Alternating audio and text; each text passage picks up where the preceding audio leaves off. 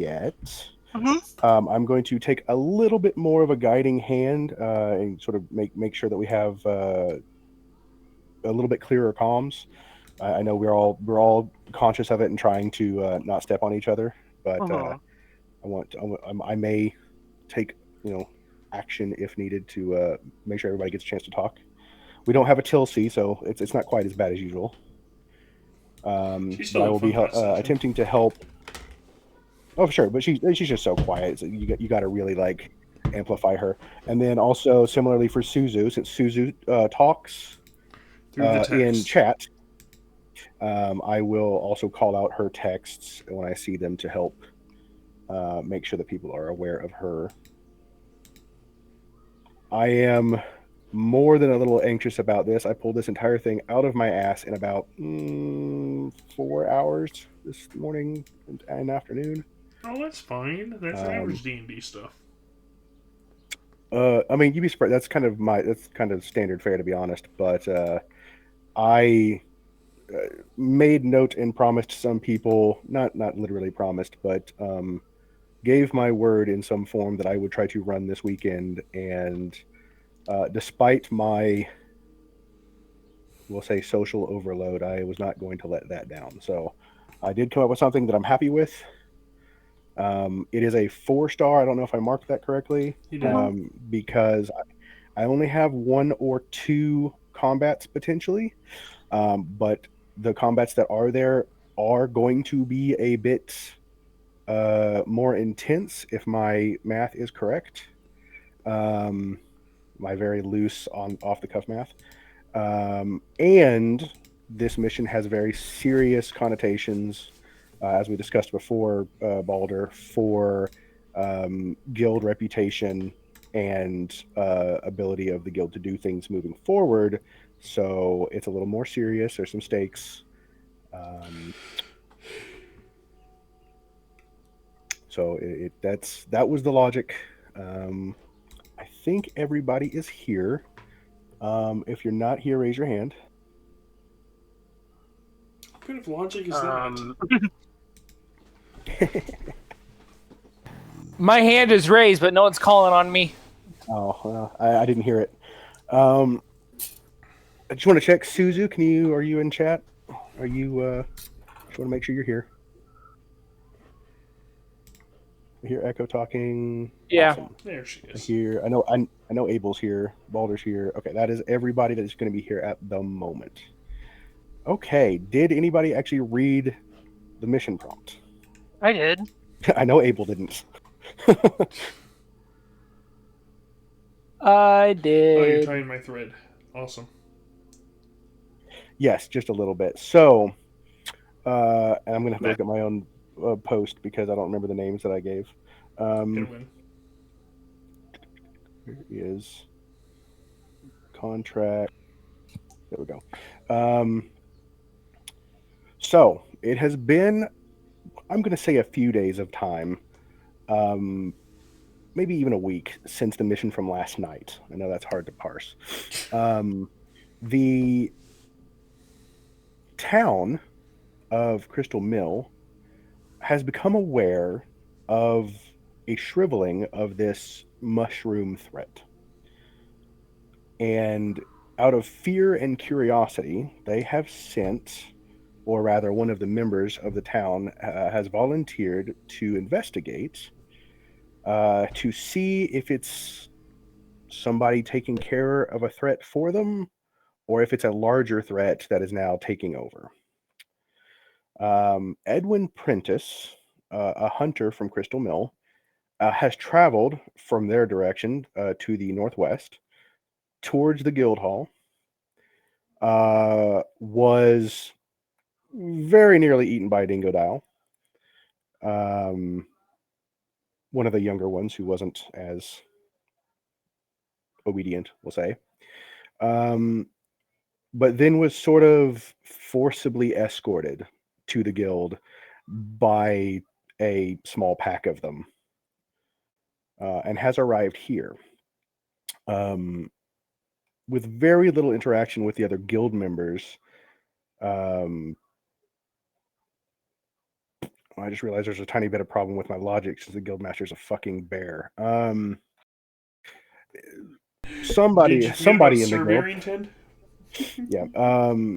Somebody in the guild has taken some information from him.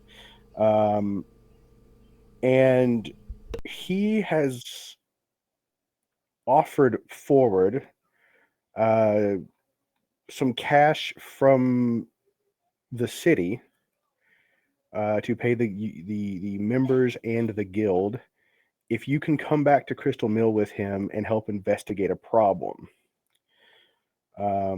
He says that the problem seems to be that there's some kind of monster sinking the barges and the boats coming up from the city at the end. And we haven't had trade in months. And our people are hungry, and we've got no supplies, we got no materials. And the last merchant who came, whose barge was destroyed, and the mysterious part, the vast majority of his supplies are not in the river; they're missing. He says his was the last one to be dispatched until somebody makes it back, because Iridan is aware that something's up. Because it's been months since any trade has come back from Crystal River. So we've got a distraught merchant who has put money towards getting this solved, but we haven't been able to communicate back to Iridan, and it's pure luck and happenstance that you happen to have some able-bodied personnel that might be interested, and he's hoping that you will take a sort of standard fee to come investigate and take care of their problem.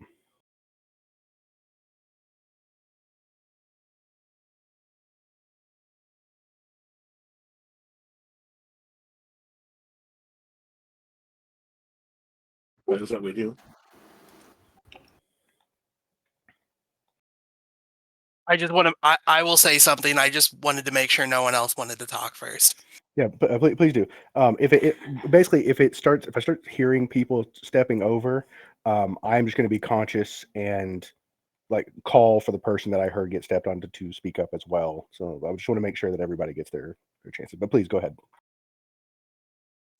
So O'Malley will come up with his little cat form and be like, "Sure, we can help. I'm sure there'll be no issue with us looking around.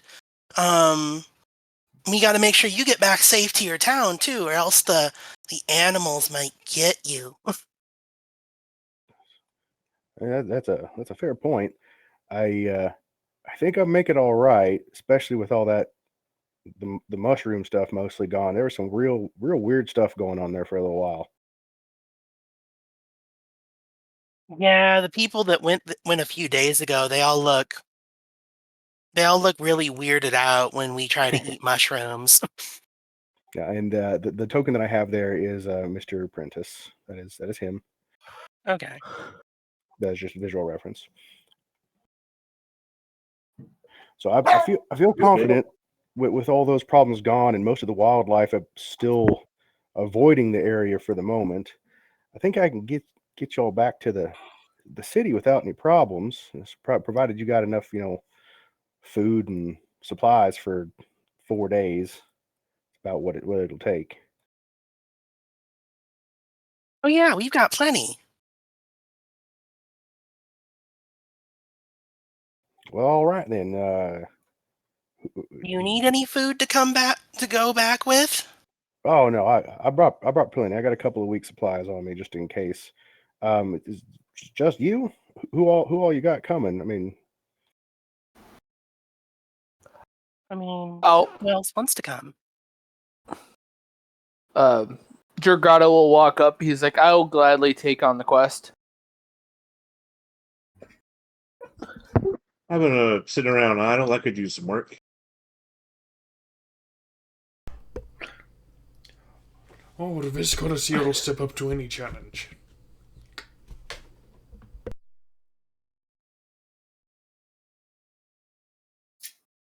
Well, taking a look at y'all, you seem to be pretty, pretty combat heavy. Seem well armored, and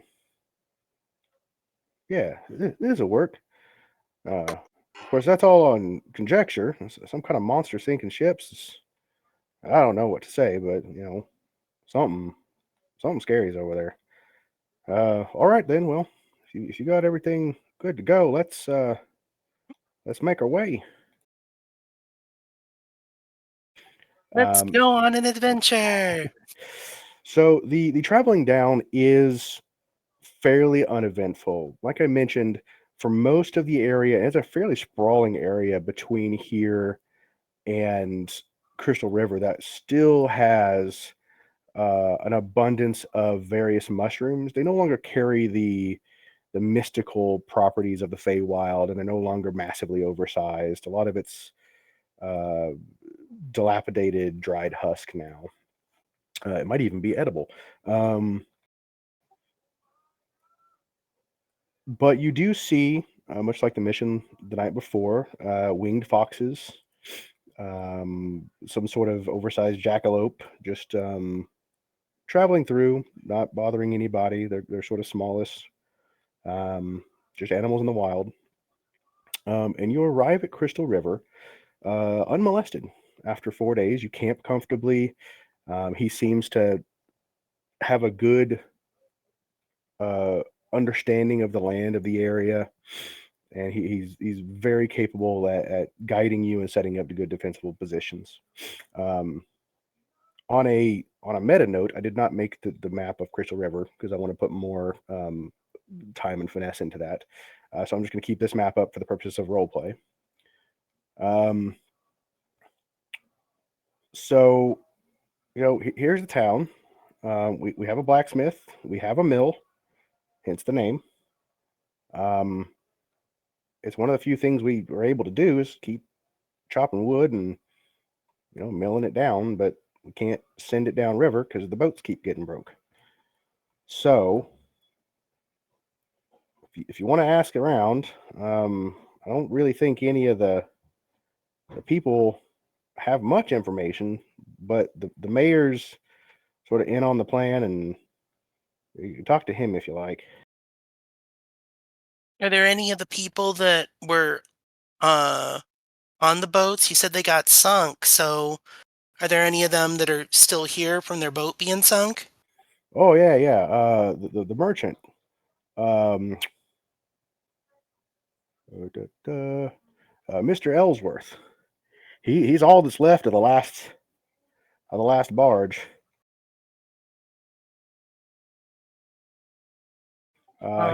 He's overstaying in the mayor's house.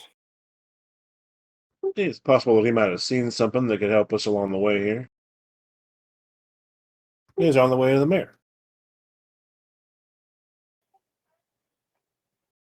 I'll take you over that way. I got a couple of things I need to catch up with here in town, but I'll be back around here shortly. I'll drop you off over at the mayor's house, though. Thank you so much. And he walks you through town. It's not a very large town, and as you're walking, you see a thatch-covered blacksmith's house where we has like an outdoor smithing area. That's it has a thatch roof over top of it, but it's otherwise open air.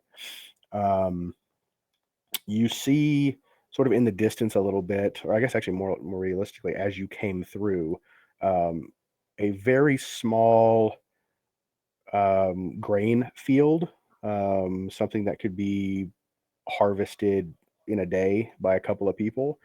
Um, it's not altogether unexpected, given this is a sort of self-sufficient town for the most part. But to just have like a straight up like mini wheat field is kind of anachronistic. Lots. You see a skinner. There are pelts hung up. But what might count as an inn is all but shuttered and sort of being used as a sort of town gathering point at this point.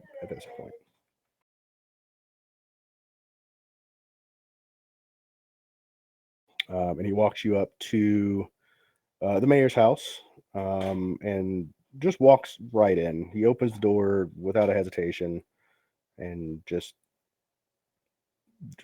walks right in.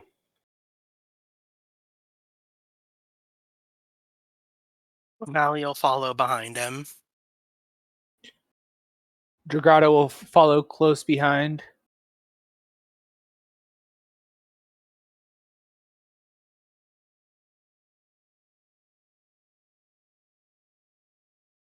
Abel continues to linger in the back like he usually does. Hey, Mayor Bainbridge, you won't believe what I found and what I brought you. Speaking of which, or I guess you wanted to go see the merchant first, right? Either is fine with me. I just know I want to see the merchant eventually before we leave this place. Sure. Well, you're entering someone's house, so I'll say he's calling out to Bainbridge first. Yeah, that's fair. Mayor Bainbridge, I brought some folks from up north. They seems like they might be the ones that had to do with the mushroom problem or solving it. And they might be here to help. So you see. Calling from another room to the side. Well, bring them in. Bring them in. Let's see these would-be heroes. And you see this guy sitting behind a table. Hey, I'm sorry. I'm here, but I'm just gonna be listening for right now until I get home. All right. All right, sounds good, man. All right. So he's sitting there eating. He says, "Well, if I had my way, I'd have left this town about a month ago. It's too much work, not enough benefit. I'm tired of it. But if y'all are willing, I imagine you might be able to turn that around for me." Hopefully, we'll be able to help you with this problem.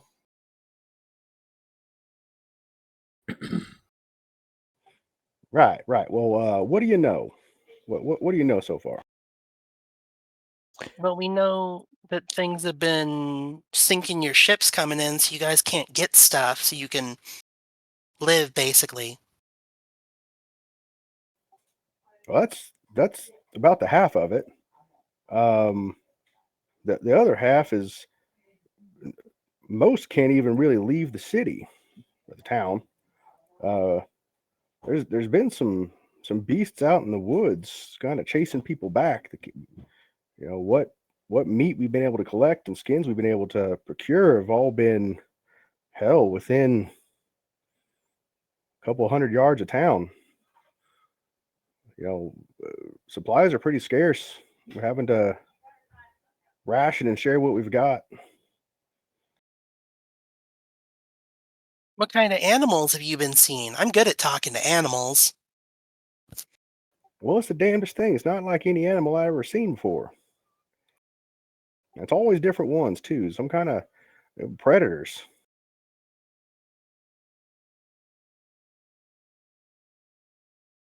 They're always different? Sorry.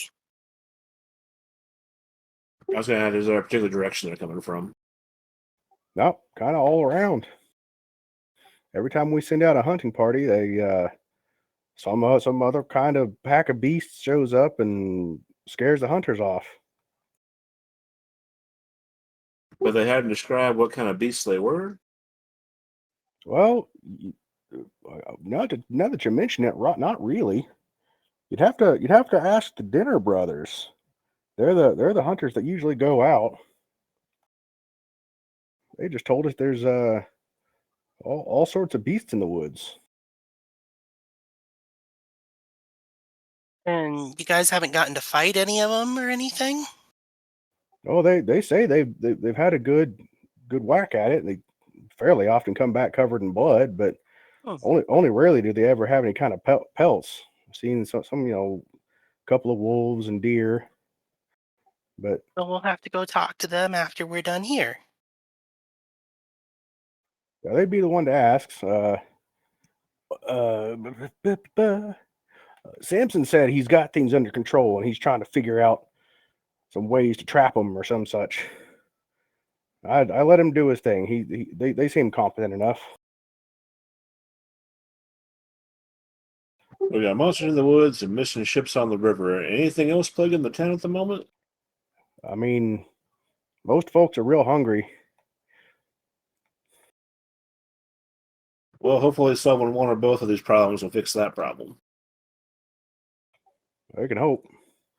Yeah, once we get the boats moving again, we can hopefully get some trade back. Although the merchants have lost an awful lot of gold on these boats too, and we've gone looking and haven't found but a handful of coins. So I think even once that problem's solved, we're going to be pretty hurting for a while.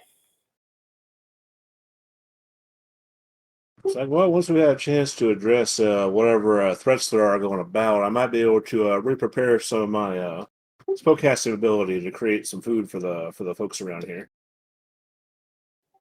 Well, that's mighty helpful, but I'm talking about in the grand scheme of keeping people clothed and equipped and letting people ply their trades. Like we're kind of scraping the bottom of the barrel. Like I said, I got full faith in the dinners. You might just check in with them. Sounds like a plan. Well, here you go. You're putting up a merchant at the moment as well that might know some information. Oh yeah. I think he's in. Mr. Ellsworth should be upstairs in the spare room. I'm sure he'd be happy to hear that there's some new folks here.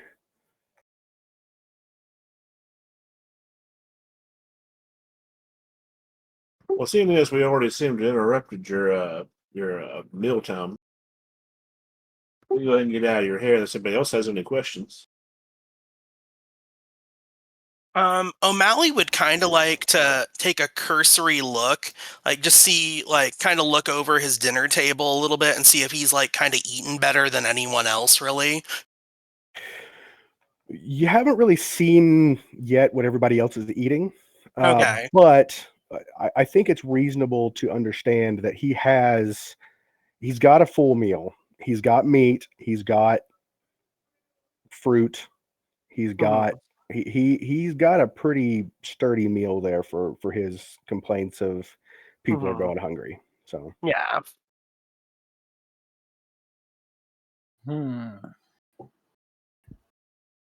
O'Malley just takes note of that and will be like, well, maybe we should go talk to the merchant.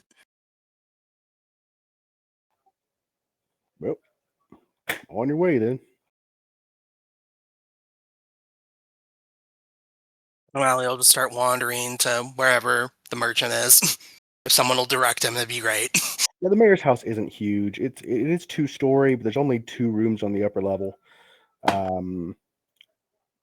One of them, as you come up the stairs, is wide open, and appears to be another bedroom, but no one's in it. And the other door is closed.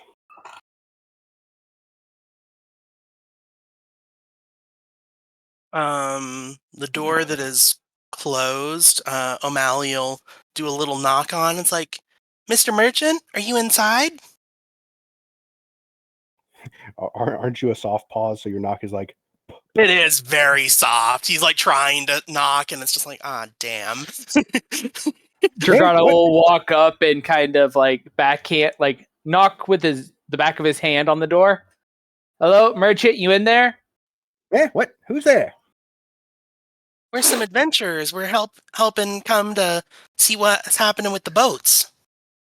There's like a scraping of a chair and like a hurried rumble of him trying to get to the door. It's like, adventurers, are you here to get me home? Are you stuck here? Well, yeah, I've been Oh, here that's for a right. month. You've been here a month? That's a long time. So something sinks the boats, and there's animals that won't let you go out the landway. No, I don't know anything about that. I wouldn't want to walk that distance anyway, but I know that there's no ships coming until someone goes back and lets the city, I fucking forgot the name again, lets them know that it all's clear. So you were missing a bunch of stuff from when the boat you had sunk. You were missing a bunch of things. They weren't just in the water. Well, I mean, we all sort of ran for our lives, and within, Mhm. you know, by the next morning when we got there, it was all just wreckage. There are a few coins scattered here and there, and shards of uh, pottery and things, but all the valuables were all gone. And this is Mr. Ellsworth here. Hmm. People in town say monsters, but it sounds like thieves. Oh no, there was definitely one hell of a monster that took down the barge. Size of 4 horses stacked on top of each other. Looked like some kind of lion with a sail fin on its head. Well, that's certainly a description.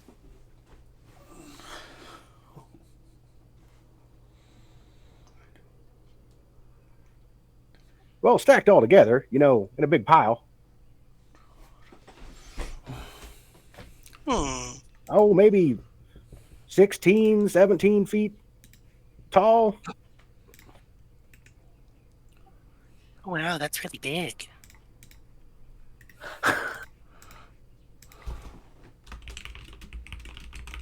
Came up out of the water and just about broke the damn thing in half. I wonder if I can talk to it if we find it. I'm good at talking to big things. Oh. What? Could it also be someone's summon? Unless this creature is like a dragon and like shiny things. Oh. Do you want the pelt of the creature? Oh my. I hadn't really thought about that. I bet it'd fetch a pretty penny. Never seen anything like it. Might make a better trophy if you can get the head and pelt all together.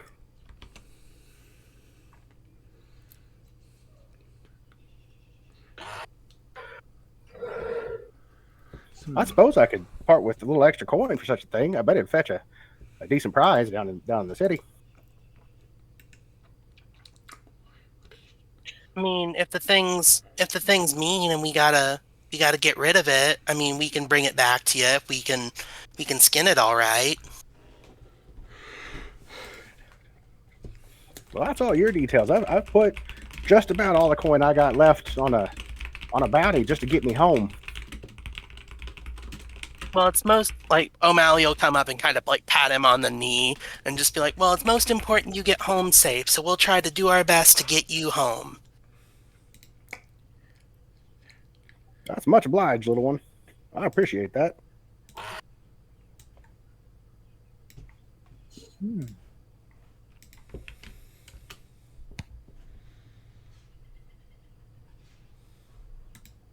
Well, at least gives us a face for one of our threats. Oh. But I doubted the creature would take the shinies if it's just ripping the barge. I do have to wonder if these things are connected. Scavengers? Maybe raccoons like shiny things. Well, maybe the local hunters will be able to shed some light on what's happening in the woods, and we can put 1 and 2 together on which direction to go first. Yeah, we should probably go there, see what they might be blocking the ways. Would it be best to hunt the creature or take a boat as bait? I don't think there are any boats left to take. I bet it would make for excellent bait, though, if we can procure one. Anyone here swim really well if we're out on it? Oh, I can swim a fair distance. Anyone else want to join me in the dip of the water? Well, I could get a real good look at the bottom of the river for you, but I don't swim so well. I don't want to get my tail all wet. Oh, if your entire body's wet, won't it just be your tail?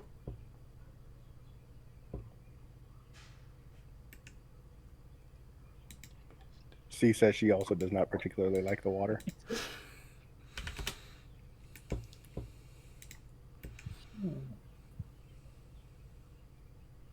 Well, You have to check around. I think there might be a small rowboat fishing type thing that one of the townsfolk has that he pulled up out of the water when after this all started happening. Oh, let's see if he's willing to part with the boat.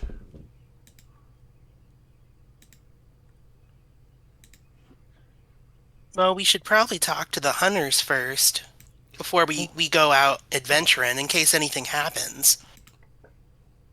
I think a solid plan.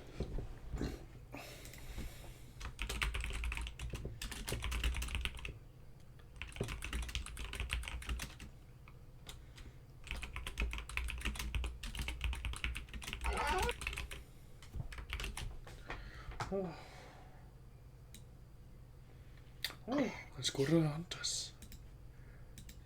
Bye, mister. And O'Malley kind of prances out with his little cat self. Bye bye now. Yep, just sit tight. We'll figure this out. Sure hope you do. Say, how'd y'all get here anyway? Maybe there's some other way for me to leave town that direction. Oh, it's just a 4-day hike up north. Oh, God. And you have to remain on the path. How, I mean, did y'all come from Crystal River and, like, camping up there or something?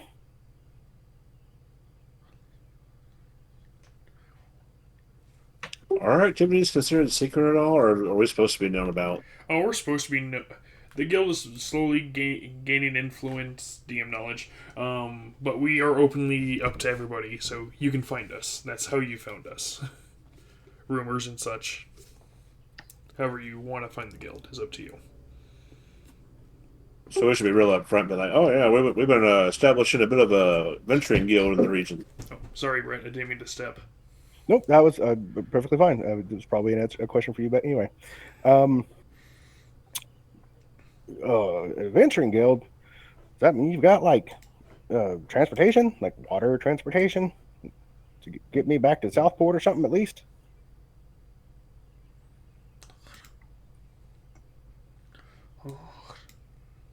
O'Malley will come back when he realizes no one followed him. Like, are we not going? What's up?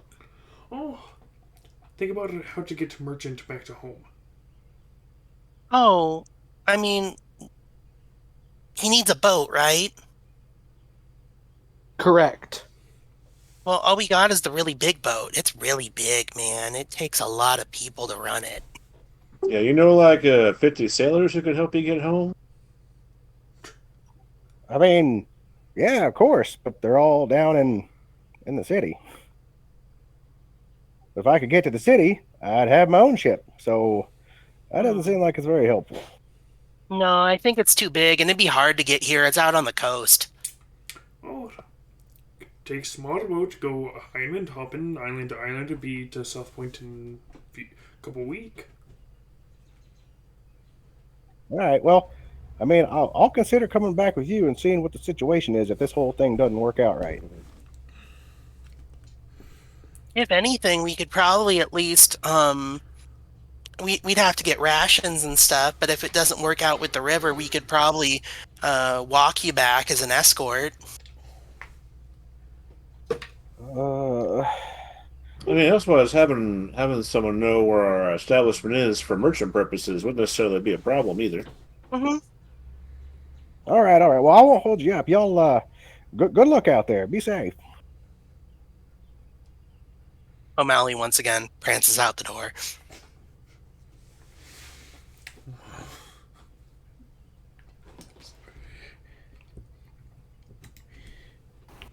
I will follow O'Malley.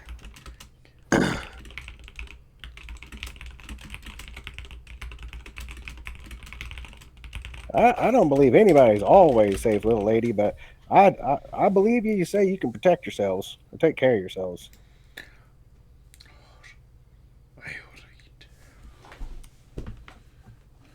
All right, so you guys leave his room, and then what? Alrighty, we should I'll talk think to of Go ahead. I think you're about to say something I was about to say. Oh, alrighty, we should already go see the hunters. Why is Amira so infectious? Amira's not even here. I'm No, but explicitly it trying is- not to go anywhere near her accent. I know her accent is just contagious. Well, it kind of sounds like the locals have an accent similar to the one that I got, but Yep. No, but it's the first thing that jumps to mind. All right, look, so I'm from the South, and when I try not to sound like myself, I default to Southern, which is just what Abel happens to be, all right? So anyway, so yeah, what do you go? I understand your intention to go talk to the hunters. How do you go about that? O'Malley, well, they're at a house, I'm assuming, yeah? You don't know. Okay, well, O'Malley will look for the hunters, and if he can't find like a specific area that it looks like they're supposed to be like living at, he'll just start asking people around if they know where they live. Okay, you the first person you come up to, and maybe this is part of your intention. You approach one of the larger buildings in town, bigger even than the mayor's house, and there's a not a young girl, a young adult woman outside sweeping, just trying to keep herself busy. She does not look happy. But you ask her about the hunters and where they live, and she's like, oh God, I gotta do another voice. Hunters? What hunters? Ones that are supposed to be keeping that go out and get the skins and stuff and the meat for you guys, but they keep getting blocked by the beasties. Oh, the only people been bringing, the only people that have been bringing back any meat are the Dinner brothers. I don't know that I'd call them hunters. They're sort of new here. Oh, well, where do they live? I suppose they've been hunting. I don't think they live in town themselves, or I'm not sure where they're sleeping. They spend an awful lot of time with the mayor, though. He should know where they're at. O'Malley kind of looks like, oh, darn it, we were just there. it made it sound like they'd be easy to find. Well, I wouldn't know where they're at. They're always out and about doing something or other for the mayor.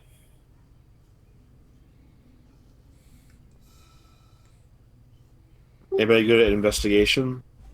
I am not. I can try. Oh, you're certainly welcome to.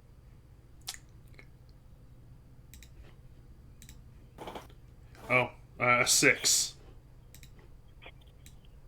Yeah, I will try investigation. Nope. I see shit. I've investigated Staring myself at and the I found another Look. dragon in the group. You look back and forth down this sort of mostly empty road. A tumbleweed rolls by. Alright, they're not inside. Maybe the tumbleweed knows. Before they depart for any reason, O'Malley will come up to the young woman that they were talking to and say, so you guys are having trouble getting food, right? You're pretty short on it? Oh yeah, our cupboards are all but empty. What do you guys... Go ahead. We get what we can daily from the Dinner brothers. They often have a deer or two in the week, and we fix it up and serve it to the townsfolk. They're suffering as much as the rest of us, so we don't charge anything. We're all sort of sharing what we have at the moment. Oh, well, do you guys... What does a little meal that you guys have with what you got consist of normally? Well, we just had our harvest of what little wheat we have, so it's been porridge for the most part. Um, we still have a few legumes and roots of sorts. We had a brief couple of weeks of experimentation with some new kind of mushrooms that didn't go well. Um, we had quite a few sick for a week or two. Other than that, it's pretty weak soups and stews, water and meat, and what little bit of gravy and gruel we can put together. We have a few chickens, eggs on occasion, but that's about it. O'Malley looks really concerned for a minute, and he'll ask her, um, he'll ask her, like, "Can I tell you a secret?" It's your secret to tell, I guess. Well, it seems like the mayor's got a lot more food. He had like some fruit and stuff up there, so I don't know. Are you guys giving him more because he's the mayor? Oh, he hasn't been down to eat in at least a couple of weeks. What? I think he's probably got his own um, larder, his own pantry that he's going through. You know, he's fairly well to do for his sorts, and um, I think he got some supplies in fairly recently before all this started. Okay, maybe I'm just imagining it. I was worried he just wasn't sharing. Well, that definitely seems to be the case. I'm not aware of what he eats day to day, but he hasn't been eating with us, and he hasn't given us anything extra either. So Aw, that's not nice.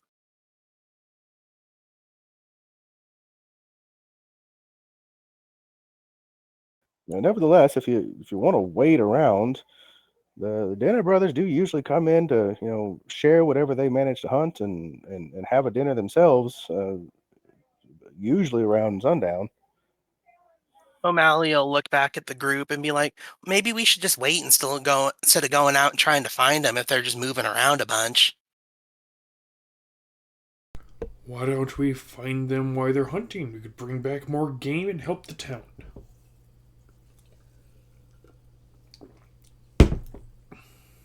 I suppose we could try tracking them down.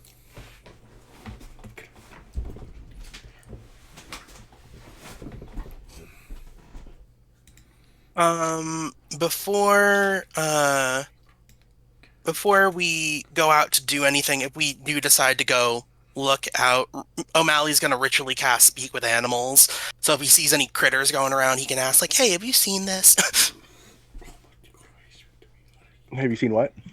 he'll basically he's gonna ritually cast Speak with Animals. So if he sees any like random animals like squirrels or mice or anything, he's gonna try to ask the mice like, "Hey, do you know anything about like big animals in the woods and stuff?"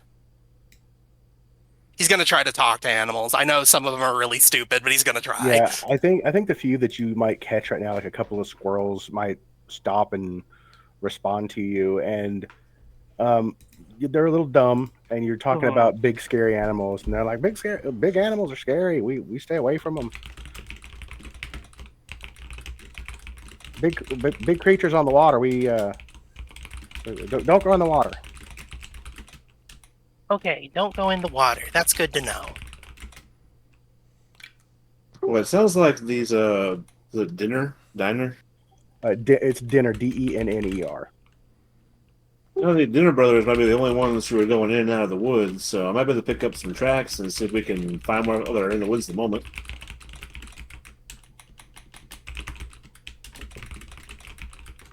Ask more questions. Hell, maybe whatever we're looking for will stumble across us while we're out there.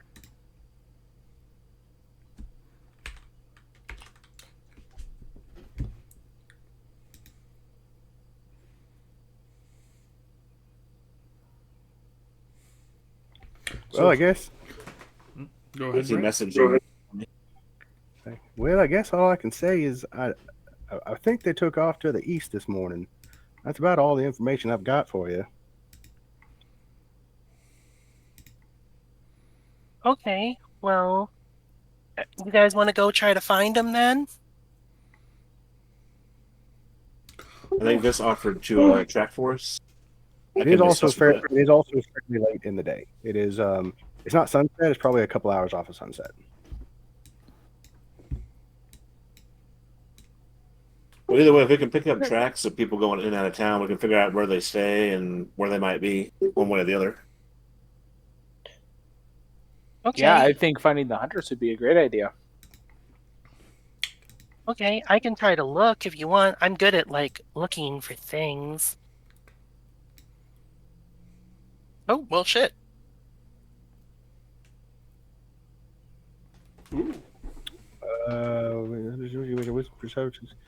Yes, you absolutely can. Would you like a perception to see if you notice them or any people, or a survival to specifically looking at like tracks and tracking? Either one of those is fine. Just let me know which one you got. See if I'd like to use their ability. Yep, that's what I'm responding to. Okay, so give me a survival and go ahead and add that D4. If it's all right, O'Malley will make perception while she works on that. May I give her Can an I assist? advantage by helping her search for those tracks? Yeah. It sounded like Abel was going to offer an advantage on something. For the survival, yeah. Oh, okay? Yes. So everybody help me. You get advantage on your survival check. O'Malley is making a perception check as well. Yep. Go ahead. Ooh, I did the ad.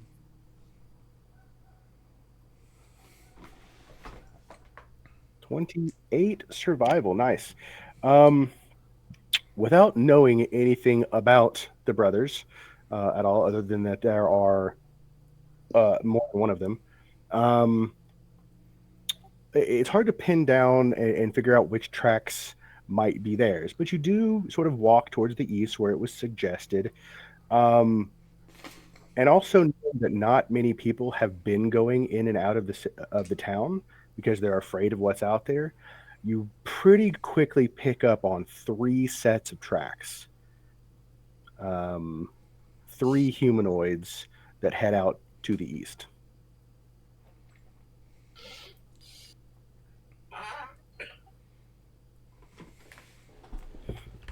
And perception-wise, the only thing I'm you know, distracted. well, yeah, you're a little bit distracted, but you do see a couple of kids sort of playing outside the mayor's house. They're almost certainly not his, and they're not super energetic, but they're trying to pass the time.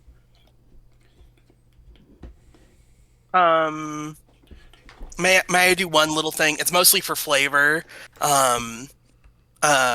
Before we continue to follow the tracks, when O'Malley sees the kids, though, he'll just go up to them and he'll pull out his fiddle for a second and he'll play a little music and try to cheer them up, and he'll use his musical interlude. It just gives them temp HP, really, but it's like supposed to lighten their spirits. They seem to enjoy it, and they sort of clap, and then they sort of look very sad momentarily all of a sudden, and the little boy, maybe 8 or so, sort of steps forward with a younger girl sort of hiding behind him, and says, sorry, Mr. Catman, we don't have any coins for you, but that was very nice. Oh no, I just wanted to play for you because you looked sad. And then O'Malley, because they sound sad and everything, he pulls out like 10 gold and hands them each 5. Whoa, is that real? Yeah, you can have it. I mean, if you want, when there's stuff in town, maybe you can buy snacks and stuff. That's more than Pa makes in a month. He'll be O'Malley so has happy. no concept of what gold means. I know, but he'll be so happy. Come on, Lucy, let's go see Dad. Thanks, mister. Bye. Yeah, and before there's nothing for them to spend the money on. Destroying local economies is what adventurers do. Well, like I said, are you really destroying it when they can't spend the money? Yeah, fair enough. There's no materials for them to spend money on. Anyway, C has pointed out the tracks and is in Bloodhound mode, quietly following and pointing and making her way out to the east. I will follow C close behind. Abel will assist in a similar fashion. O'Malley, Pay attention to smells. Go ahead. O'Malley just realizes that he has gotten distracted and hurries along to go catch up with you guys. Well, C is head down, intently tracking over this. I would say muddy, but it's dry. It's a thick, it's a thick dirt terrain. There hasn't been a good rain on this part of the continent in a while. It has rained a little bit, but there hasn't had a good soaking rain, so it's all a bit dry and dusty. It's still well overgrown, and while there is a worn path here, suggesting that there might be houses out in this direction, it is not a road. So it is a feat to be able to track it clearly, but she has no problem with her check. However, as she's got her head down and she's looking intently at the signs and signals of the passing, Abel actually picks up the scent of blood only about 20 minutes outside of once you guys start traveling.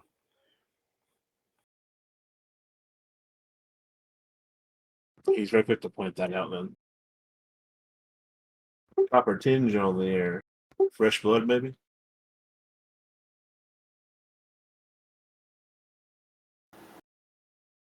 Let's be on our guard just in case. And coming around a corner, a large sort of boulder is along the road, coming out from around a bend in the path. C is very nearly run over by a monstrous bear of a man. Not literally monstrous, but a real big dude. Mm-hmm. And he looks like this. I'm gonna drop a token in.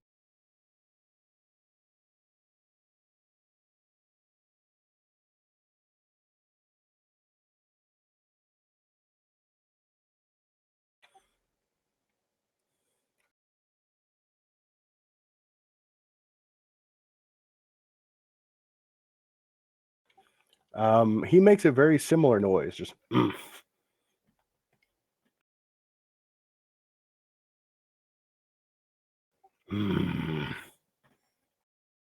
Oh, hello. Calm down there, Volk. She's just a young lady. You see another guy, still a kind of a husky dude, but much more fit in his appearance. Kind of stepping out from behind him. They are both covered in blood.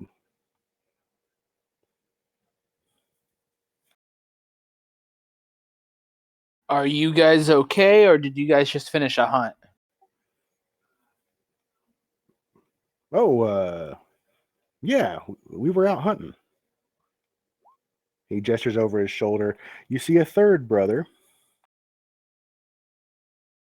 This guy, ironically the most slender of the three, pulling a sled with a dingo dial, but that has a different scaling color, as if it's like another pack. That he has been, he has hunted this beast. He's pulling it on a makeshift like plank sled. Hate to bother you while you're out here working. Of course, we were hoping to bump into you, I suppose. Assuming you are the Dinner Brothers. Yeah, that'd be us, says the thinner one in the back. Right. Well, we've been talking to the mayor and some of the locals about monster attacks in the area, and I heard you might be more knowledgeable about what's been going on in the woods. The middle one sort of raises a brow and looks back and forth to the other brothers. Yeah. How much do you know?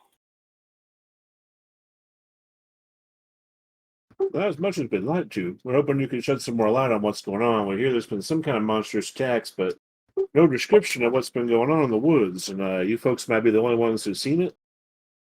What sort of stuff had you seen exactly? Yeah, sure. We were there at the most recent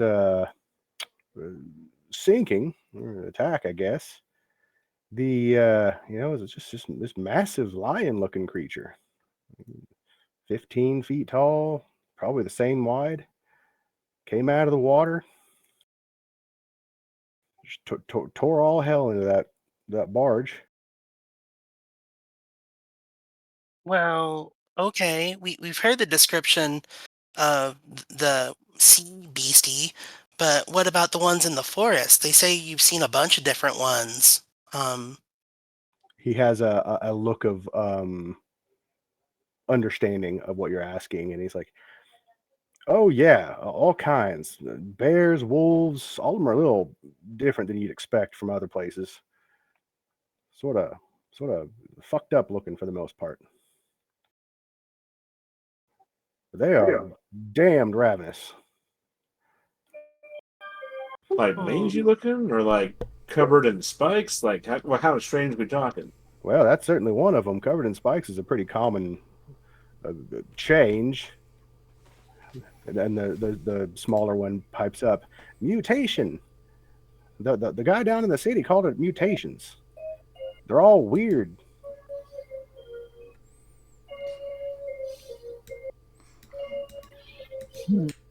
What is the best bait to hunt the creature with?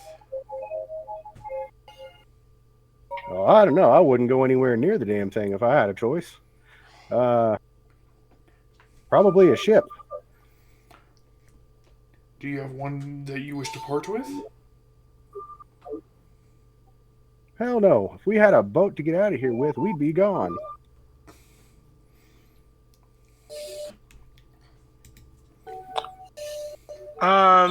O'Malley would like to make an insight check. Because they're like really purposely like they keep coming back to the sea beast and everything. And I get that there's the weird monsters in the woods and everything, but they're really kind of dodging talking about that when this is their area that they're supposed to be in. I was agree just 100%. about to actually do that. I'm hovering over the insight button as we speak. So All three, Same. if you're all curious, go ahead and roll them. Okay. Dragato, you don't really pick anything up. They're not lying or anything. O'Malley and Abel, you get a very light suspicion that they're withholding some information. They're certainly not giving you all the details. Just something's not quite right. But I will point out, like, no further question was asked. He's like, "What kind of monsters are they, or are there?" And he fully answered those questions. Okay. well, the thing I was trying to pick up on is like it seems really like they're collaborating a story. It feels like they are specifically like looking to each other for information. It felt like but I'm trying to catch them in the fact that like they're definitely hiding something from us. I will say that is an inference you can make. I think that with your insight check, the thought of it seems a bit more solid. That like, yeah, something's not quite right here. Could I make I'm trying to remember which one it is. I want to see if they look really well dressed. I mean, yes, covered in blood, but if they're more well off. Because if they were near the boat, well, not near, but they were able to see what had happened. If they weren't the ones to make off with the gold or any valuables on there. I mean, it's the equipment they're wearing is fine equipment, but it looks worn, as if somebody who spends time in the wilderness. Like it is well made, well kept. Furs and leathers. Not heavy furs, obviously, because that'd be fucking terrible in this sort of climate. But Mhm.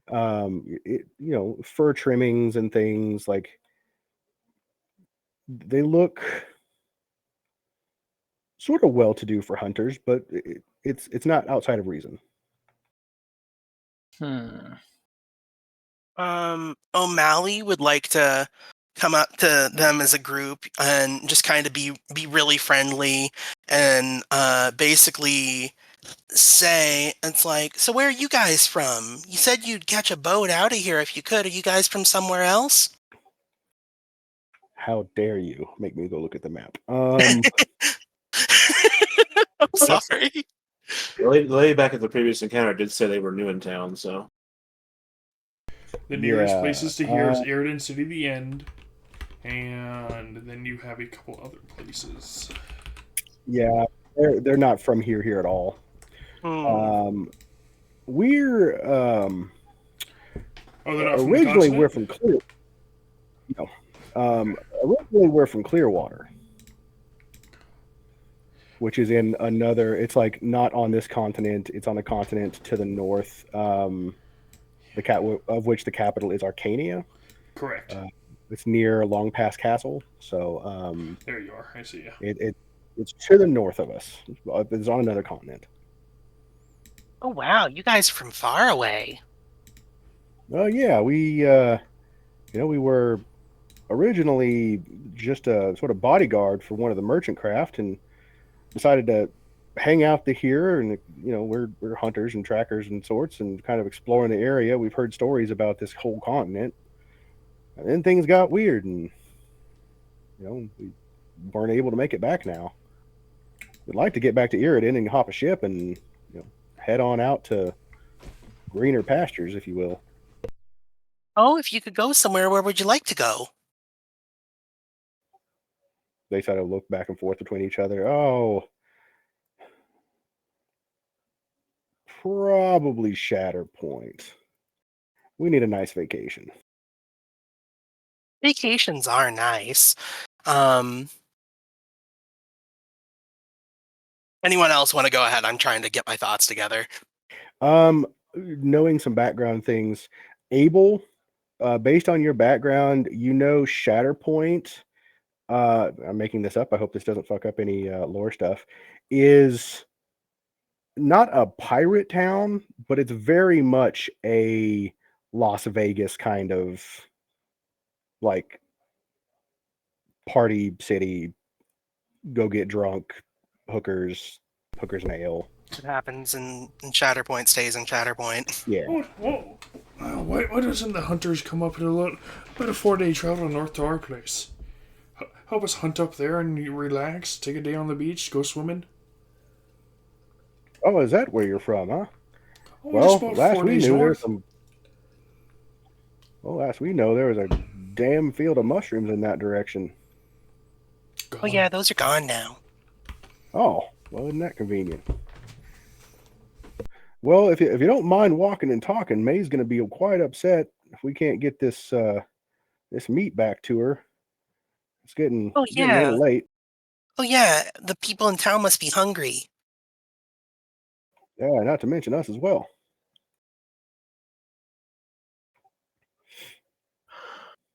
Is there anything I can help you with? You said you got some kind of a guild house up there. What kind of a guild are you? We're just an adventurers guild. Oh, is that right? Well, so just one last question.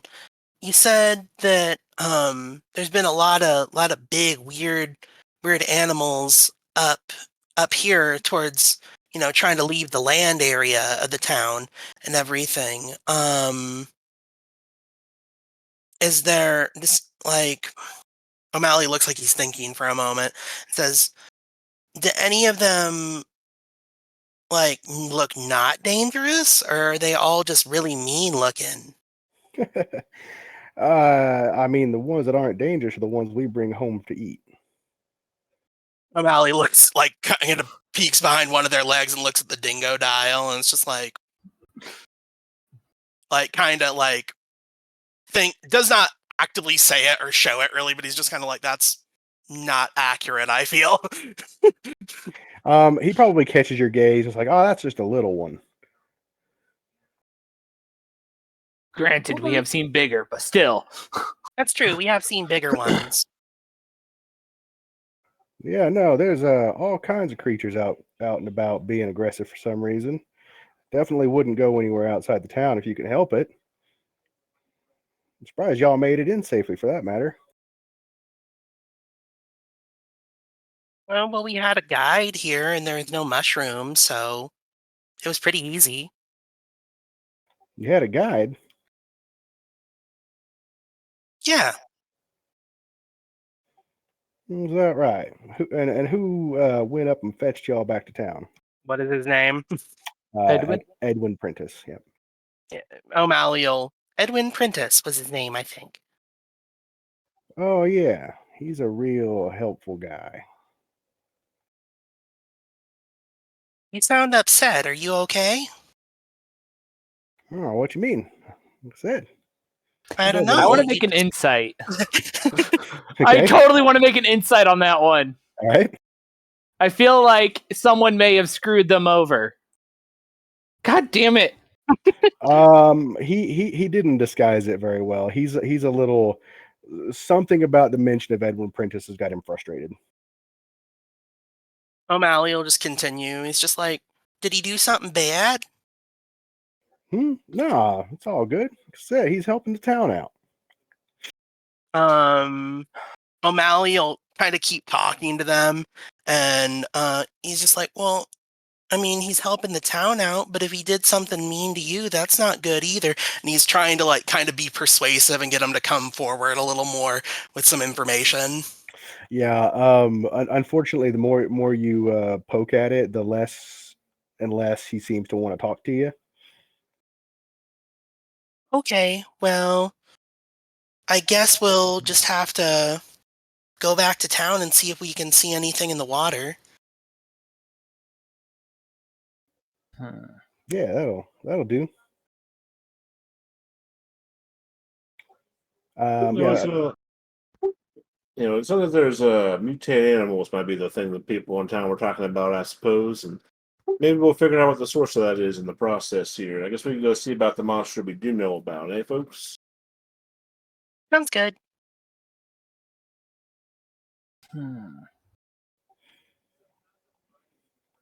Just to be full and clear of information, I don't mean to sound any kind of ungrateful. We've tracked down the den of this creature. We know where it's at, but we don't have any supplies or traps or anything to do anything about it. We're not going to just run in there. Now, maybe that's something you guys want to take care of. It certainly sounds like it. Maybe we can point you in the right direction. Well, that'd be mighty kind of you. I mean, I wouldn't recommend it. It's your funeral. O'Malley will ask them real quick. Do you know if it's got a den and everything? Has it got a bunch of the stuff that's dropped out of the ship? Is it swiping it? Oh, that'd be kind of weird. Nah, I wouldn't know that kind of thing. We haven't been inside. We just tracked and found the den. O'Malley just shrugs, like, I don't know. Sometimes monsters like shiny stuff.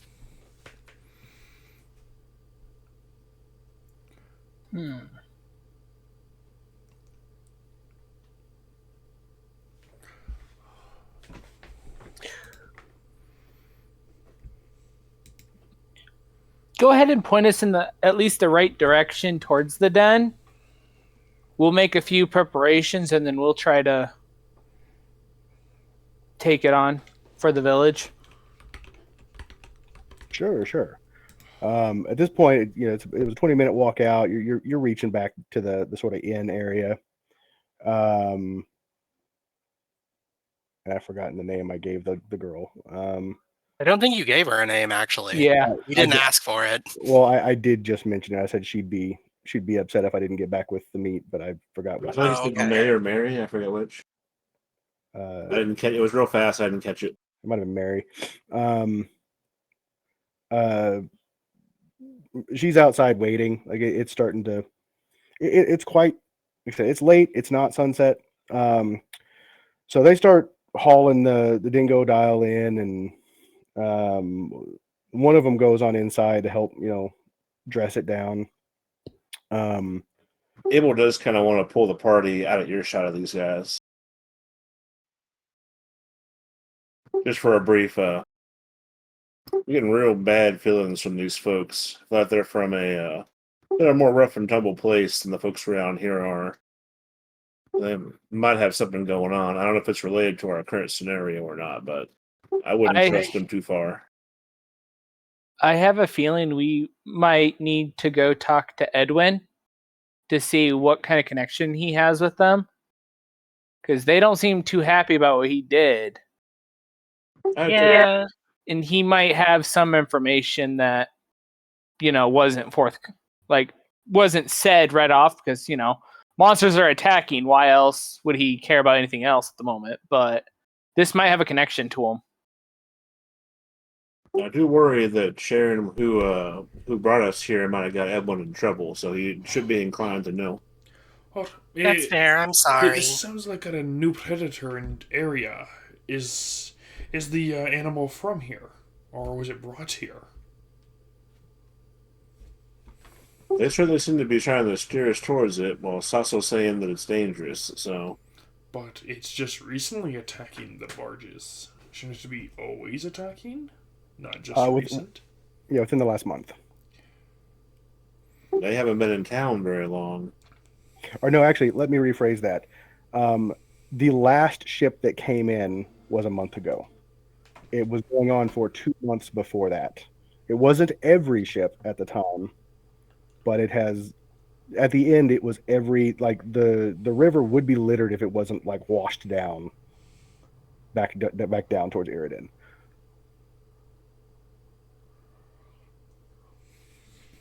So it's been going on for 3 months. Oh.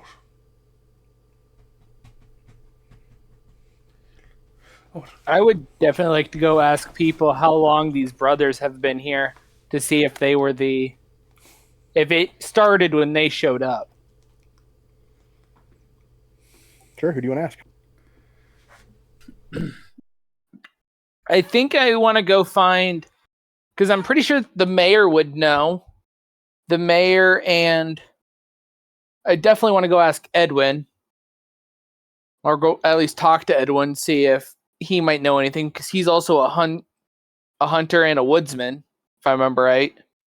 May I just slightly interject, out of character? Yep. I'm just fair warning as far as asking the mayor about the hunters. They have said that the mayor is close with them. So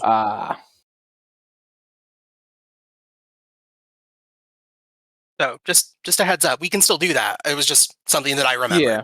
Come to think of it, the mayor and the New Brothers both said the exact same thing. If I could leave town, I would. Mm-hmm. That's a little suspicious. That's a collaborated story again. Oh, didn't we just give them a way out? Just come to our place?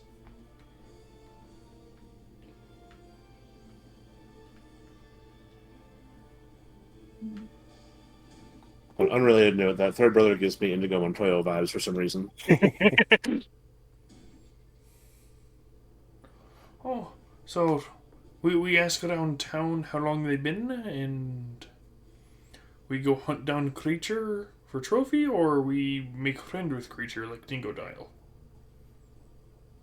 I can try to make friends with it, but as you step sort of across the street here from the inn, you start to see, as it's getting more towards dark, more and more of the townsfolk starting to sort of congregate and gather and enter the inn across the street from you.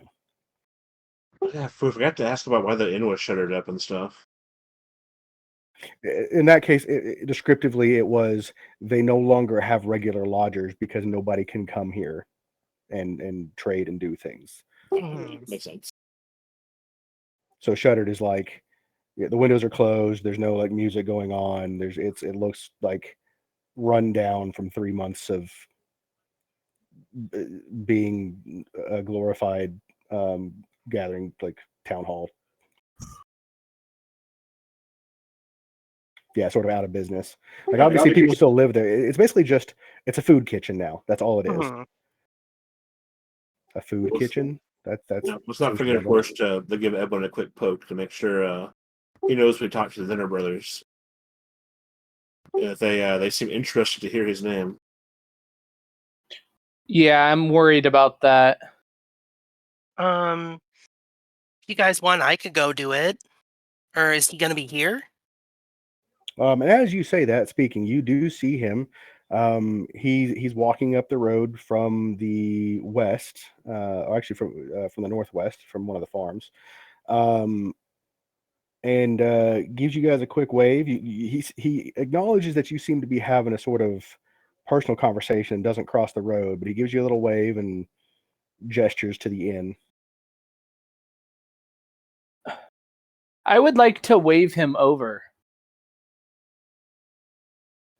Right, he kind of raises a brow and cocks his head to the side and crosses the road in your direction.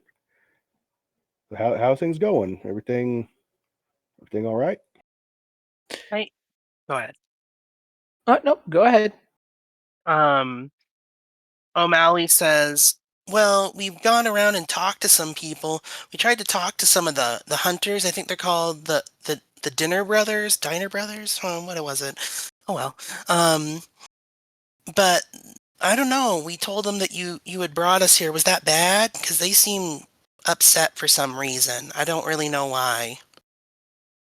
No, that wasn't bad. They're working for the mayor, and then they seem to have made some sort of deal that they're taking care of the issue and taking care of the town, and I think they think I'm trying to hone in on their whatever deal they've got. You're just trying to help.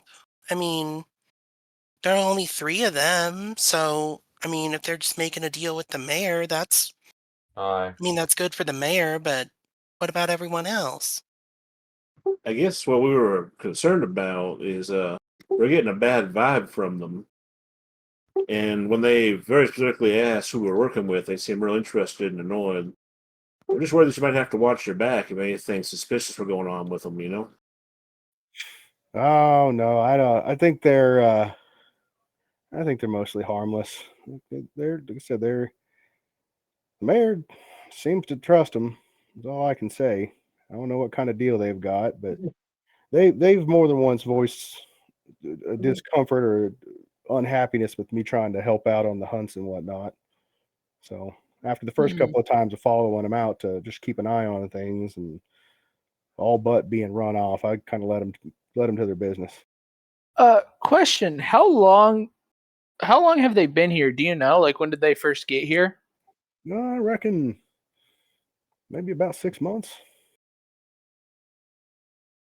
That happened to have coincided with the time when the attacks on the Riverside happened?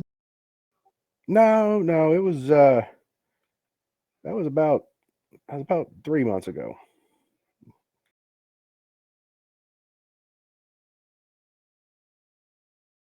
Why, are you trying to suggest they're part of it?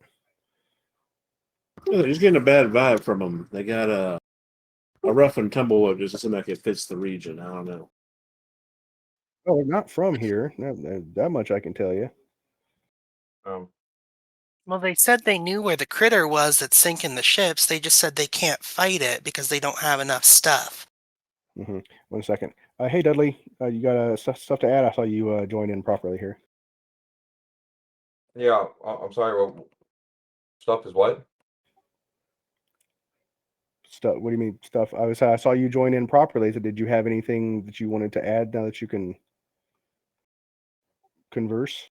No, I not at this time. I need to kind of like understand a little more what's going on. I'm sorry. I was listening, but I stepped away sometimes, and here and No worries. there. Let me get to another plot point here, and then I'll do a rundown for you. So just Sure, thanks. hang out and listen in, and we'll get there. Okay, back in here. They are from so they're not from here. What was the last thing you said, Balder? I'm sorry. O'Malley had asked had told Edwin that they said they know where the beast sinking the ships are. They said they know where its den is, but they said they don't have enough stuff to kill it themselves or trap it or whatever. Well, that's a big damn beast. I mean, I wouldn't be surprised, and we don't have any equipment, right? We can't. If we had some traps and things, I'd have been trying myself. I don't know that I was aware that they tracked down the den, but they probably told the mayor, and the mayor's trusting them to handle it. So I do more sort of odd jobs and tree cutting, more or less, and help the townsfolk where I can. Like they seem to be working more on the grand scheme situation with the mayor. Okay. If they know where it's at, that seems like problem solved, right? Y'all just head out there and take care of it. That's what you do. Yeah, I mean, we can do that. I wish we could figure out. They seem kind of dodgy about still the animals in the forest. They told us some of them, but they weren't very specific about why only they go out there. Everybody else is damn terrified. If I didn't know the land so well, I might not have bothered coming to see what was up. But I was gonna say you're pretty good with it. Are you like a ranger or something? I don't know about I'd use any kind of specific terminology, but I've lived here long enough, and once I saw the change in the mushroom forest off in that direction, I was more concerned really to see what might have caused that sort of mass extinction. Well, we were mostly just worried about your safety with these guys being shifty and all, you know. Yeah. We've been at odds for a couple months now. Not anything serious. Like I said, they've been pretty clear they don't want me in their business. So I stay out of it for my own good and for the good of the people that I'm trying to help. We heard some fishermen might have a boat we could borrow. One they might not get back. Unless you know somebody who has a boat they don't mind parting with.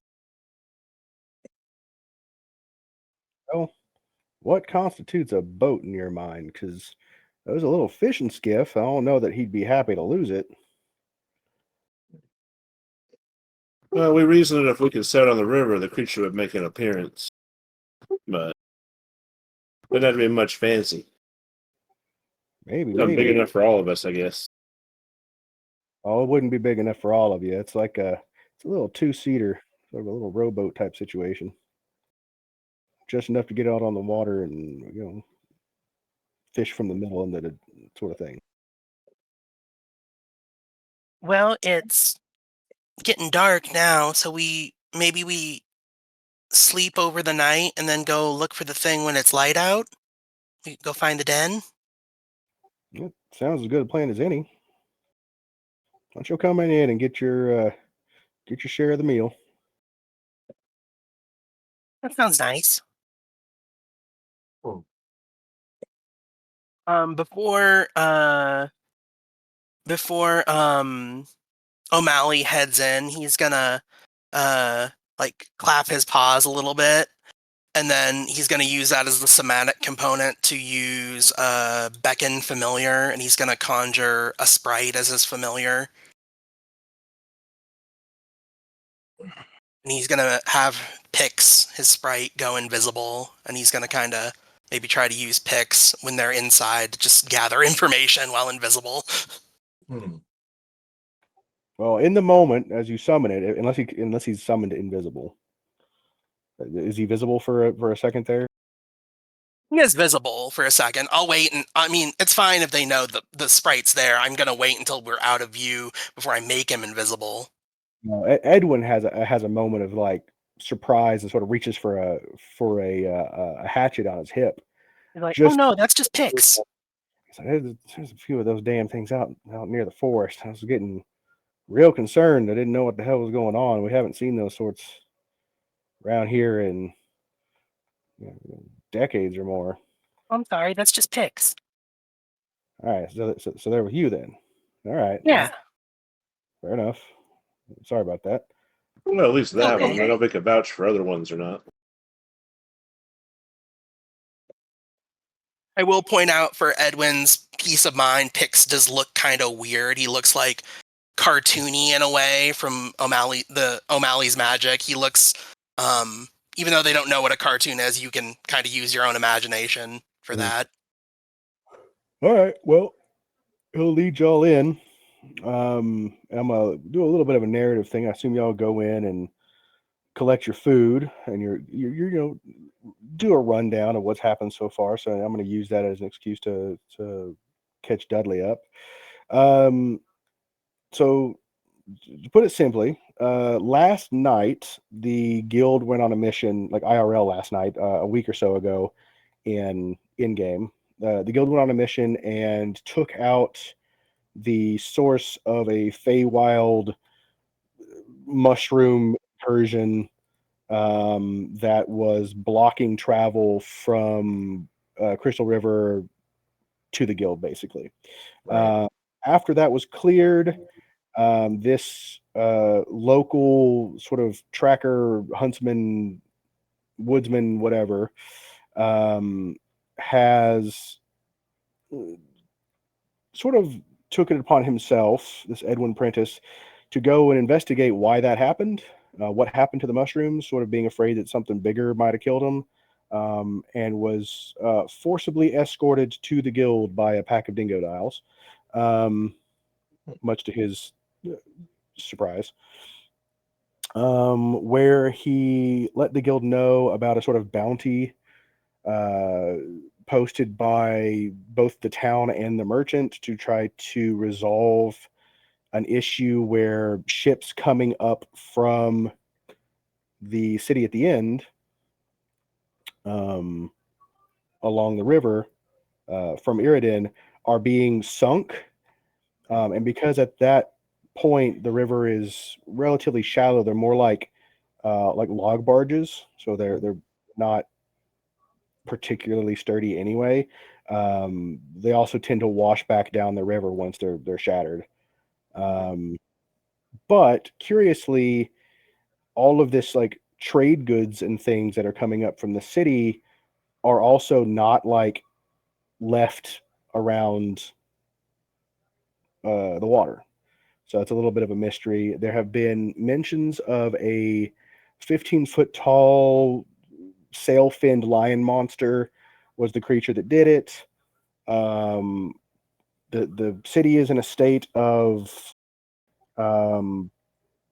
near famine. Like they're hungry. They're not literally starving, but they don't have much food because most people are afraid to leave the city because they've been hearing about these beasts, monstrous beasts of various shapes and sizes and forms, um, sort of hunting down anyone uh, who leaves the city on foot. Okay. There are these three brothers, the Dinner brothers, who have been sort of tasked and made friends with the mayor to keep providing food and also to try to resolve one or more of the monster issues. They have tracked the den of the big monster, but they are not in a position to go fight it directly themselves, nor do they or the town have any resources to craft any traps or anything. There is some suspicion on the Dinner brothers because they're being a little bit cagey about some of their answers, and the party believes that they are trying to push them towards or push the party towards going to the big monster's den. Mm. And there's also a known thing within the party that the mayor and the Dinner brothers are they're sort of in business together. They're working closely. Mhm. And I think that catches you up. If anybody would like to raise their hand and add anything, please do.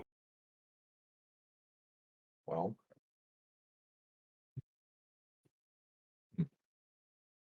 Okay. Um. And now Where are we staying? Where are we staying at right now? so this is your first introduction to the town. You haven't actually decided where you're going to stay or if you're going to camp or whatever. You camped 4 days to get here, and you are all going into the what is normally a little tavern that is sort of more of just a food line at the moment, where the Dinner Brothers bring in some meat and they cook it up, and everybody gets a bowl of stew and and tries to chat and liven up their day a little bit, since they can't really do anything. They can't trade, they can't even craft or whatever they might do because they don't have any materials.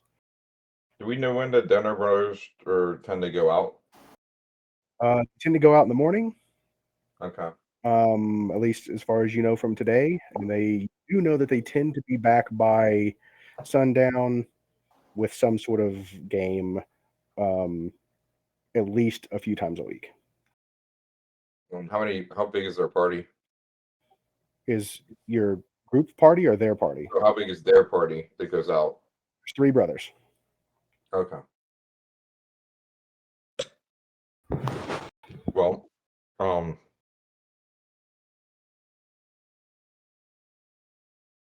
Dudley will consider things while he's eating and then say, "Well, I think perhaps somebody should go out and follow these Denring brothers." In a hushed voice, he says to the group while they're eating, "I think we should go out and maybe one of us or maybe a couple of us should follow these Denner brothers, see where they go during the day." Not a bad idea. I was thinking, since O'Malley summoned Pix, and I'm saying this hushed, maybe we just have Pix follow them and bring back information. O'Malley will say in like a hushed tone as well, I can listen through pics too. I can listen and see through pics. Okay. If I know the But I get kind of deaf and blind when I do it, so you'll have to protect me. Echo, go ahead. Just I stay in can their turn room all day. invisible if I know the location. Chameleon skin.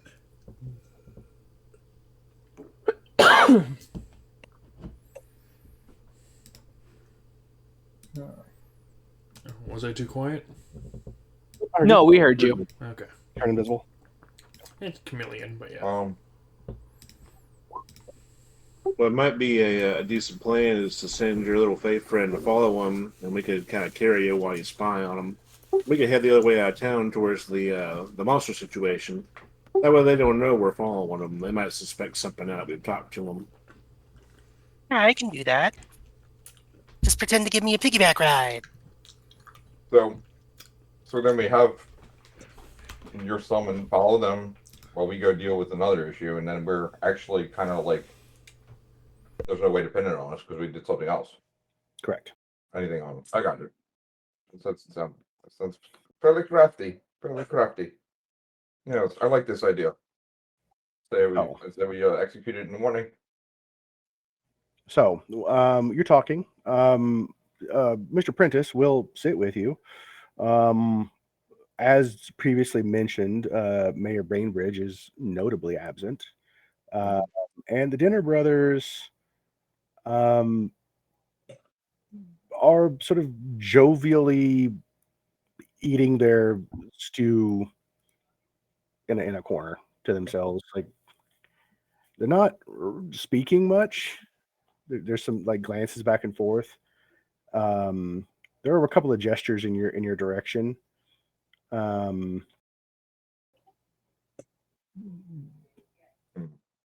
you get the suggestion that they are sort of laughing in your direction.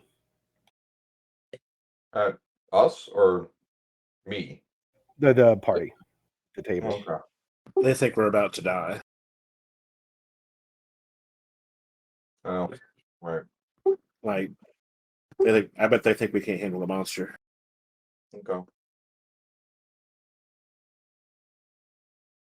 So they're not talking very much, just gesturing. I mean, there is conversation, but it's the whole town's here, so it's Okay, not. yeah, that's fair. It's not like you can hear them clearly. Okay. I do know you intended to send invisible pics over there if you want to do that. I will not do that yet. I will save that for later. Okay. She- C, you absolutely may. Can I make a perception check to hear what they're saying about us?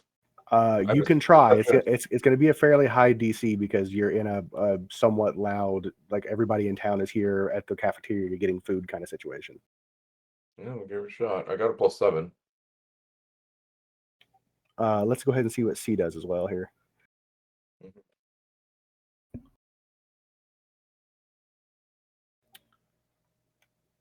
All you hear, Dudley, is references, like a couple of references to about the monster, and gestures, sort of in reference to you guys. That's Okay. the skinny one speaks up in response to C. It's like, yeah, well enough. How are you, little lady? Or actually, how are you, ma'am? That reminds me.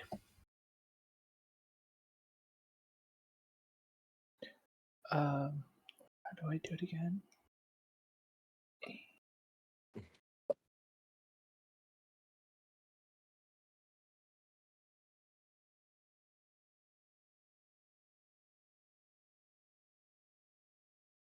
Oh, since there's no talking. Oh, Mally, how tall are you? Like, how tall is your character? 3 feet tall.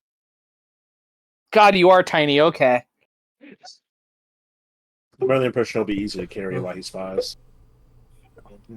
How tall is everybody here? I'm 5 foot. The more slender of them is still it has. You have his attention the most. He's like, I don't know. There's quite a few people over there. Why don't you sit down and have dinner with us? I think I might be like 3'10". I don't remember.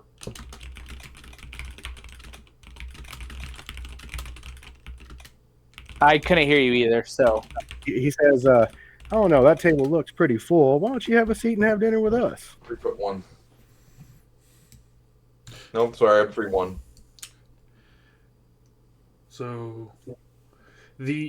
So we're all under 6 feet, and we're going to go out and hunt a giant monster. Yeah, that's probably why they're laughing at us. I just wanted to point that out. Yeah.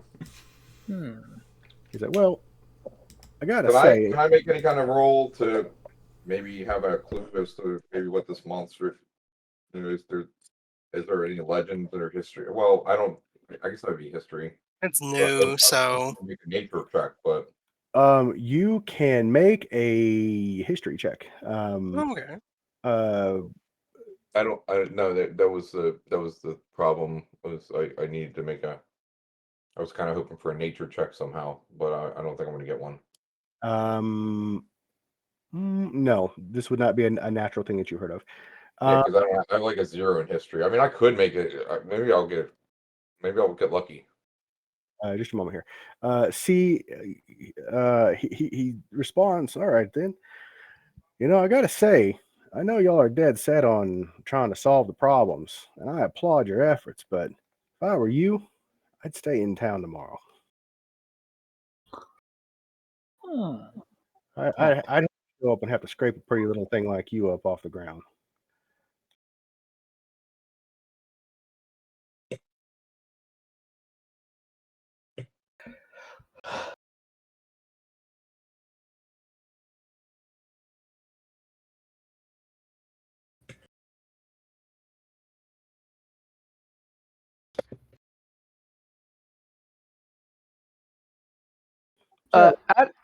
Well, go ahead. Is that right? Bigger than the biggest bear you can imagine?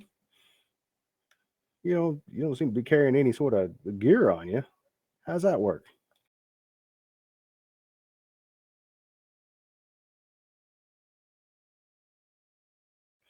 Feel free to go ahead and say what you needed to say while I'm not. Oh, it was out of context, but the I can't remember what that spider's name was. The deity.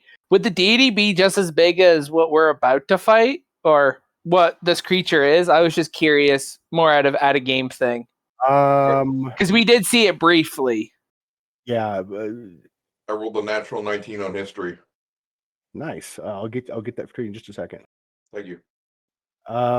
Okay, so the out of the sort of meta question in size wise, in width, yes, about the same. This thing sounds like it might God be taller. damn.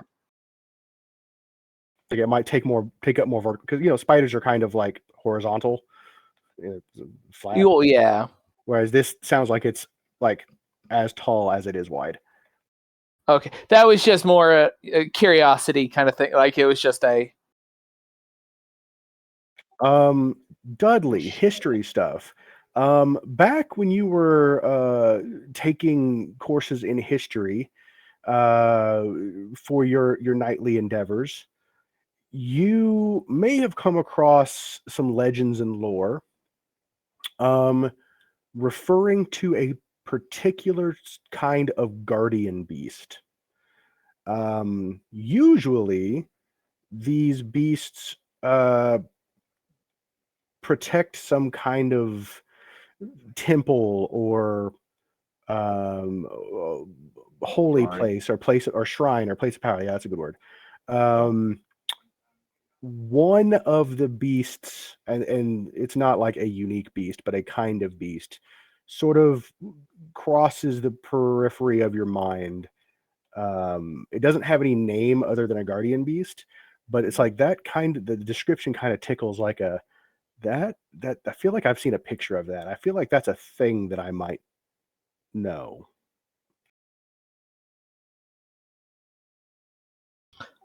What's the what was the previous religion? Do I know that in the area? I mean, I imagine they're all. That might be might be more of a question for Echo, but give me just a second. Let go back to C. He's some kind of a brawler. You're not. You're awfully slender for someone who wants to square up. Are you sure you can handle these things?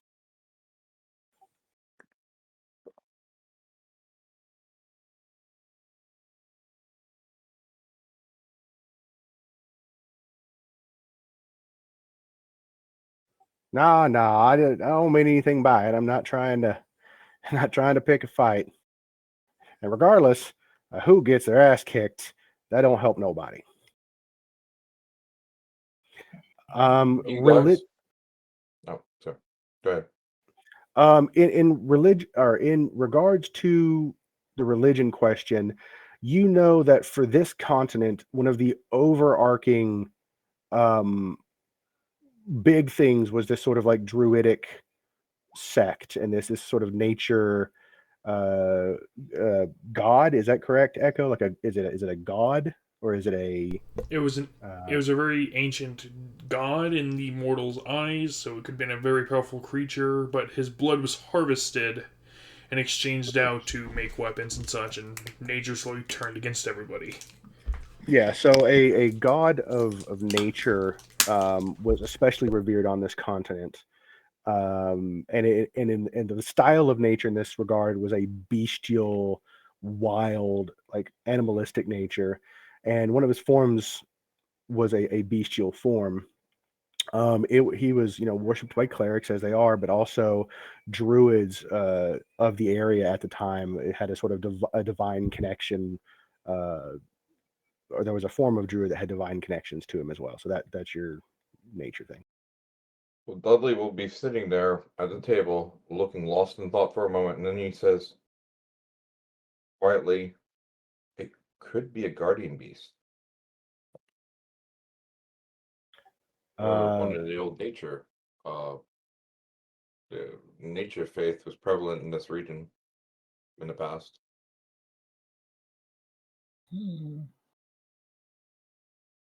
Well, if it's a guard, maybe we can make friends with it. Possibly. Or we can identify ourselves as being friend rather than foe. So it will let us pass.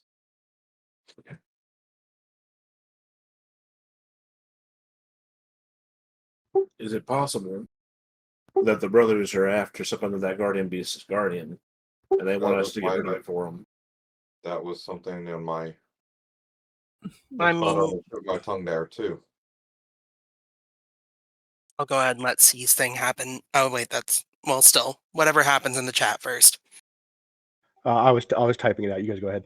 Okay. O'Malley will say, well, I mean, they've been here for like 6 months, right?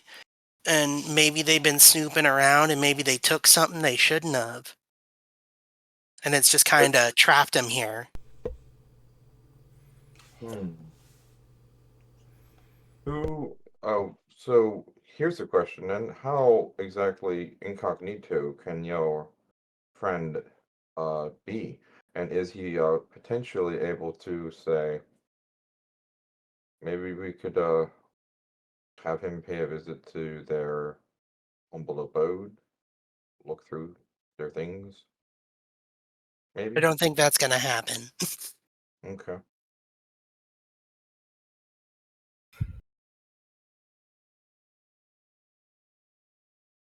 Pity. They don't like me. I asked too many questions. And now they don't like me. Oh, no. I'm referring to your humble, to your little friend who is going to follow you. Oh, well, we'll have to be kind of careful because it can only work within a certain distance that I can communicate with it, at least. I actually have to ask for a DM ruling on that one because I know it varies from table to table, kind of. Can I keep hearing and seeing, or do what do you want the range to be on that one technically? Let me double check. I think vision and hearing and stuff I think it's only within 100 feet or something. But let me double check. Okay, I just wanted to make sure because we'll find out whether or not that's viable even. What is it? I mean, we can maintain the distance if we need to, just as long as it appears that we're leaving the opposite direction. What is it? Be sense or something? It's find familiar. It's 100 feet. Okay. So we'd still have to kind of stalk them for that to work. No, but I was thinking when they leave in the morning, maybe we could sneak into, have him snuck into their place. Well, Pix could do that, but Pix isn't very strong. He won't be able to open a lot of stuff and look through it. Right. I guess that makes sense. As you guys are talking, the brothers seem like they're sort of getting up.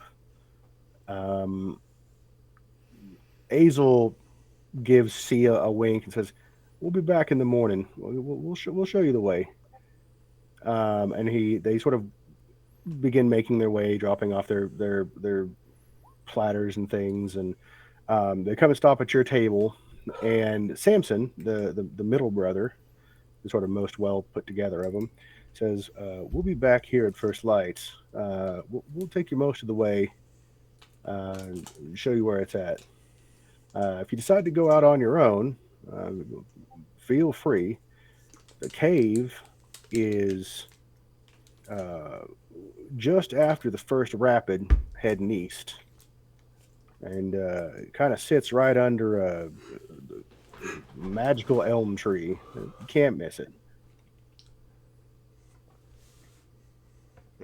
Thank you. So if you're not here in the morning, I'll assume you've gone on, and we'll try to make our way after you and, cover your rear, so to speak. I don't think we're going to go out in the middle of the night. Rest assured. I'm just saying, if you head out before we get here to show you the way, we're still going to come and follow you up anyway. Thanks for that. Appreciate it, sir. Yeah. Y'all have a good night. You do the same. O'Malley will just continue to act friendly and he'll wave at them really big and be like, "Bye." He gives you a friendly enough nod. Like he's not pissed at you. He was being cagey, and you were asking probing questions that he wasn't gonna give you anymore. Mhm. So I did have a curiosity I tried to throw in during C's roleplay time. oh yes, I did see that. I just passed my mind. They are no longer like coated in blood. Like they've clearly like they took the shirt off and wrung it out in the water and whatnot. It appears to be creature blood. They don't appear to be showing any signs of injury or anything at all. Fair enough. I should have checked the Dingo Dow at the time. It's probably too late now. It's up to you. It's been eaten. Well, I mean the hide is most likely still somewhere, but the flesh has been definitely harvested and cooked and whatnot. So First thing I might throw a medicine check at it to see if its injuries were consistent with the kind of attacks they would have inflicted. okay. It's gonna be a little harder because it has been, cut and harvested. Sorry, I didn't mean to do that. But you are welcome to make a medicine or survival or whatever you'd like to. Did not roll very well. Yeah, no, there's a couple of puncture marks in it.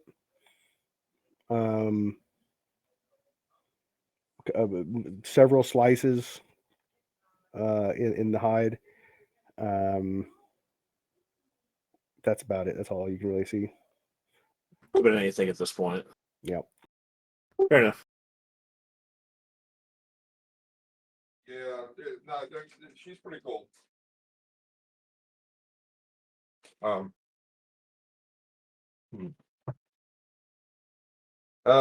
Dudley will. I don't know. Are we kind of like going to move towards the morning time, or is there other people going to be doing some things that I say we up sneaky for a underhanded rest. things? So we all opting for a rest and then leave by morning, or leave before the brothers?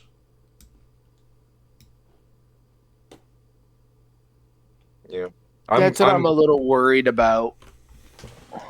The way they said that to me was making me kind of like wonder what the heck do they mean by cover our backs.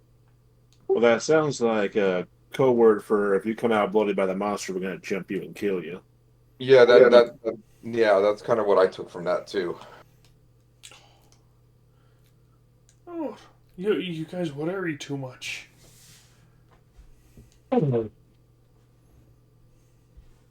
Well, it ain't being paranoid if you're right. It is being paranoid if you're wrong. Yeah, but the way they're acting is definitely not a norm. It's fine. Kind of thing. So, whereabouts do you go to rest? Well, seeing as there's no inn. I want to sleep on Well, the there roof. is an inn. You're in the inn. Well, I mean, like, Can we ask to just stay in a vacant room? Mm-hmm. You can do anything you like. I'm Okay, gonna sleep O'Malley will outside. be. Yeah, on the roof. of the inn. Yes. It rains oh. all night. No, just kidding. O'Malley That's will. fine. It's a blizzard. I'm gonna go with sorry. O'Malley, and I'm with him. Okay, go ahead, O'Malley. O'Malley will try to find someone that looks like. Well, he'll ask around before people fully depart. It's like, who owns the inn? We wanted to ask if we could maybe stay in just a room that's vacant since it's not being used. Yeah, I suppose you could have one of the rooms. They're not like recently cleaned. It's been a little while since we've had anybody. I mean, it was cleaned. It's not like we left them dirty, but they're probably a bit dusty. That's okay. Mary is speaking with you. The same girl that was out front. Edwin says you're here to help, so I'd be happy to let you have the rooms. Just be careful out there, all right? Thank you, sir. All right. Thank you. We appreciate it. Mm-hmm.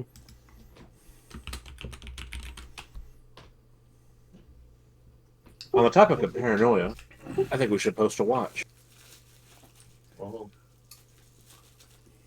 I think I do. But Oh,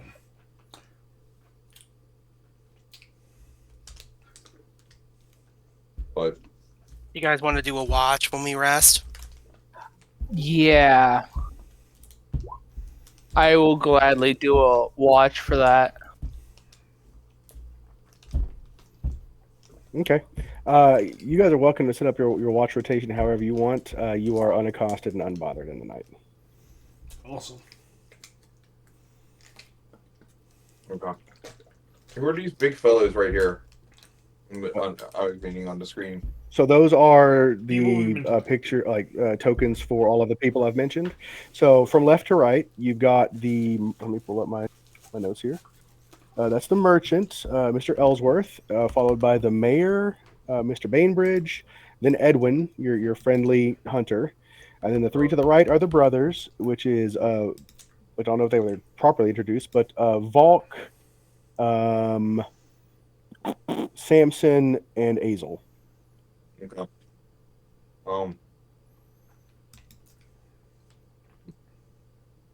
Very good. Okey-doke. Yeah, I'll retire to one of the unused rooms. Okay. Out of curiosity, there are 5 rooms, which would technically cover all of you if you want your own rooms, with the lizard on the roof. Or do you want they are like sort of double occupancy rooms? Do you want to double up? Does everybody want their own room? I'm fine doubling up. O'Malley is fine doubling up. Honestly, I wouldn't mind. Yeah, I feel like we're a little safer in numbers. Okay. I remain still Can I and see- fully invisible. See, you want to sleep in one of the chairs in the main dining hall there? Okay. Do you want to be in the corner of the building, in the corner kind of where they were, or out in the middle where the table was, or just out of curiosity?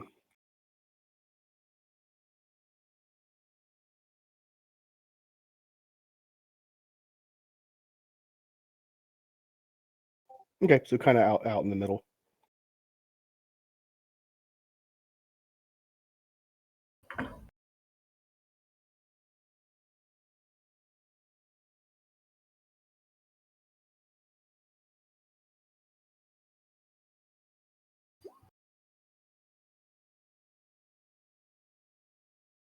Not sleeping will give you a level of exhaustion.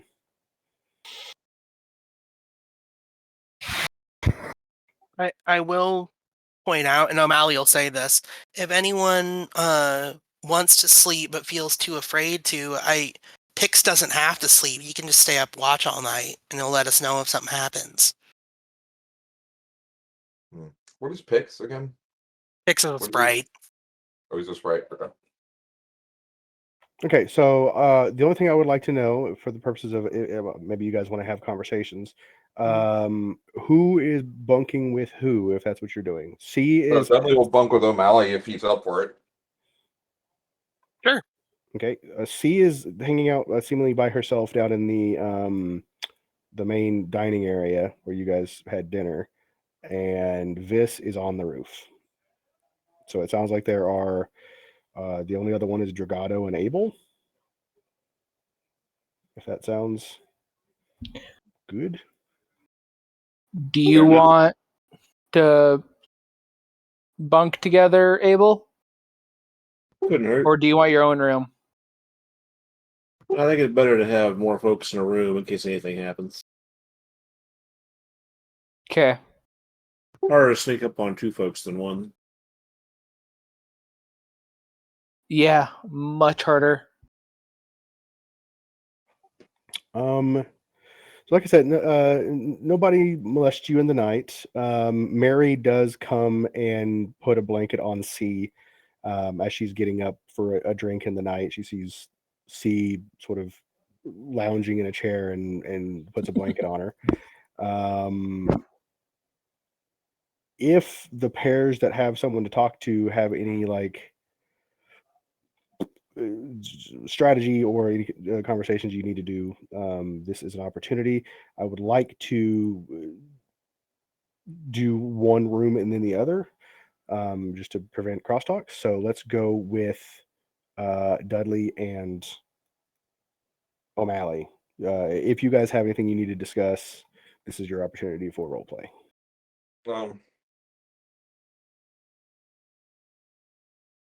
Right. Well, this is a unsettling and dangerous situation. I feel like we've been thrust into. These three hunters seemed like I don't know, they just kind of rubbed me the wrong way. They do seem kind of weird. I'm mostly. It seems strange to me that the mayor's got so much more food than them because he's got like the deal with the brothers. I don't know why he wouldn't share if the other people are doing so bad. Because he can sell his exports to other towns. I mean, he could sell his surplus to other towns for. No one can get in here right now. Hmm? No one can get in here right now. At least that's what everyone No. says.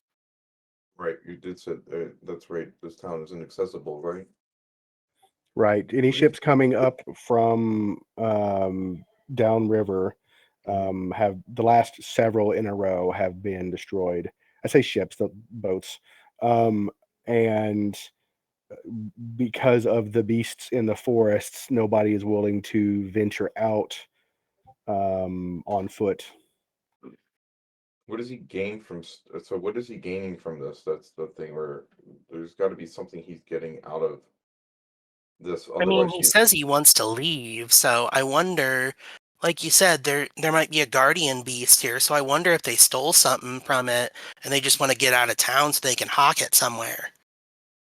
that's possible. So do you think that maybe this is the mayor rouse suspicion in you that you say then? I mean, he doesn't necessarily seem suspicious. Sorry, go ahead. No, I was just blowing my nose. He doesn't necessarily seem suspicious beyond the fact that he's the mayor of this place and he wants to just go. I mean, normally it's a position that you give to people that I think would care more about their citizens. Mm-hmm. How long has he been here for? Do we know? We don't know. At least I don't remember. Okay. It's the merchant who posted the bounty, right? It's a combination. It is mostly it was implied that the majority of the fee of the 500 gold or whatever for the mission was posted by the merchant because he is desperate to get back to merchanting, and he's already lost a bunch of money, and he's like every day here he's losing more money kind of thing. Wants to get the fuck out. Yeah. But it was also suggested that the mayor put some in as well.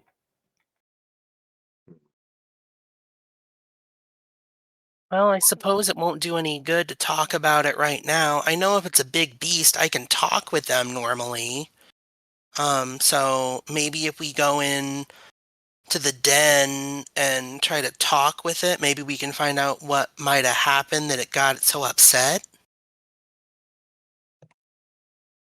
Yeah, but you might not be able to talk. Well, maybe. What? What do you use? Like a spell to talk to them? I have a or- spell that lets me talk to little animals and well, Uh, all animals, but I just know how to talk to big ones, like large and bigger. You know, they just like me. My only fear here is that I'd be all of a sudden, maybe putting you out, to be a snack. saying if it Maybe, turns out. but if that happens, we just have to teach the beast manners. Well, yeah. Okay. Well, it's sleepy time. O'Malley like makes the kitty biscuits on the bed and like curls up like a cat actually and just like sleeps. Mm-hmm. And Dudley will go to give Ignatius a pat and then bed down for the evening himself.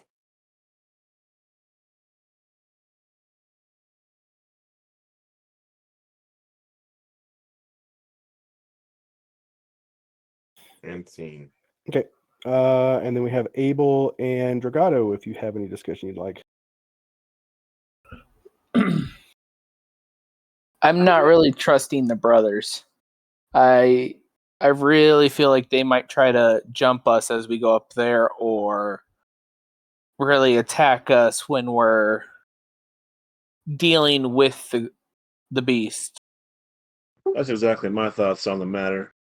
I'd like to be wrong at this point. I'd love someone to tell me I told you so and be wrong, but I wouldn't put it past them at this point. This whole endeavor is reminding me too much of home. I mean, as a city guard and seeing a whole bunch of people come in and out, it's just I don't know if you call it a hunch, but I don't know. People might laugh at the comment. Like, you say you're a city guard? Yeah, I was a city watch. Although we come from different walks of life then. Yeah. I was in a city full of wizards and dragons, but we got a lot of visitors in, and so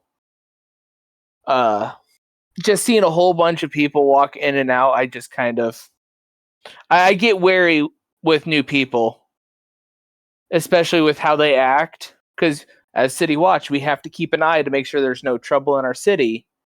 It just I don't know. Well, different particular kind of insight, I suppose. I spent a lot of time in Southport. I have a little clinic kind of in the middle of town, middle of nowhere, down an alley. No one would have gone down. And I used to treat a lot of folk who the brothers remind me of. The desperate, the dirty, the violent. Yeah, and it doesn't help that the mayor is.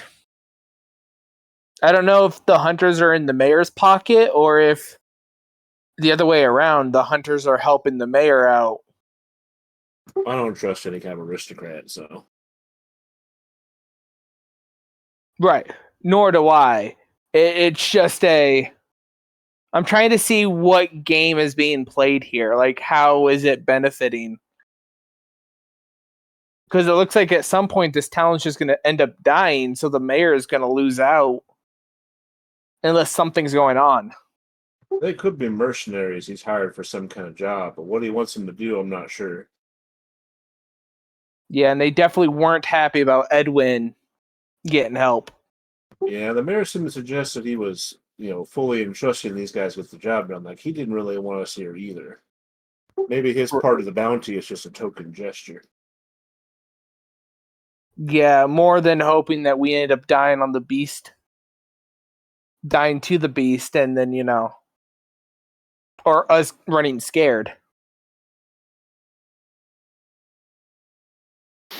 I'm not trusting it at all, so we definitely have to be careful tomorrow. Yeah, I'm more ready to jump at shadows here, so we should probably take like an alternating rotation of sleeping. You want to sleep first or second? I can stay watch at the beginning. Sounds like a plan. Let's go. Let's get as much rest as we can and see if we have to fight a monster or befriend a monster. Yeah, hopefully befriend a monster. I could definitely see that helping in our favor, especially if something happened to the beast and it's, angered it. Hopefully we could, talk it down and it might even help us out. Yeah, one way or another, I bet the next time it happens, we're going to have to fight the brothers. So, yeah. Well, let's see what tomorrow brings then. Okay. So, Brett, I'll take first watch, and then I'll switch out with Abel later. However long you deem fit for that, so we don't have exhaustion. Sure. Yep. No worries. As long as you tell me that you're doing normal watches and you intend to sleep, yeah, no worries. Yeah. And as a final response to C, so I don't have to type it out since those role plays are done. She says, please don't die. Like it's all right. We'll find another way, but you come back safe. All right.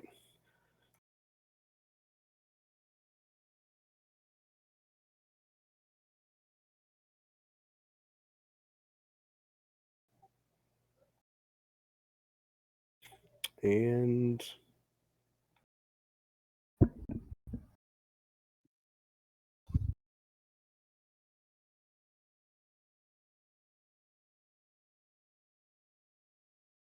oh, that's very nice.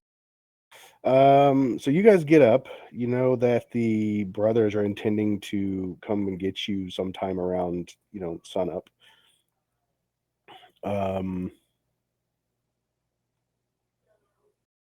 Abel swap some spells in the morning. Did I miss you mentioning what you were doing? Something to create destroy water for create food water. Okay.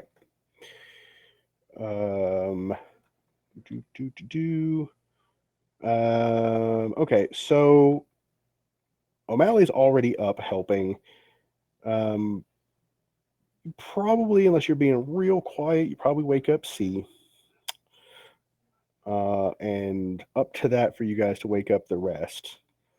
But suffice to say, you all gather downstairs in the early hours. Mary hears people moving around and gets up herself. Back in the heyday, she would have been up before having breakfast ready and cooked, but she's not used to having boarders, so she hasn't had a need to get up that early.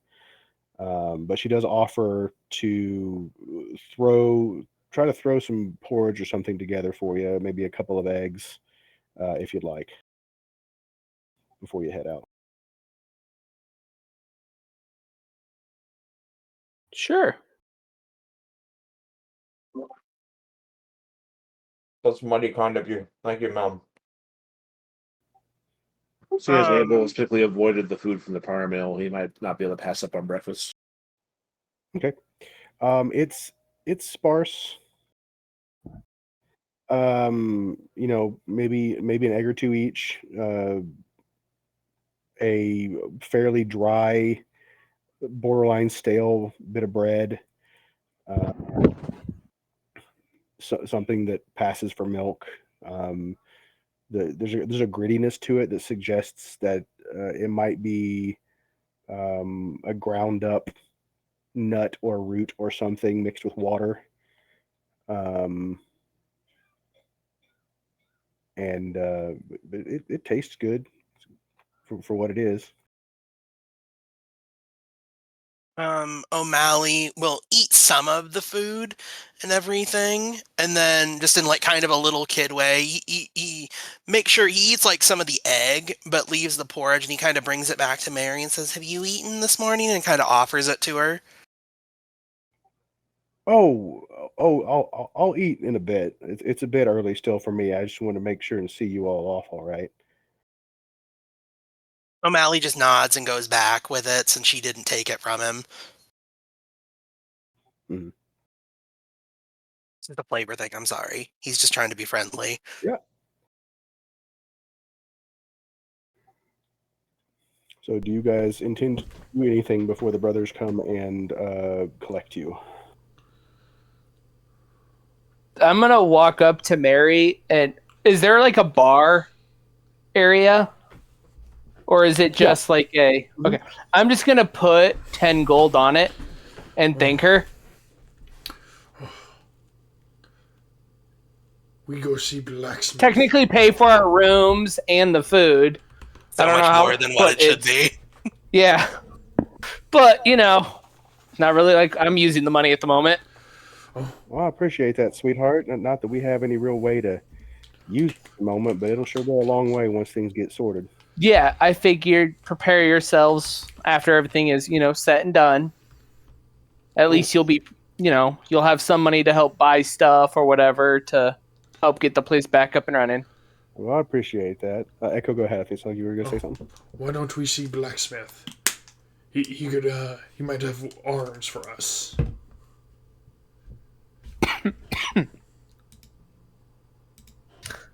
The only issue I may have with that would be since this town has been sieged a lot, basically, like all trades have been.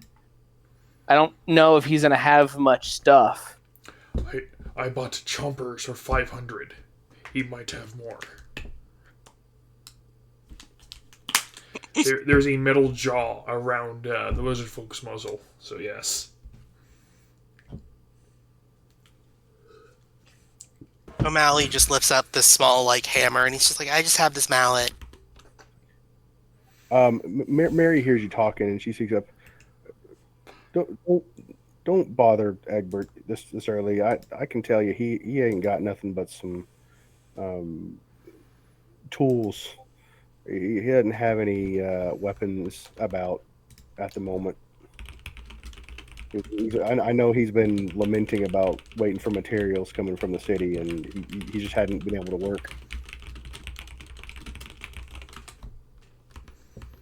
Well, then I say, why don't we just wait? Because the thing is, if we go looking for the den, it's going to take a longer time because we don't actually know where it is yet. Well, technically, didn't they tell us?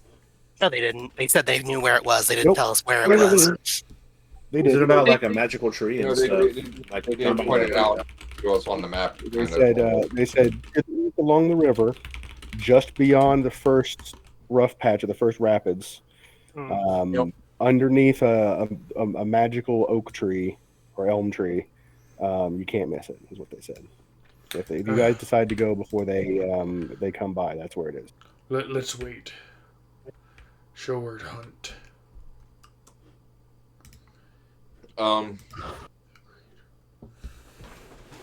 Normally, I would say we could try to dodge them, but Yeah, they're I was. gonna try to ambush us regardless. Maybe it's better to know where they're at.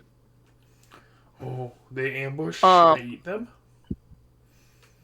Do they have a like an apothecary in town?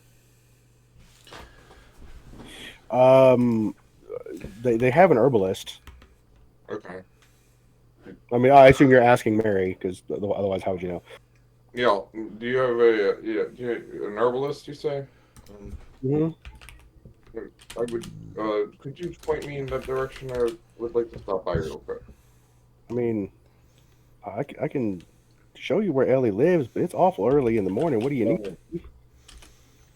I understand. Never mind. Well, if we're just needing to follow the river to the first rapid, can't we take like a little bit more of a roundabout way there? I mean, we'll have O'Malley with picks to kind of keep an eye on our backs to see if we're being followed. True. Yeah, They suggested they would follow us, I think, but it's been nice to know where they're at.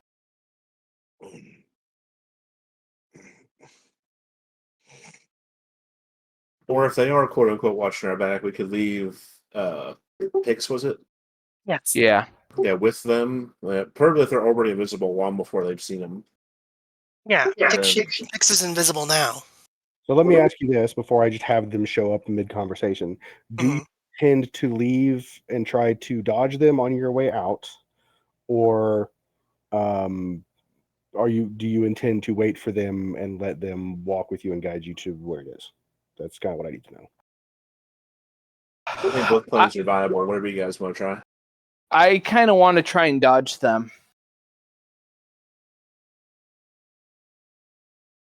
C's voting for waiting for them.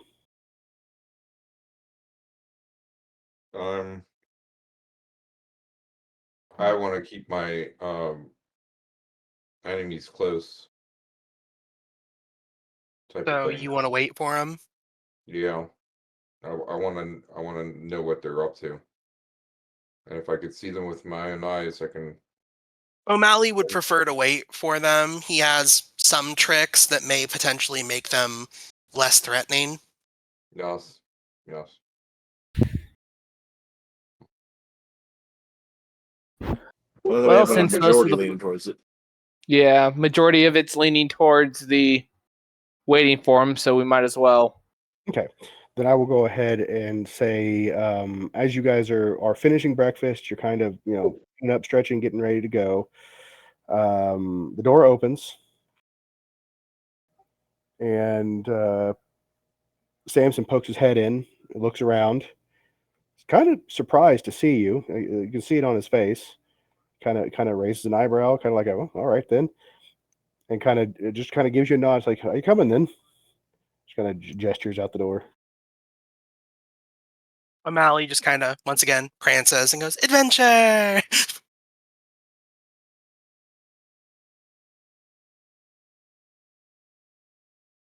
Yeah. I'll follow along with.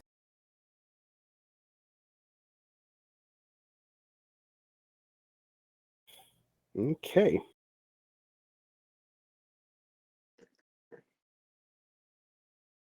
Let me. Hicks is just bringing up the rear on them.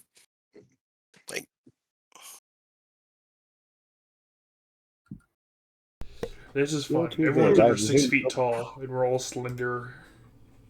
Yeah, I was thinking in my head. I didn't comment. I was like, what the fuck is this party? The other party is all 8 foot tall. Yes. And this Small one's squad. everyone's under 6 feet. Well, this isn't a thing I hear from other like adventuring parties. Like I either just people got who are it. incredibly tall or incredibly short. And we're all just average. I'm 5'6". Yeah, that's pretty foot average. I'm 5'2". You I'm not. fuckers, you- I'm not that big. I'm not that small either. Okay, everybody check the map. Make sure that we have moved. Nothing Yes. small I size, see isn't the it? map. We're in the top right corner. Okay, there we are. Yep, I see us. Well, So- O'Malley's not up there yet, but Apologies for fucking with directions. I should have made this left to right. The river flows from west to east. You are north of the river on the west end of the map. So north is to your right. Apologies. I should have turned the. You put all the tokens on the map layer. Did I? You did. The grid's going through me. Yeah. The only reason I know that is because you can see the grid going through it, and there's no nameplate on my token that I can see as a player. I put myself on the board.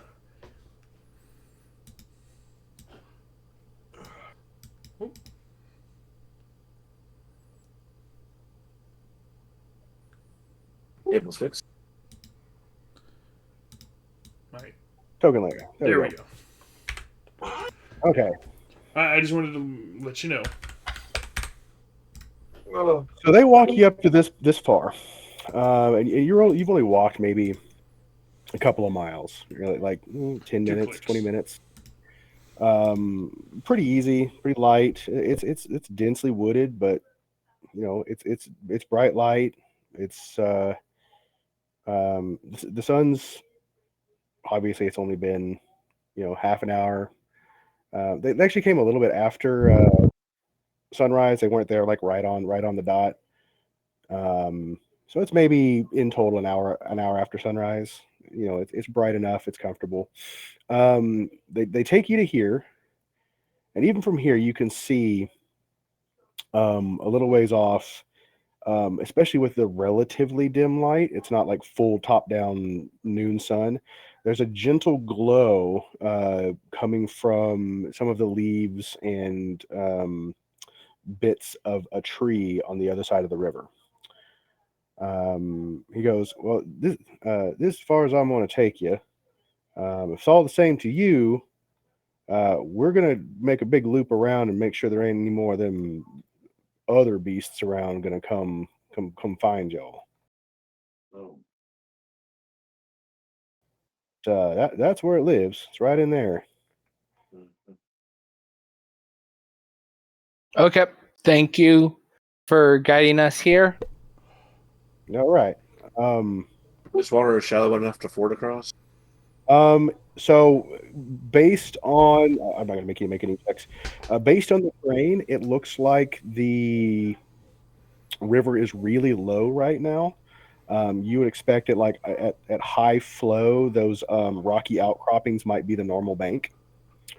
So it is a bit muddy down there, and even with it low, it's probably about 4 feet deep in the darkest, deepest part across there, which for a normal person is fine.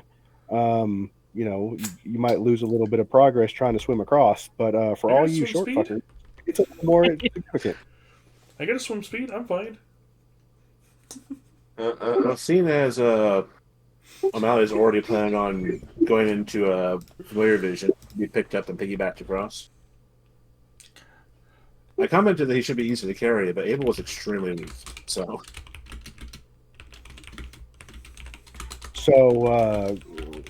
When you guys are looking at the river and considering your options, the brothers just kind of give you a wave, and they head out and around to the north, making a loop, off the map and away. They're not like running off, but they seem to be moving at a little bit of a pace, a bit quicker than they were at the leisurely like walk over here. But they head off the map to the right.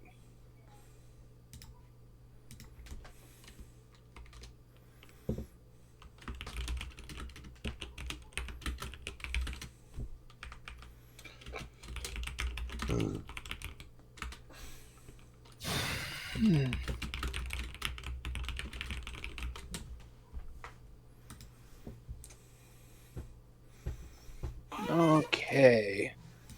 I saw. Well, come, friends. We just swim across.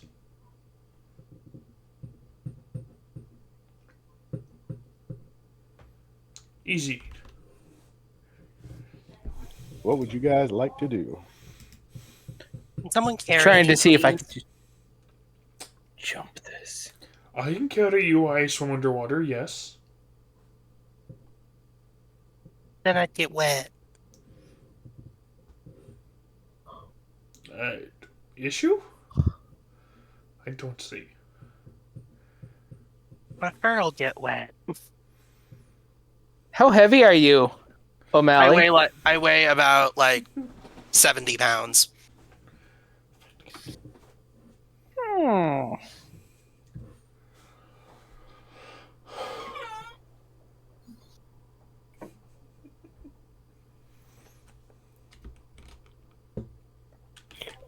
Don't worry. See, I mean, obviously there's a large possibility of combat, but last time I did a game, I didn't use the in-game tracker because I was getting annoyed by it, and I was trying to fiddle with it. Oh, it is kind of the last time we were running digital double version. session. Oh, sorry, whoever was trying to talk. I was going to say it's kind of the digital version of the Dungeon Master pulls out a monster manual mid-session.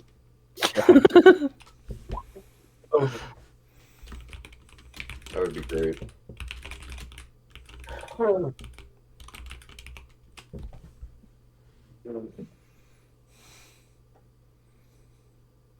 Yeah, Syzygy, he's here is like right down there towards the bottom. He's only like 3 feet.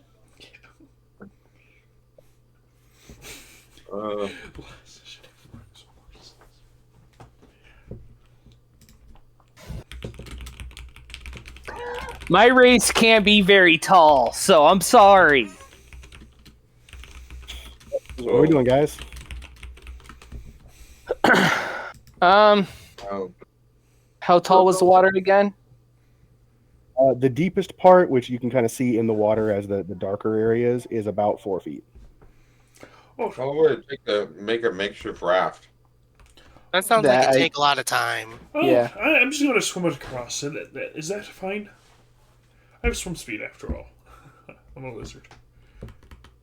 I think Sure. I'll just walk across. Please feel free to move your tokens around. Don't like jump them all the way across the map because things may happen. Mhm. Okay. So, Whoops. Not like that.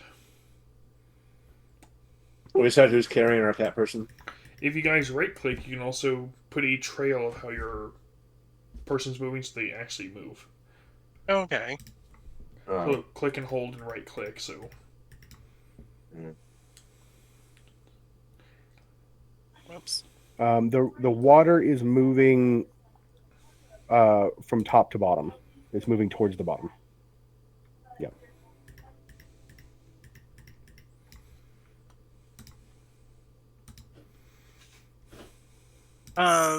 Before O'Malley gets anywhere near the actually getting in the water, like getting on someone's shoulders, whether or not, I'd like to make a perception check to see if anything might be swimming around that could be dangerous. Sure. 14. There we go.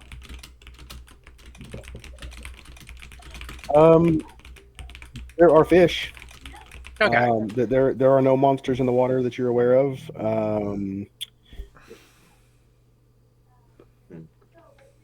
It was just a cursory look to see it's like, are we gonna get like blasted by it and it's hiding in the water for some reason somehow?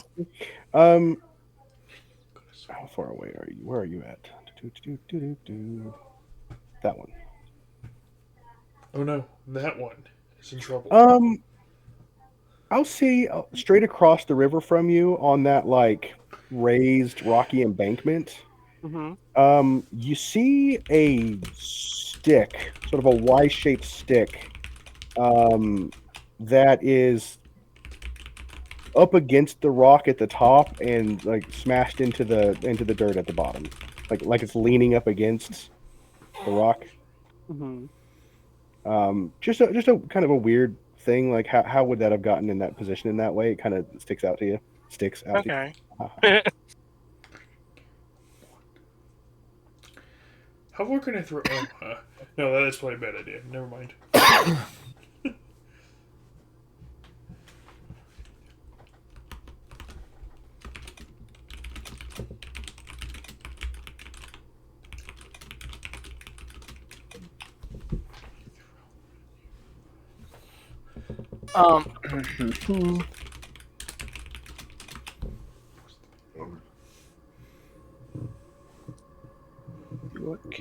Whoops.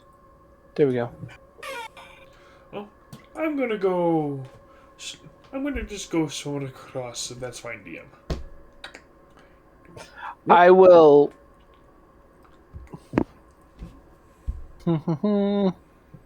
I can carry O'Malley. I'm just trying to see the best way of doing it. I'm just gonna. I mean, if C can do it easily, I can just ride on C's back. If that's all right with her. I was gonna ride across and someone just throw me O'Malley from the other side. Okay, yeah. O'Malley's gonna like hop up on C's shoulders and just like be a good cat. Oh, well, still hops on shoulders. You do go directly across the sort of like mild rapids there, and it's also relatively shallow. Like I said, it's like 4 feet and kind of rough. Because you have a swim speed, I'm not going to say it hurts you, but You still want me to roll athletics? no. It's like you're sort of scraping your belly across rocks. Just so you know, like you're not freely swimming across the water. You're like scraping your stomach across rocks as the water sort of rushes across you. But I'll make my way up north. Oh, okay, water's fine. Jump it across and throw the cat. Viz, just a moment. As you walk under that tree, something catches your foot, and you look down, only to have a heavy, like chunk of iron, like a mostly round chunk of iron, fall down onto your head and body. Can you give me a dex save, please? Okay. Something is falling out for me. 11. It probably hits me. Does hit you. Oh, that's fine. I'm hardy. I'm tanky. That's swimming? Take 9 bludgeoning damage. Awesome, taken. Not raging, so not half damage. Yes. See, Step of the Wind, dope monk shit hops across the river. Oh God, I think someone dropped some heavy rocks in the tree. Rocks hang in trees, right? I'm gonna cast jump on Ignatius and have him jump across. Okay. What is Ignatius's strength? 14, 15, and you're jumping think, or from there. 15. Hold on, let me check to make sure.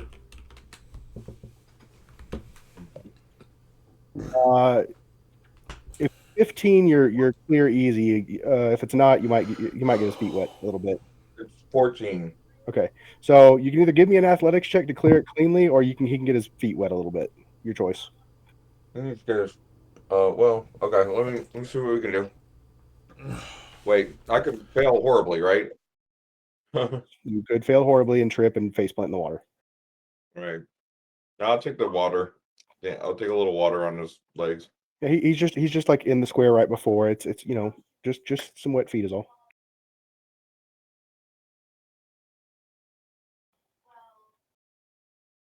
Okay. Yeah, Viz. Also, I know O'Malley's gonna look at that stick in just a second. Viz, you kind of look around. I'm not sure if your character is aware of what a cannonball is, but basically a cannonball just fell out of that tree for some reason. Oh, this weird, shiny, smooth rock just fell out of a tree.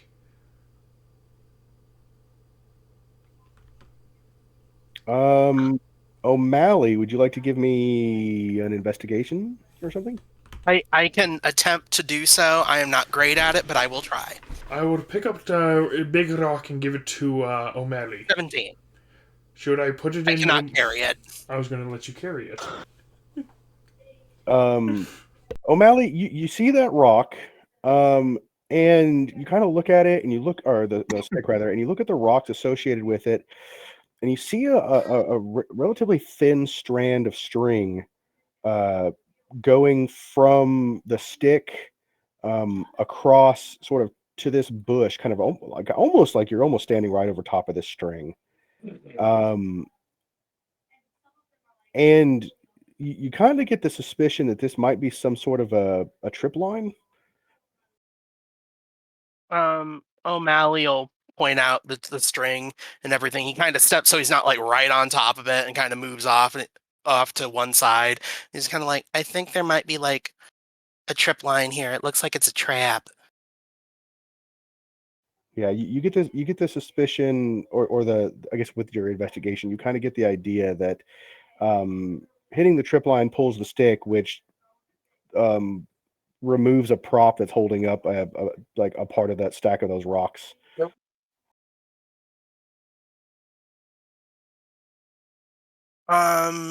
O'Malley will call, I mean, because I didn't even do it in the first place, it didn't seem like it was worthwhile at this point. He'll call Pix back to him, and he wants to have Pix look around and see if there's even an entrance to any sort of den here, or if it's just them fucking with us. Sure. So you just want to send him over towards the tree? Yeah.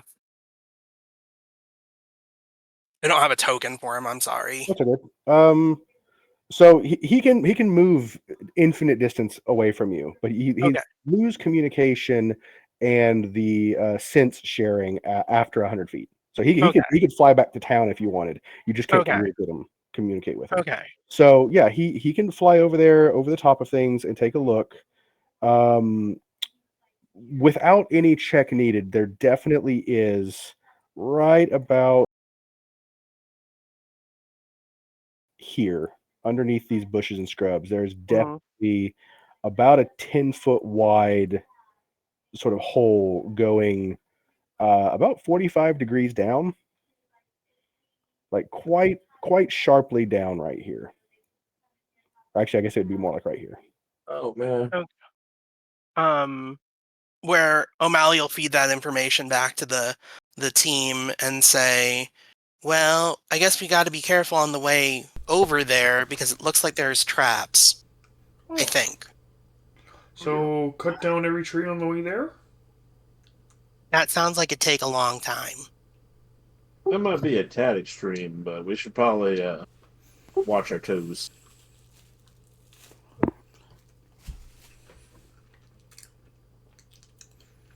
Oh, Sarah was good at tracking. Why doesn't C take point and find traps as we go?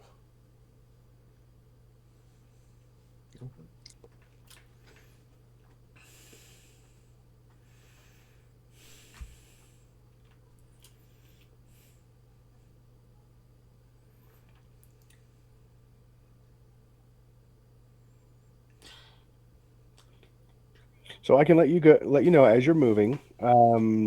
The skills that I'd be most interested in is either I can give you some hints with survival. I give you a little bit of information with survival. Investigation is going to specifically point out traps. Perception might suggest an anomaly in a different way that survival might.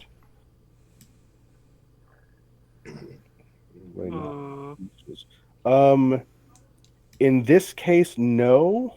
It very much looks like these are like wilderness survival style, like ad hoc traps. These aren't like manufactured traps. Fair enough. I go for the perception angle then. So I'll give everybody one round, and I would like to know where you'd like to move, and then I will give you hints and keys and possibly some more traps. I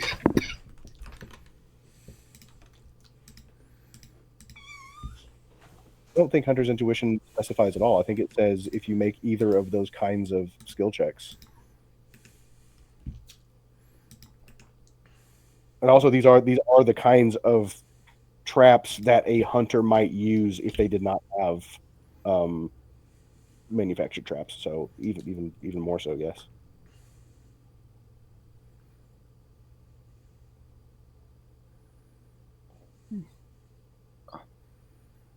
So anybody that has a check that they would like to make or who would like to aid anybody else making their check, please do so now. O'Malley will aid C. How tall is this little like ridge that I'm right beside? It's about 5 feet up that ridge. Is it just a straight up ridge, or is there like a slant? It's vertical. It's rough stone. You could climb Okay. it pretty easily, but it is it's straight up. Like I said before, in terms of terrain, at I would say high tide or during heavy rains, that rock formation there is kind of marking where the water boundary normally is. So normally you'd be standing up here to be out of the water.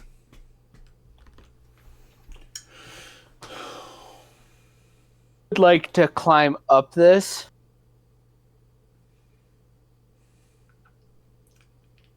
Okay. Give me a deck save. A what? A deck save. One thing O'Malley is gonna say is he's gonna be like, I think the water is supposed to be up higher, so it's like kind of weird that there's like a bunch of traps down where the water line would be normally. Oh, did the hunters go back north to break a dam, flood us out? That doesn't sound like something that I don't think there is a dam around here. Oh, but what water's lower than normal, so dam would restrict water flow. Dargato, a box of nails sort of launches lightly out of a knot in that tree. You dodge it, but it does leave effectively caltrops on the ground in your square. It doesn't restrict you from stepping out of that square, but that square is now covered in nails for anybody who might move through it. Okay, I was gonna say if alert helps me at all, because I don't get surprised. That don't really only applies to initiative things, like creatures like getting the jump on you. Oh. This was straight up you stepped on a thing and some shit came flying at you. Fair enough. But like I said, Suggest- you are good. You can step out of it without harm, but anybody stepping into that square has to take extra care, or they're going to step on nails. May I, if C is all right with me staying on her back a little bit, may I ask if I can do something? I wanted to use my, let me make sure this is what it does completely. Let's see.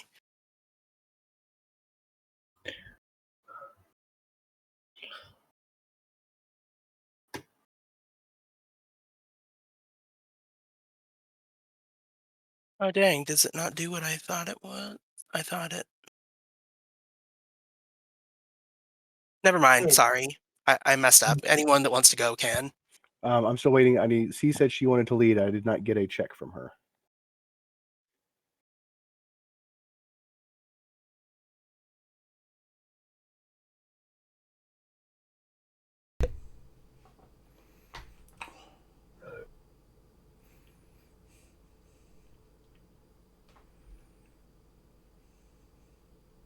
O'Malley's helping her. Yep, advantage.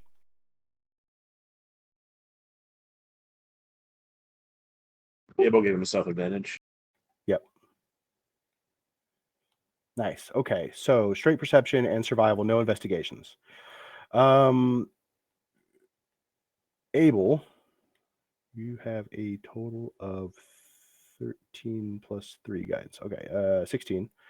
So both 16s. Awesome.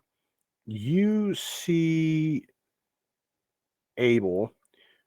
You can see in most trees there is like small wooden boxes or out of out of the ordinary heavy things, or there's shit in these trees that is like tied to little strings kind of all over. Like every tree kind of thing. Just about every tree has something in it. C, you get a more interesting note. You can see sets of footprints, animal and humanoid, familiar humanoid. But the way that they might circle around certain places kind of create interesting sort of like points of interest. So you notice right here around this square, there are footprints like walking a circle around this square. You notice up here, the footprints kind of go around this square, and then further, like there's like every about 15 to 20 feet right along the riverbank as it sits right now. There's a spot, a big chunk where there's no footprints.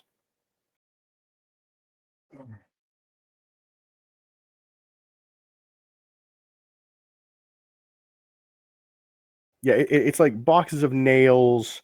There's like an iron bust in a tree of some guy from the like shoulders up. There's a small anvil. There's a box of hammers. There's a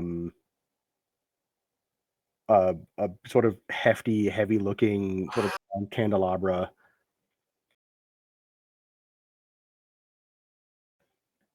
Just all kinds of random sort of things that were put together to be heavy and or pointy. Are these traps for us or the beast? Yeah, I have to wonder. Well, we can't really ask right now, so... Didn't they say that? Didn't the hunter say they didn't have enough supplies to make traps? They did, but these are also kind of crappy traps. What if these are the supplies for our traps?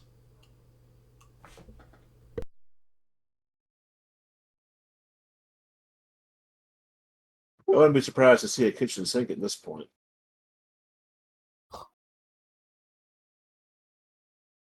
Is there a kitchen sink trap now?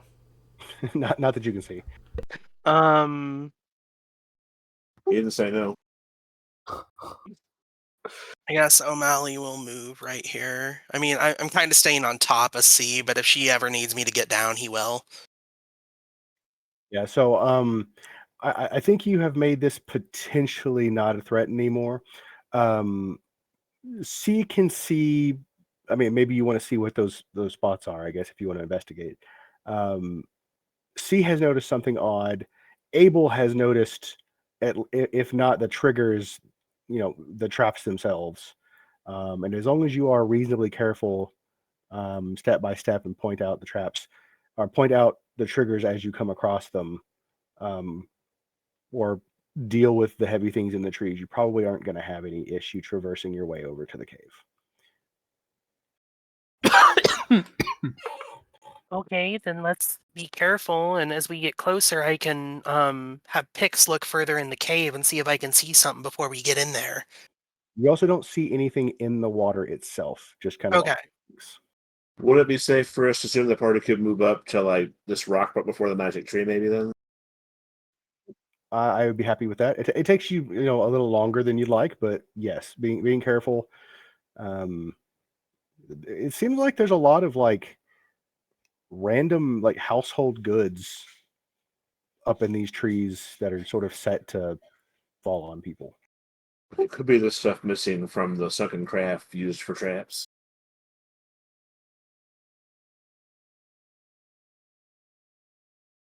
Awful lot of it. Yeah, you guys can move up to there. As you're passing, does anybody care about those squares that are sort of appear undisturbed? Sorry, I'm trying to see where you're pointing. I was he moved up to here. Okay. If you guys can move up to there with no risk. Okay. Well, the undisturbed squares are what C found, right? Correct. With the I'm a survival. little unclear of the details, I guess. I might have missed it. So there are she's keeping an eye for tracks, specifically the humanoid tracks and stuff. And there are like every 15 feet along the bank, there is sort of a space of about 3 feet wide that is not walked across, like as if the tracks are explicitly walking around those areas.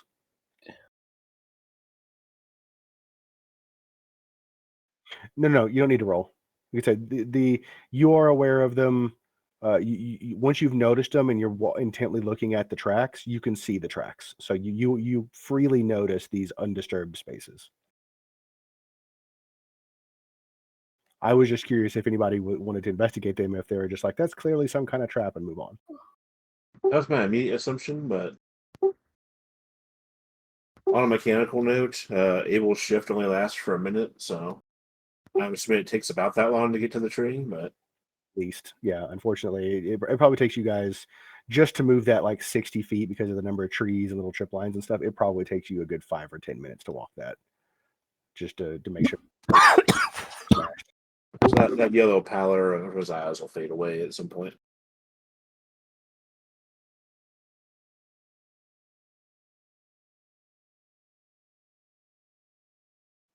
Yeah. So if it's possible, O'Malley will send Pix into the cave invisible as far as he can get while he's still able to look through his eyes and see what he can see.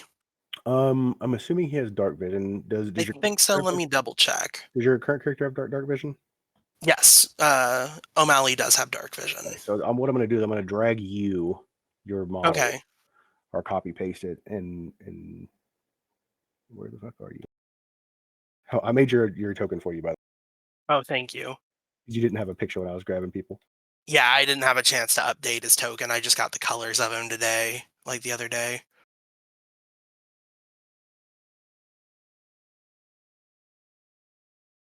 So you just pulled me down and... I didn't yet. Sorry. Oh, sorry.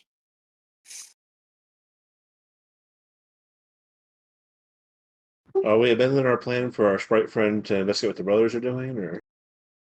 O'Malley will just chime in and say, "They're so far away. I can't keep checking on them. I'll lose the ability to look that far." Fair enough. I'm not well versed in the magic, so. It's okay. Okay, and I will drag you, just you, to this map. Okay.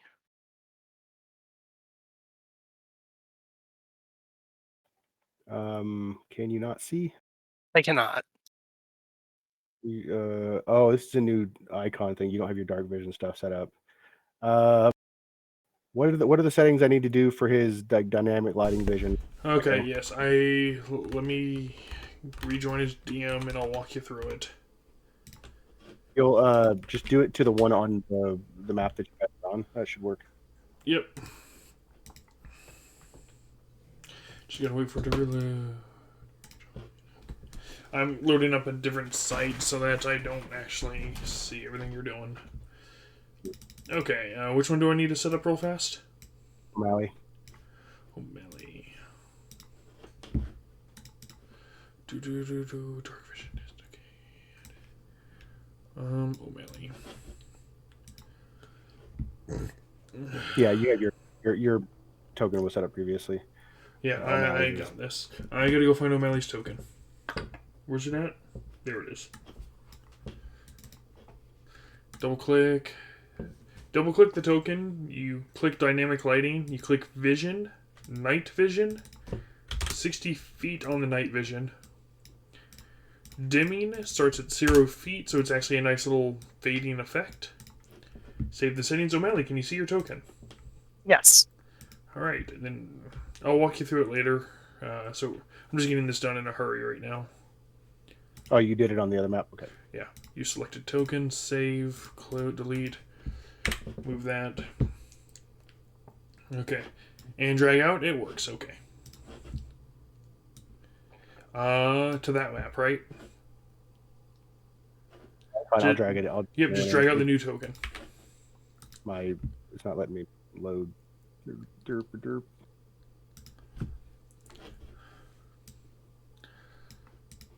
But yeah, I will get O'Malley done real quick. Let me hit refresh here. That is acting real dumb. Oh, I am loaded in twice, so. Okay, O'Malley is done. There you go. Okay. Let's try this. Oops, sorry. Playing with buttons. Can you see O'Malley? Yes, I can. Okay. You are. That is a representation of Pix being in the cave. Okay, thank you.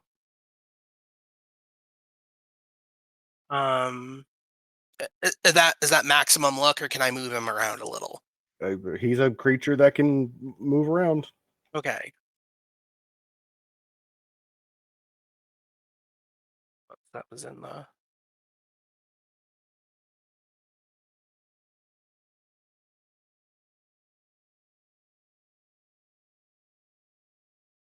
I think that's about where I'm gonna. O'Malley saying back with the party while he's looking through Pix, he'll be like, "It looks like it's definitely some kind of ruin. There are like pillars and stuff, and there's a lot of water flowing through here, kinda." It actually looks specifically like there hasn't been flowing water in here. Oh, okay. It looks stagnant. There is a like mossy, stagnant water sort of in here. It definitely looks like at like high river, this place likely becomes mostly submerged. You also see a fairly high ceiling, probably, like I said, it goes down like straight down almost, or 45 degrees down, probably a good 40 or 50 feet, and it opens up into this. So it's, He'll probably relay that 40 to foot the party. ceilings. And he'll also be like, "I also see some bones. There's some bones around in here." I'll try to move him a little more if I can and see if I see anything else, but I get the feeling I'm gonna run out of range before that happens. Oh, wait. before Amaliel pop in with Pix over here. It's like, I see some. If this is actually a representation of the real thing, it's Yep. like I think I see like a campsite and there's some gold hidden. Yeah, there's like these chests full of gold, and there's a little campsite over here in one spot. That's not sounding much like a monster den.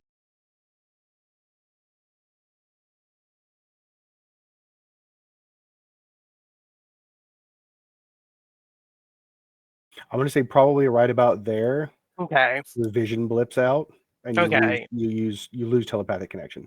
Okay. Well, when that happens, O'Malley will clap his little paws together and call Pix back to him. He's like, yeah, it doesn't. I don't see anything monstery really in there. Like I said, there's like a campsite. It's like someone set up camp in there. There's even a little lantern and stuff.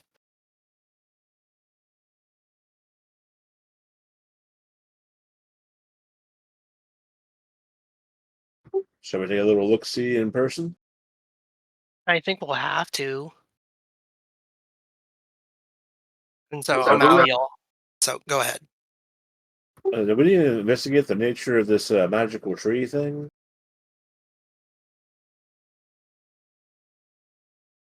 I know the brothers said we couldn't miss the tree. That's what that shiny spot on the map is, right? I just realized I was mute this whole time. Oh, I was shit. wondering. Sorry about that. I was actually, yeah, I was gonna look at that tree while everything was going on. I just didn't know I was muted. Okay. I'm glad I said something then. Yeah. You're welcome to make me a nature or an arcana or a history.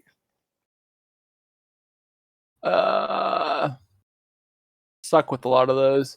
I suck with arcana, but I want to do an arcana check just from coming from a city full of wizards and stuff. I may not, know too much about a lot of it, but I've been always around it roll enough good. that, yeah. Nope. Aw. All of my rolls have sucked so far. Just means you're getting ready for good combat rolls. Hey, weird, glowy, probably magical, man. Like, that's what they said. They said magical elm tree, Can I eat the leaves? probably elm. You can. All right. Oh, I eat the Hey, leaves. O'Malley, these are really shiny. I eat the shiny leaf. Tastes like leaf. Damn, that would be magical tasty. That'd be magically delicious. You said it before I could. Well, just in case there is still something in there, maybe we should be a little sneaky. True.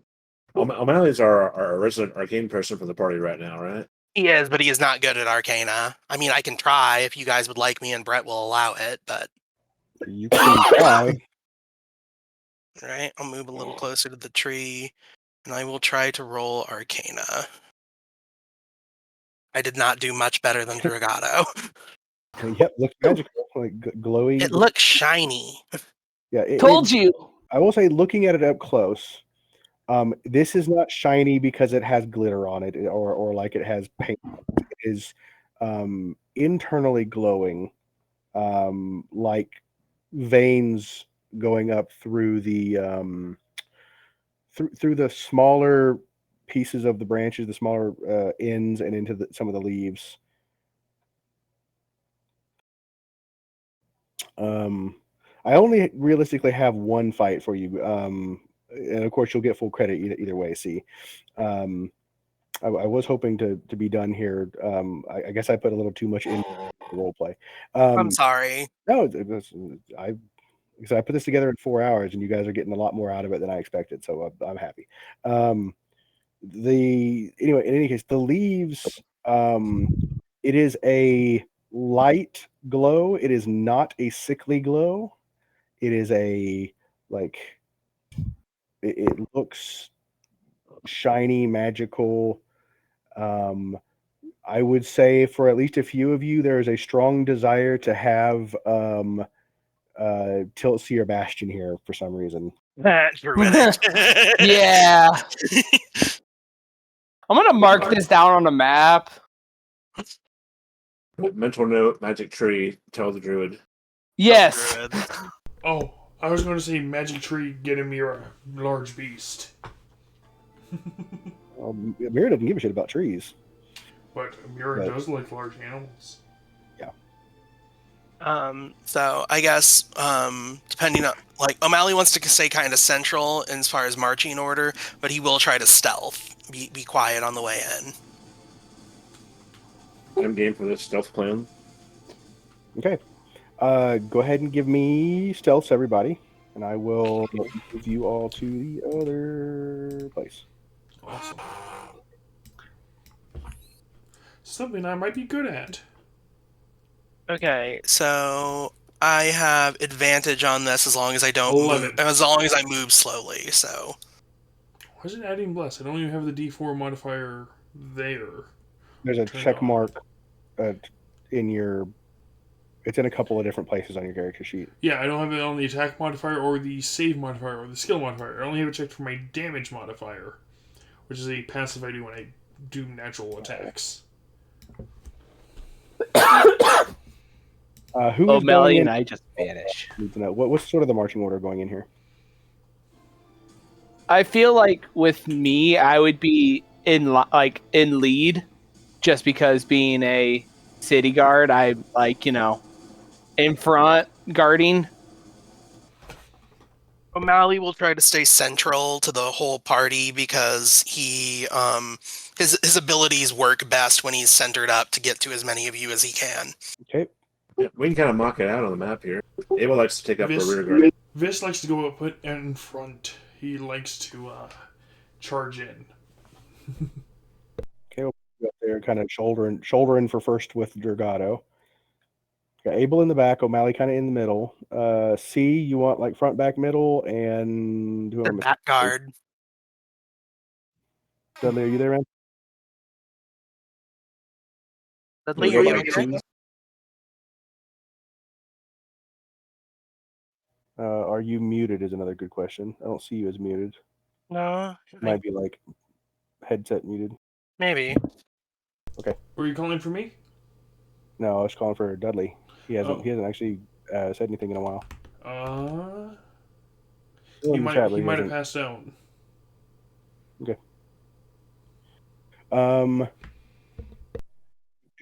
So I'm just missing C, right?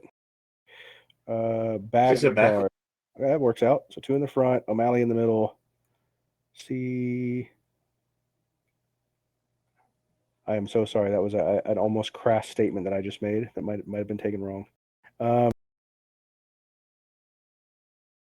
want to say it anyway because I thought it was funny, but I apologize in advance if it offends anybody. Which is C's got the best rear. Now you're hitting on C. I see. Okay. Warcraft. Are you sure you see that? Yoink. All right. So I guess we're going in. All right. So this is roughly as you enter. Can everybody see stuff? Yeah. I Yes, cannot I see see C. the map I yet. see C in the rear. Yes. O'Malley, you cannot see. You have I O'Malley's cannot see old the new token. map. You have to pull over her new token. It's the map you were just in. Yes. Oh, I know. You're I'm using- on You're the. separated. Well, you got. Yeah, you I'm got on the river different map. players. You got the old token there. You don't got the new token. No. His token's there. I separated him from the players tab. So when I Oh, pulled okay. over, he wasn't pulled. Okay. There you go. Everybody should have vision. If you don't, please say so. I can see. Well, there you go.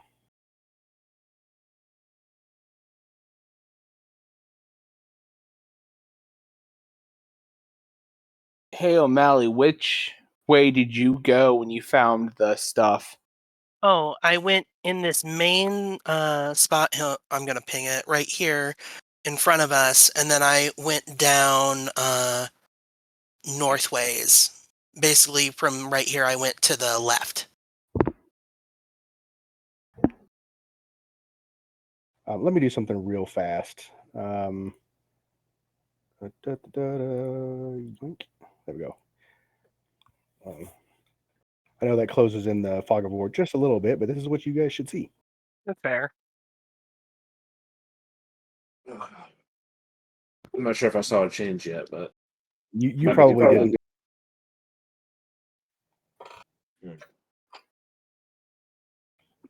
Well, You- then I guess we should go left then. You are like there's like shin deep, kind of gross water that you're walking through. By the way,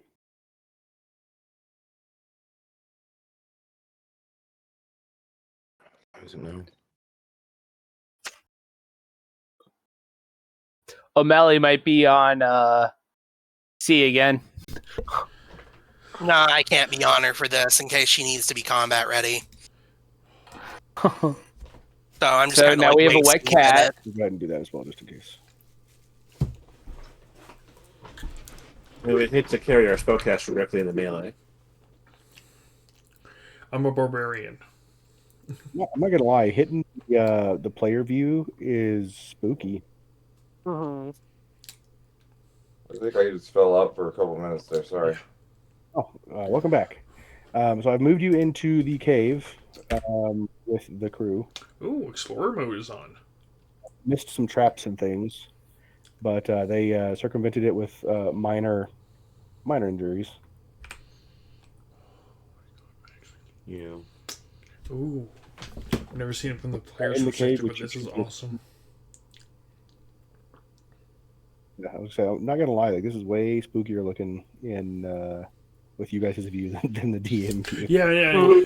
If you go to dynamic lighting GM occupancy, you can turn that to 100. You can only see what the players see. Yeah, I know. I think I've got it set to like 35 or something. Yeah. Well, I guess we should move in a little bit.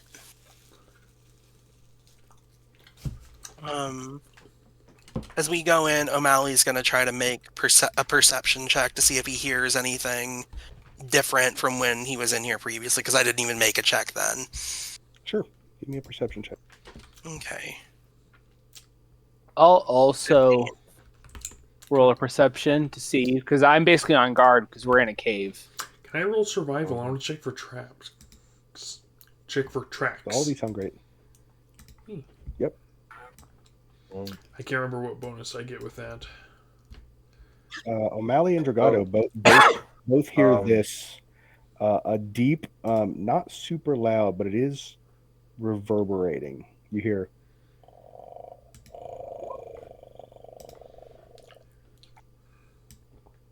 I don't know if you could hear that very well. Yeah, I'm trying to discern if it was like growling or snoring. I think we should be quiet just in case. Wow, I was gonna- double 7. Sure, see. I was Give me a going to perception cast as well. pass without a trace.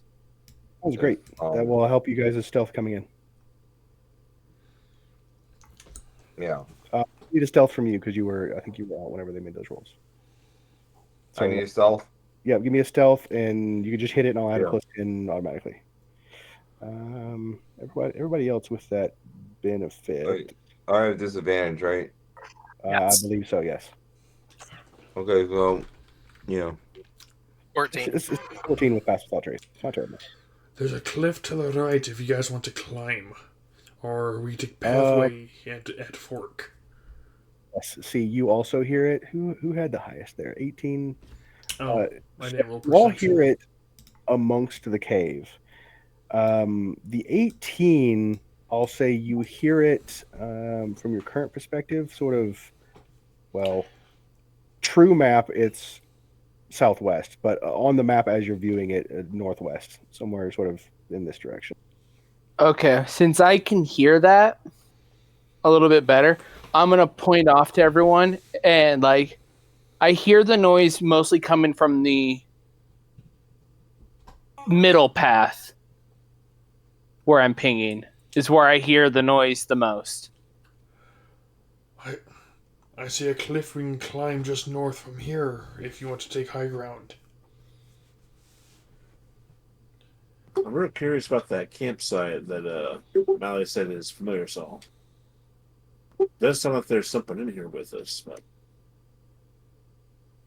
Well, I think we should see. I heard a noise, so I think we should see what it is before we go rummaging around. fair enough. Just in case the thing wakes up and comes at our back. Mm-hmm. Yeah. So quietly trying to go through, shin deep water, will go up the middle path. Mm.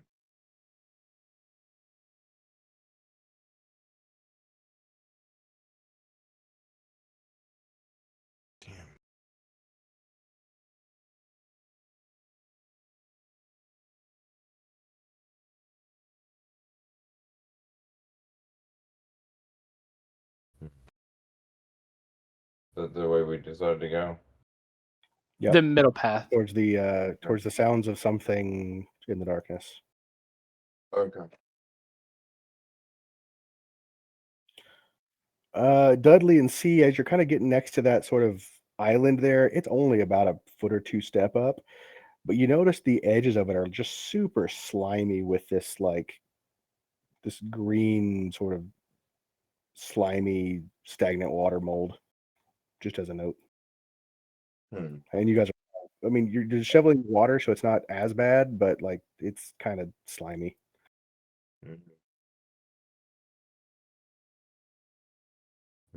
Kind of looks like an intentional bridge to the south. How much is the cat covered in this slime since they're the shortest person here? Mhm. It's only about shin deep. Oh, they're 3 feet. That's the reason I was asking. Yeah, it's only about shin deep for Okay. anybody, really. Most feet are only a few inches tall anyway. Hmm. At this point, I'm not sure that there's a good visual. Way. You can definitely see a slight orange glow from south of you guys from down here. I cannot see that. It's grayed out.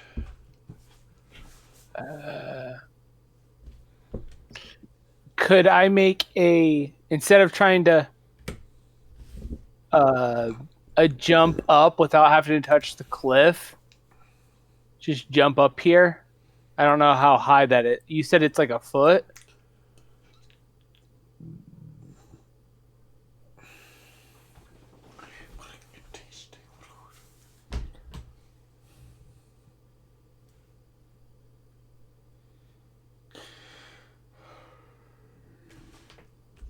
Hmm.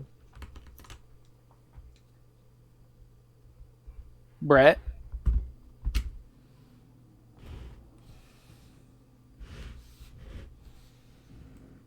Your computer die, Brett? Did he mute his mic on accident? He's not muted in Discord, so maybe. We have a mic issue. I don't hear him either. He Yeah. might be typing to somebody. I don't know. Did he get assassinated mid-session? Ooh.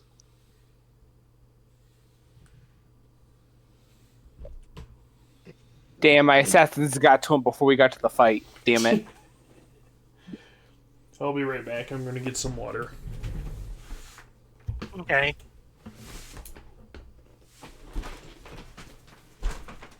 I go scrounge for food in the meantime here. I've never mentioned before, but my computer's essentially in the same room where the kitchen is, so But I'm not very Nice. far from it. I have a 5-pound bag of gummy Well, bears sitting in front of me. Can you hear me? yeah, so we can hear you now we now. can. I am on my phone. I am investigating what's going on. I got a big red, like your connection has been interrupted on Roll20, and my Discord disconnected. And now my laptop has no internet, so I probably need to reset my route. Give me just a minute. Ah, so Brett's back. Maybe. Technically. Sort of. I'm on my phone phone connection because my internet just When kaput. died for some reason. Do we need to do the combat another time? Give me just a couple minutes. Okay. I think a route or restart will probably fix it. I actually don't think I needed to do that. I just noticed my cable modem was missing a light, so it actually might have disconnected entirely for a second there. Okay. And C is leaving. She's past her limit. Okay. Well, thanks for coming.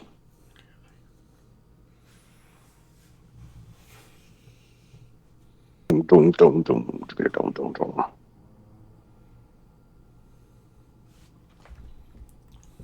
Come on, router.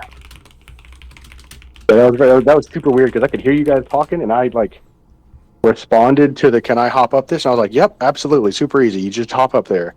And I was like, "Brett, can you hear me? Are you there?" I'm like, "Yes, I am answering." And did I mute myself? No.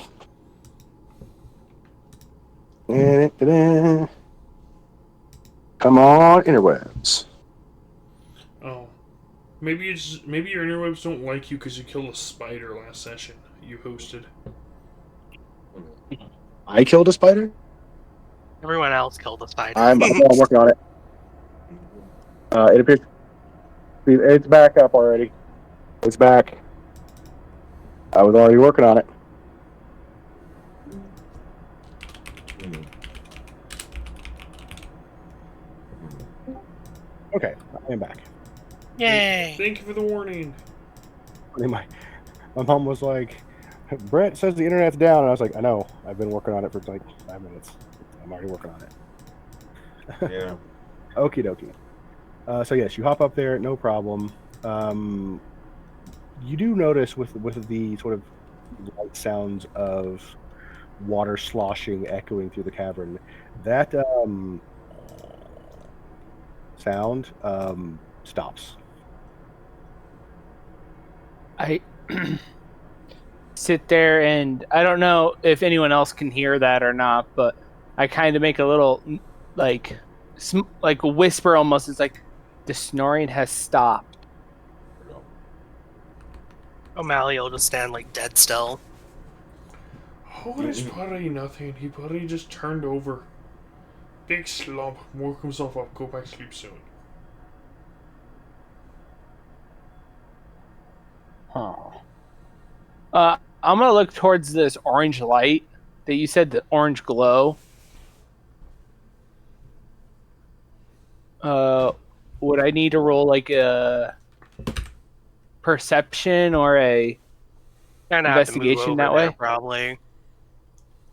I missed the direction that light was coming from. Yeah, it's down here.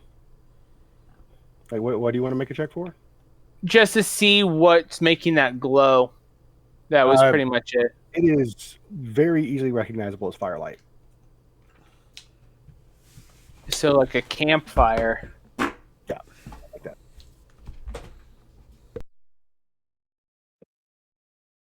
Well, it's like, guys, I see a campfire in the South Pass, but the snoring has stopped.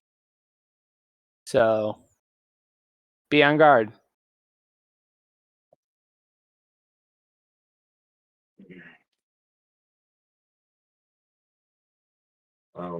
Moving up to where O'Malley is.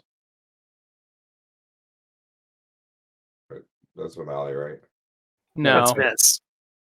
Oh, sorry. It's okay. I'll be moving up with you guys probably, actually.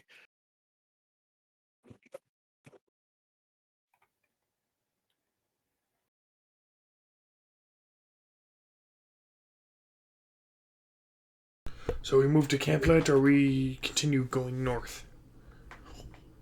O'Malley will point out there was nothing at the camp when I saw the light, so I think Okay. maybe we should see what's going on up here first. I see a giant fin-shaped creature north side.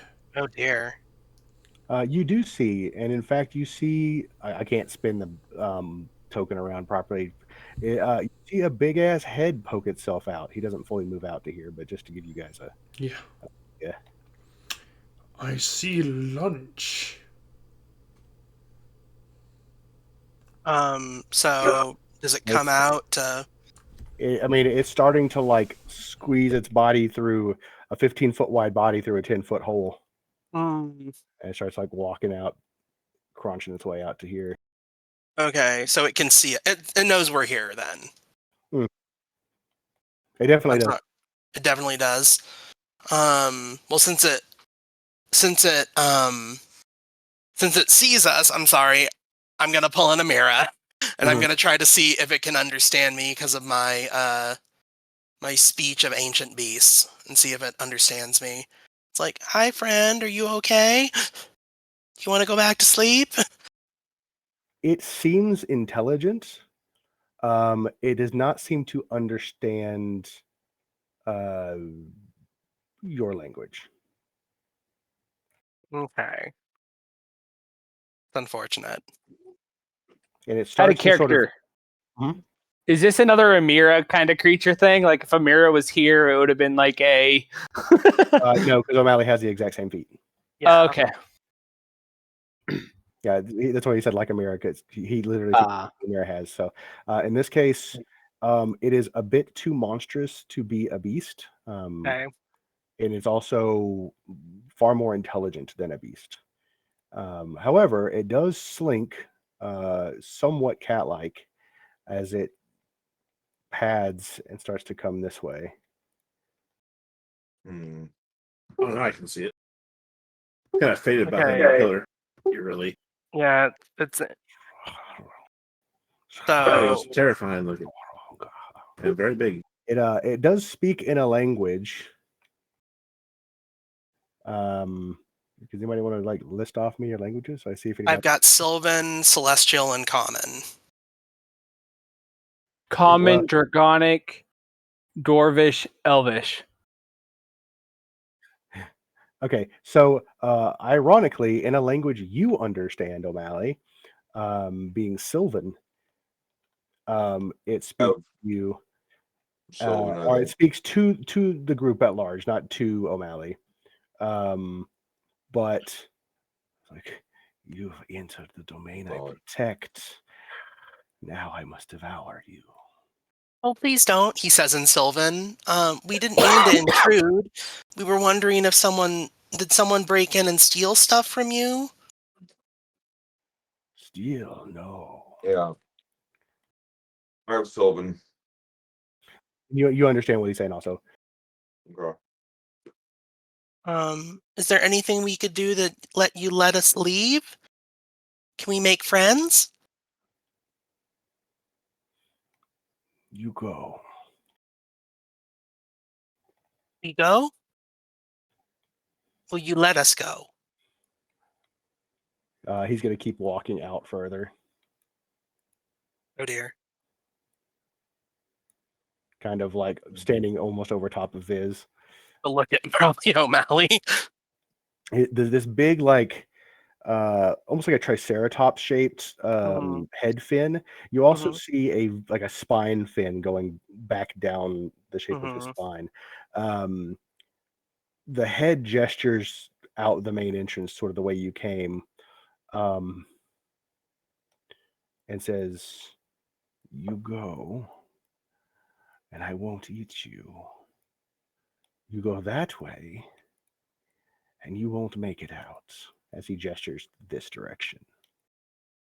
O'Malley will say, "Are you the one that's been sinking the boats that come on the river?" I do what the Guardians request, or the Keepers request. The Keepers? Well, could we meet them and ask them why they're sinking the boats? Could we please?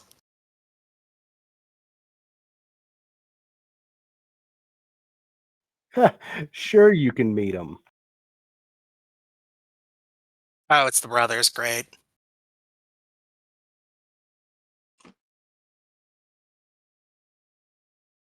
One of them speaks in Sylvan.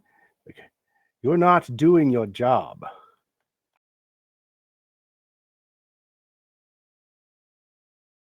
Yeah.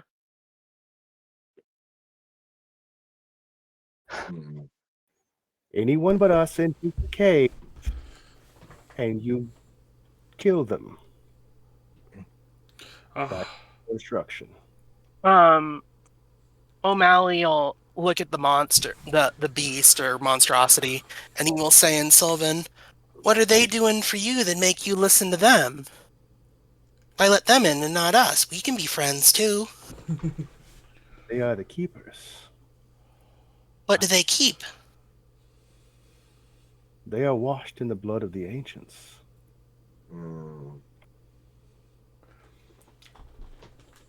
They keep Silence. And they the temple.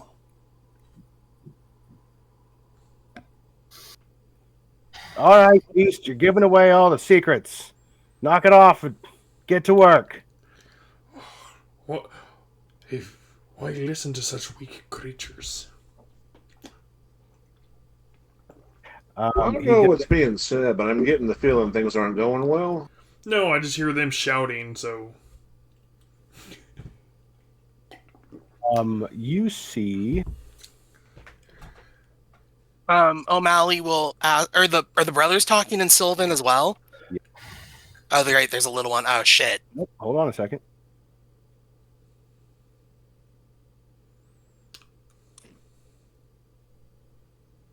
Ah. He turns into one. He turns into one. Oh, okay. So okay, well, we'll leave, but why are you attacking the city? Why can't they at least leave?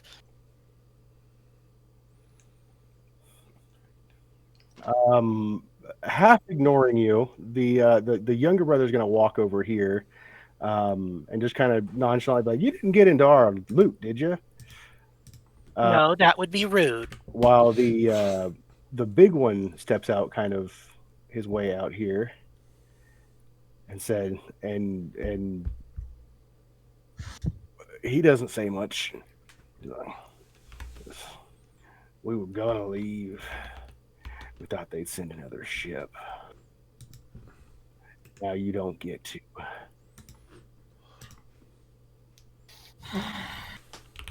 And also, Oh dear.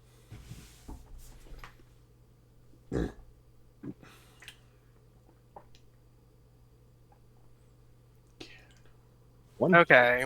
I'm sorry, guys. I fucked us. No, that's fine. I just have more to eat. Yeah. This gives a better idea why the brothers weren't afraid of the monsters in the woods. They are monsters in the woods. Yeah. I knew something was up. if that's out loud, I mean, the brothers speak common, so yeah, if that was out loud, the only remaining non-bestial member at the moment, which is Azel, says, "Yeah, there are no monsters in the woods." Oh. Really easy to keep That people makes from sense. getting in your business when they won't leave town. well, you kind of wouldn't let them leave town. Exactly, so they don't get in our business. Well, if they leave town and just up and leave, like O'Malley's being like kind of, I'm sorry, I need to shift my voice a little bit. Like, but if they leave town, then they can't be in your business because they're not here. Well, a handful want to leave, and the one that wants to leave, we need to keep here because he keeps the rest in line. The mayor? Yeah. The mayor. Well, I don't know about the rest of you all, but I feel like we found the problem. I said we solved it. Yeah. The mayor's the problem? I want to know that Oh, because I was sure. speaking Sylvan. Crap. No, he's speaking common. Okay. Well, At so the elevation we of them being the devour and leave them tied up at the end. No promises. Oh, townspeople deserve to know who kept them here.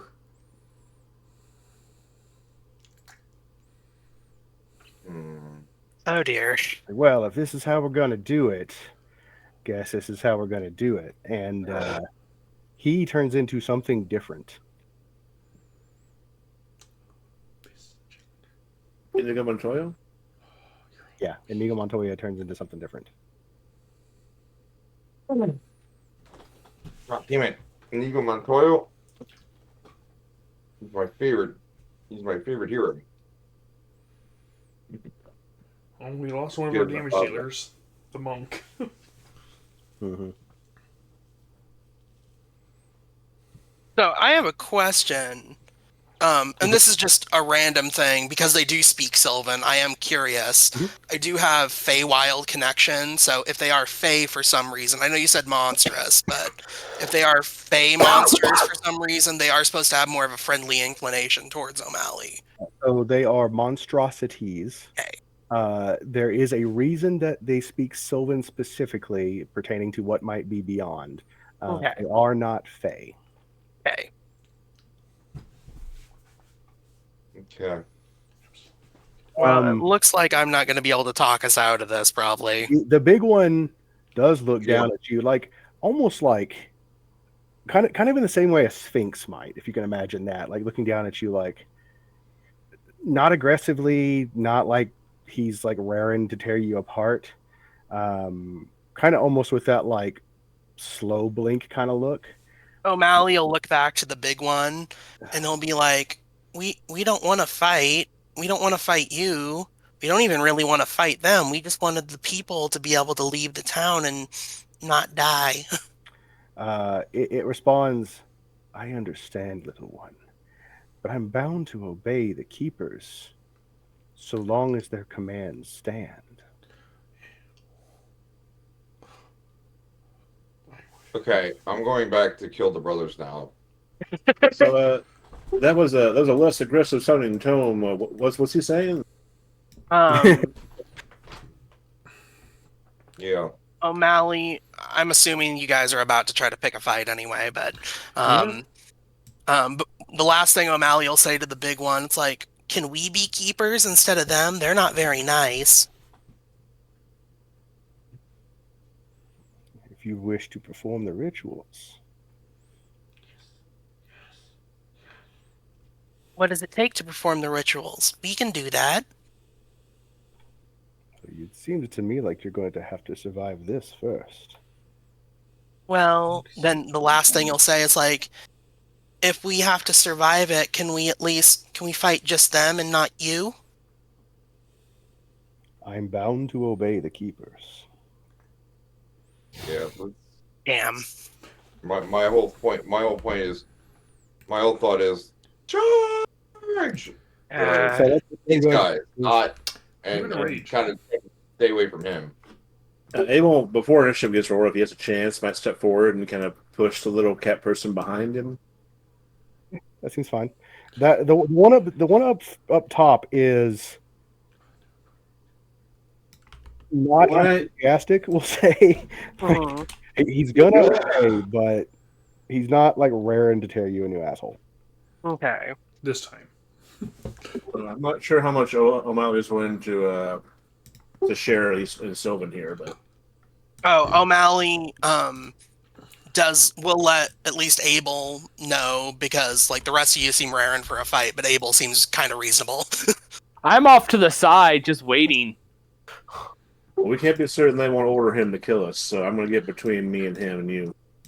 All right, I'll try my best to help. I just want to fucking lunge at this brothers, because that one doesn't seem aggressive. These ones seem more aggressive. So I'm making a couple of notes here, partially to denote which one's which, but also because they are slightly different in physiology and physique. The red one was Volk, the big, like super chunky, doesn't talk much guy. His version of this creature seems thick, heavy, like just bigger and thicker, whereas the blue one seems a bit more lithe and athletic, just as a note.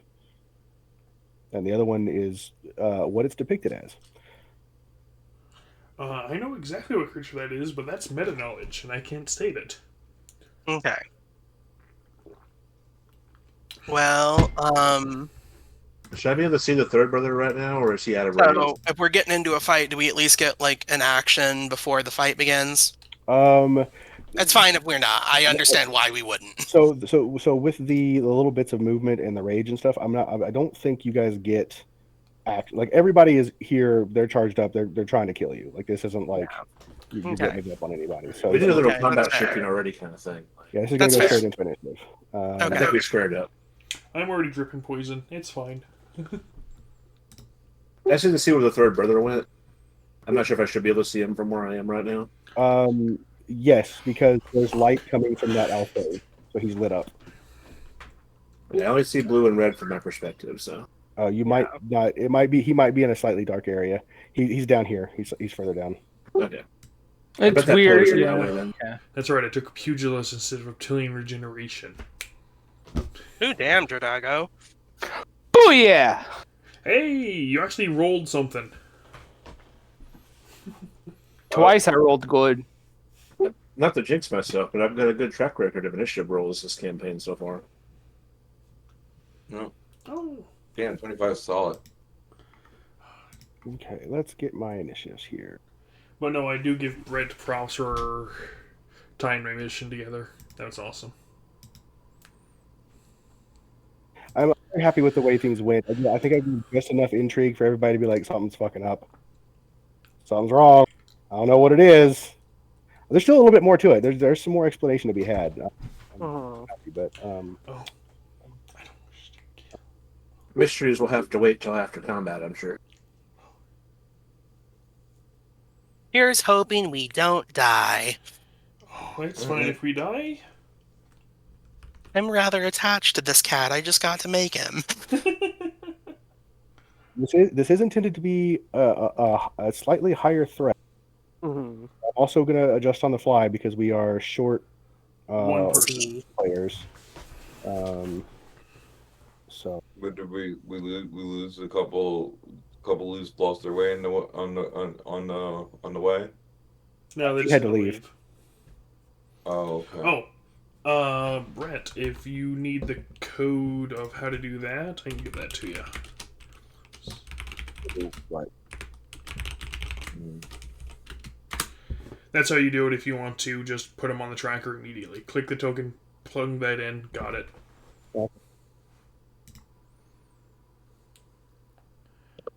It's only this many creatures anyway. So, and then we do a sort, which is right there. Yep. Like of that. So it looks like at the top of initiative, it is Dargado. Aiden, you can't see the other brother, but if you want to scroll down through the turn order, you might notice the icon. I'm sure you know what that is.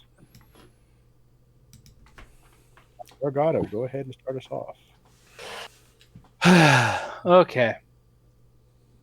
I'm gonna get a giant unassailable hint of what I'm using as stand-ins for these things as soon as I start rolling, because I'm rolling from Roll20 or D&D Beyond rather, and it tells you what monster it is as I roll it. Yeah, Displace Yeah, Beast. let's see. Well, that, but the other ones. Oh. I'm gonna come stand on this pile of bones, and as a bonus action, I'm going to cast Flow. Yep.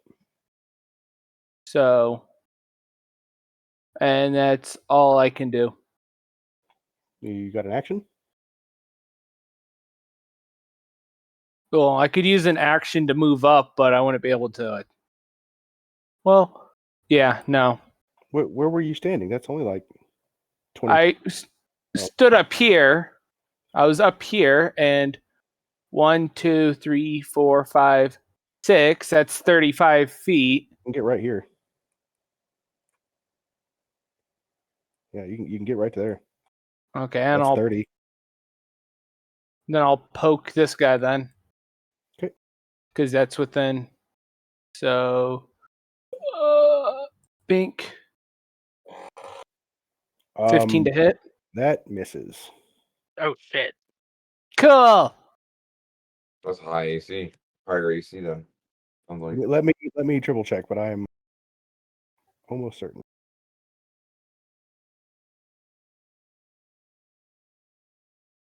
I'm kind of hoping it's just the red one that's stocky like that. That I am correct. That is a miss. Okay, that's it then. Beans. Okay. Akron. Wait, Akron's not here. Table. Why is Akron in initiative? I don't see him in all fairness. I don't see Oh, him. I see Akron. Oh, for some reason I have the initiative order from freaking last night in here too. I must have forgot to clear it. That's on me.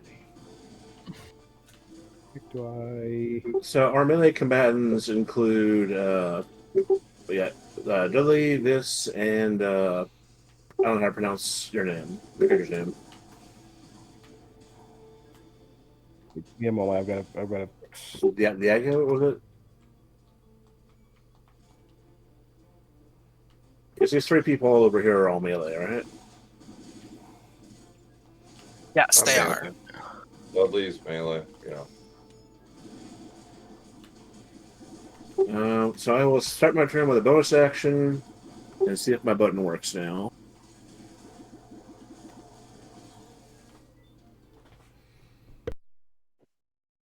To re-enter the wild hunt again.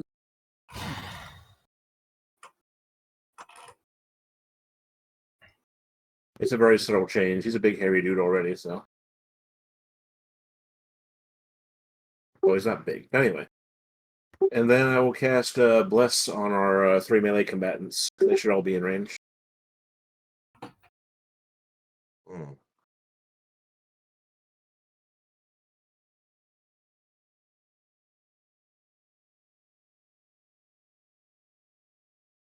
I'm fixing the issue still.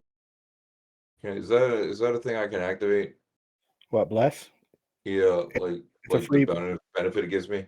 It's well, you don't. There's no activation. It's just you get a plus a D4 to your attack rolls, ability checks, and saving throws. I think. Yes. Oh no, I was just wondering if you could Auto add a do math. it. If there's a I math just roll over. the d4, honestly. Okay. It's just kind of simpler because if Abel loses concentration, which is kind of possible with the big one right back here. True. Right. Abel will turn to the big one after casting Bless and say, I don't know if you can understand me or not, but you don't have to do this. Except if this seems wrong.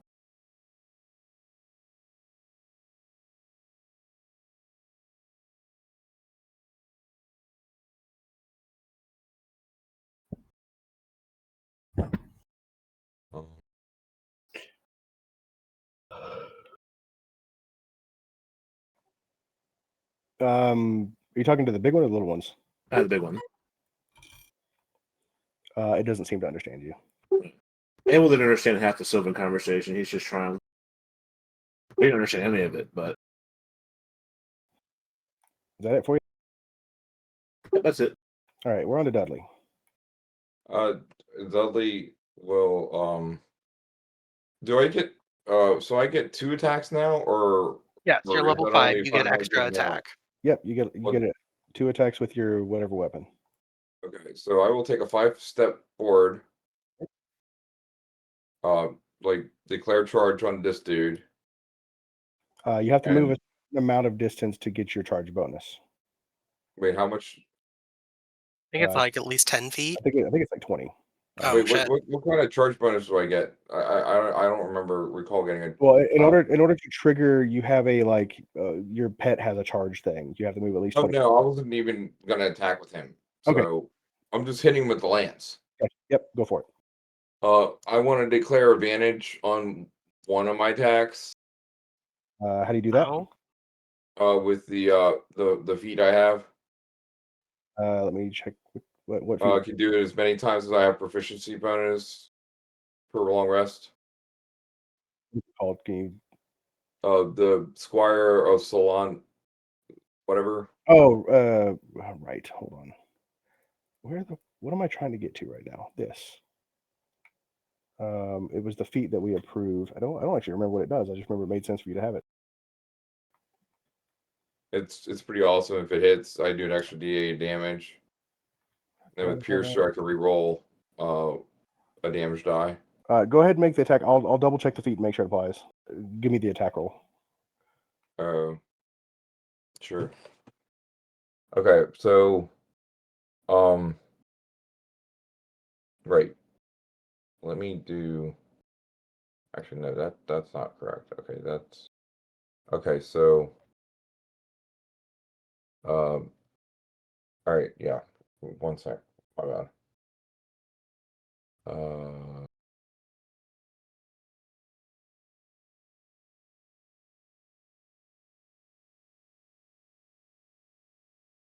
And Okay, yes, you do get advantage.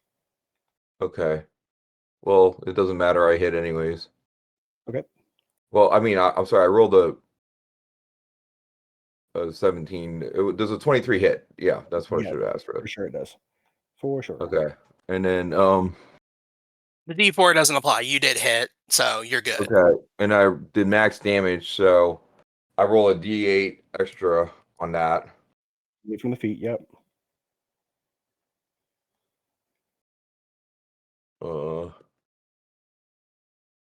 So 6 more.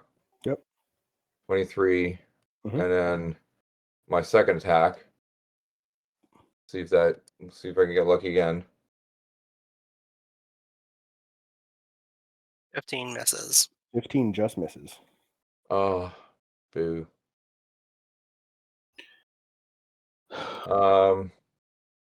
Will my dog could still technically come up and try to hit him? Yeah, you have to move up another square and use your bonus action. And yes, bonus action to command, and then he can make his attack. Yep.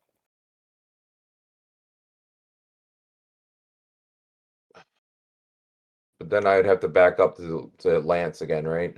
Yeah, disadvantage. Yep. Okay. You know what? Actually, it's probably going to end up with me being in short sword range anyways. So screw it. What the?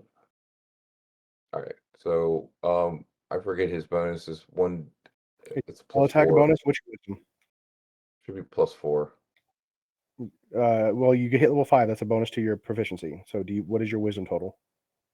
Oh wait, did I get bless? I got bless on that second attack, didn't I? The dog does not have bless. No, but the second, it's the second on lance the attack. second lance attack. So yes, Oh, okay. so that will hit no matter what you roll. That will hit. Oh, okay, so I can re-roll Yeah. Piercer on that because that looks like the damage sucked on that, right? Damage I was haven't rolled a Piercer 4. yet. The damage was a 4. So if you'd like to re-roll that, you can. Yeah, I'm gonna re-roll that. Give me a d12. Oh, so So you 7. do 7 damage instead. Okay, fine. Leave it. If you do, you have a 2 wisdom bonus. Yes. Okay, then your bonus to hit for the dog is 5 because you have 3 proficiency now. Okay. Ooh, nice. So that should hit, right? Yeah, yep. Plus what? 4. 6 more.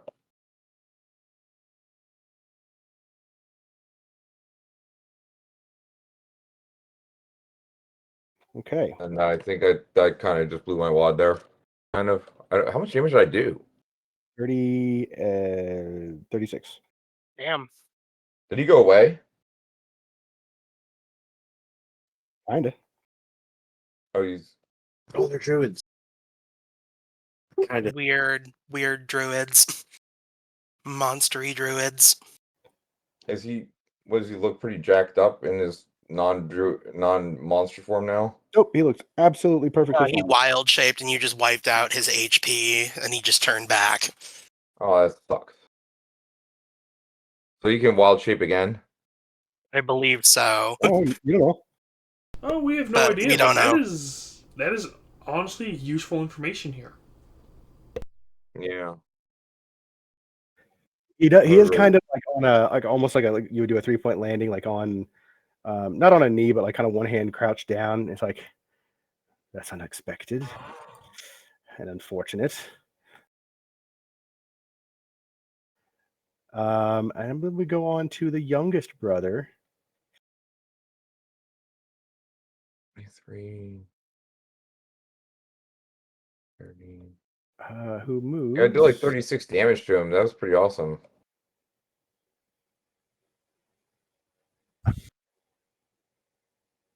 Here, 5, 10, 15, 20, 25, 30, 35, 40. I think that works. Yeah, he's going to come out around the south edge of that pillar, and from a couple of feet away, actually from here, a couple of like spiky looking tentacles are going to whip out at Dargado. Okay. Oh. How about a 20? How about a nat 20 to hit? Ah, shit. Oh, No, that misses totally. Yeah. Sorry, not Dracodo. Bastion, cast silvery barbs. I'm not here. Oh. I am O'Malley. I have no silvery barbs. So normally this does a d6 plus 4 bludgeoning and a d6 piercing. Now it's going to do 2d6 plus 4 plus 2d6 Sounds painful. for 20 damage. Jesus. That was just one. Well, don't crit with the other one then. I mean, no promises. Knock on 20 wood. to hit.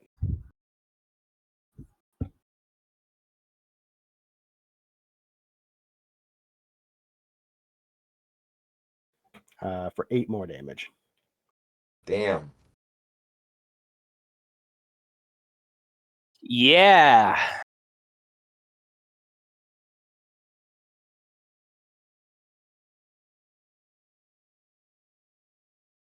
On a scale of how bad off are you?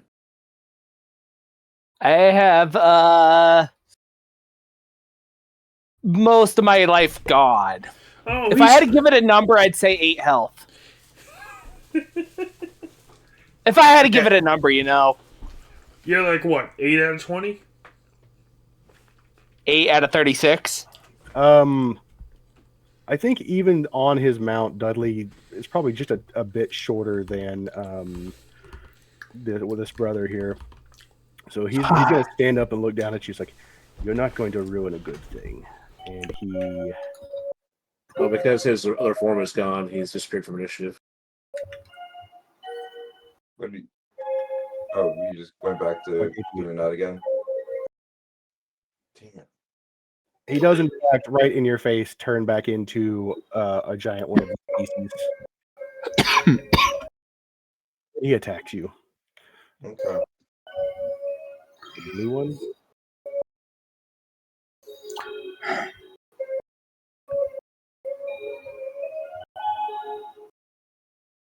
Only a 12 to hit, 18 is my AC. and he misses. And he is done. And it's O'Malley's turn. Okay. A sec. I'm just looking at something real quick.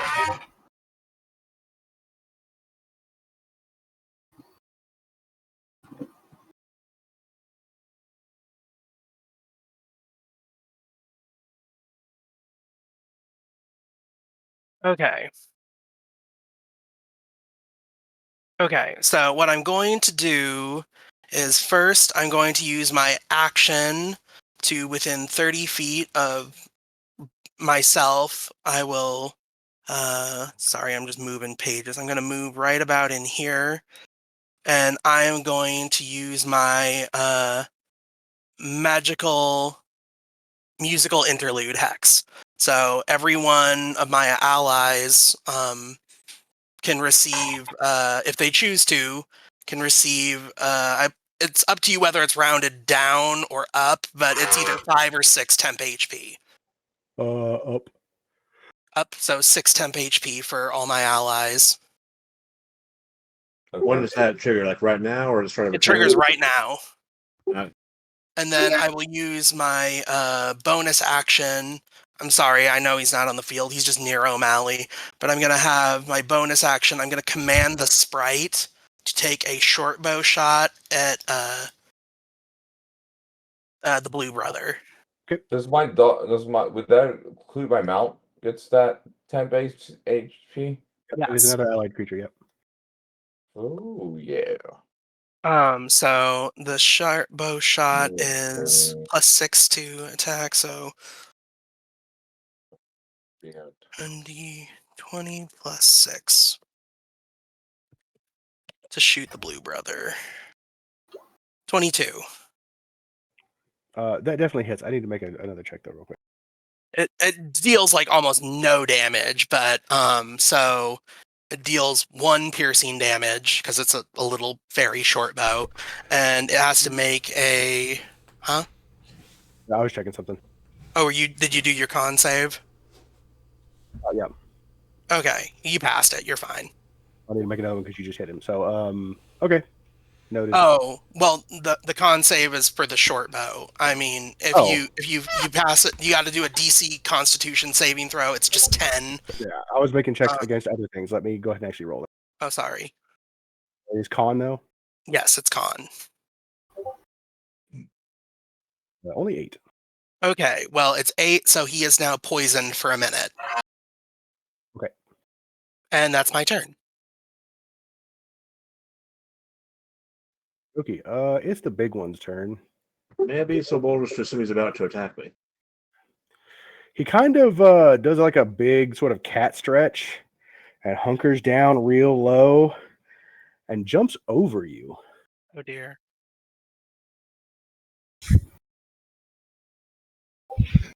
Or kind of sort of on top of you, but not quite. And he's going to land right here. Oh dear. Right here. I need y'all to, you two that he landed on, to make a dex or strength save, your choice.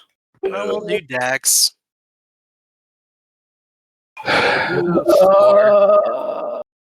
One of you has bless.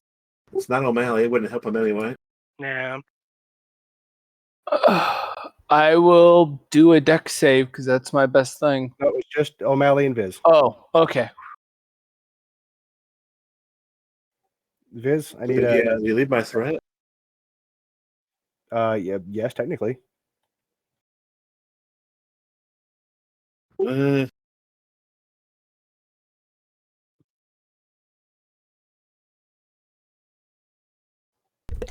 the Go ahead and give my ticket. I'm waiting on. There it is. Did you have advantage on her, or was it just regular? It was regular. I have advantage on dex saves. Barbarian, danger sense. I didn't. For some reason, I didn't even notice you roll. Okay. I got a 14. I fucking suck. I was not ready for him to hit. Yeah, I was not ready for him to jump over me suddenly. I whip out a dagger and go, "What the fuck?"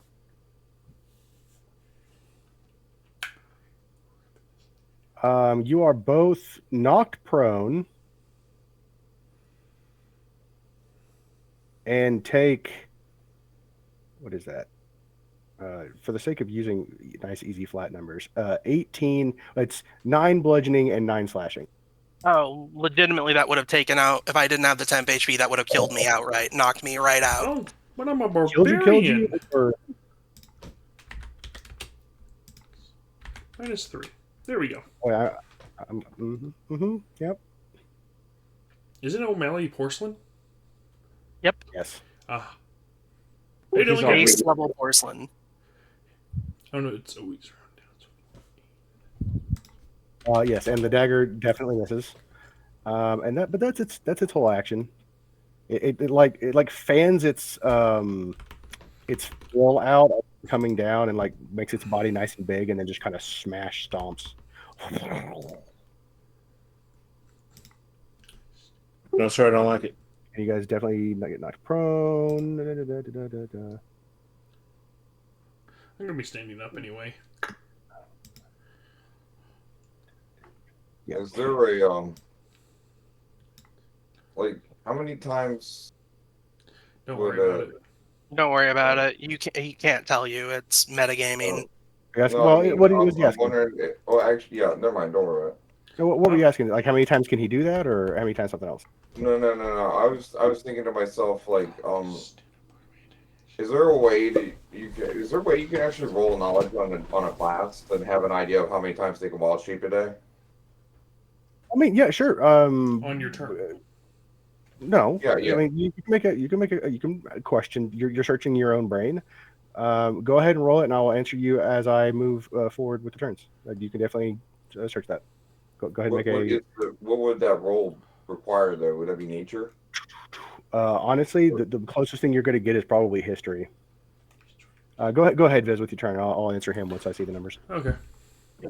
Okay. Oh, I will just stand up as part of my attack action, thanks to Pugilist. Yep. If you remember what that does. When you take the attack action, you can also stand up from being prone if your speed isn't 0. Yeah, never mind. And I will bite the damn thing that just landed on me. Okay. Where's the shot? Yeah, that hits. 21. Awesome. Take 17 piercing, 1 poison, 2 radiant. 20. Yeah. I separated out in case there's resistances. Alrighty. Bonus action to attack again. 27. Yes. 21 damage total. Then the extra attack.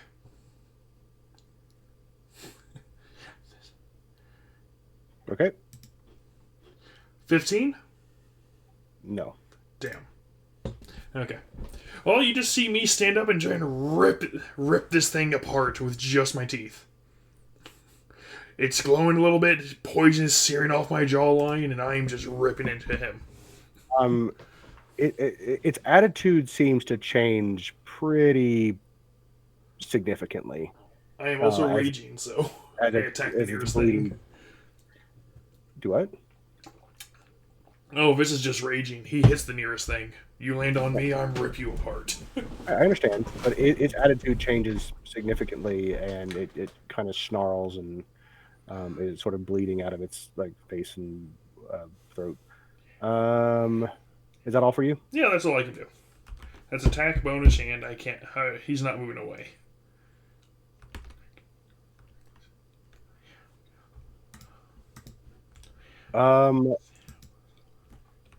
This one is going to move up here Oh dear. and is going to try to double team Dudley. Why am I surprised?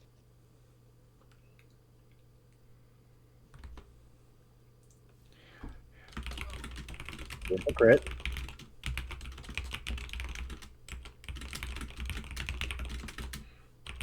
A crit for 13.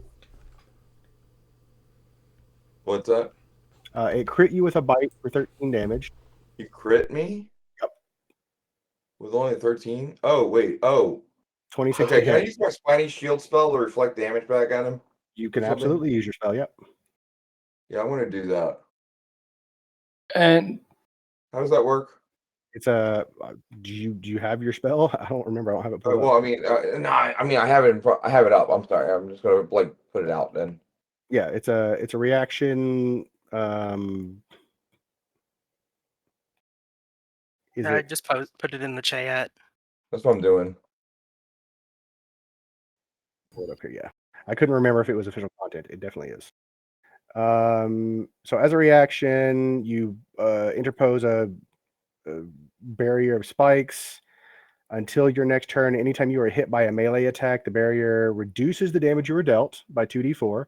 So Mhm. you'll so roll 2d4 and you'll take that much less from the 13 or from the 13. Cool. Cool. So you'll take 6, and you deal that amount back to the attacker. All right. And you get a bonus AC plus 2 to AC until your next turn. It's missile weapons, though. I thought it was, wasn't it? It is not effective against ranged attackers. Oh, I thought the plus 2 AC was only against missile attacks, but maybe I misread it. Never mind. Opposite. since the creature is within 5 feet and attacked someone, can I use my sentinel?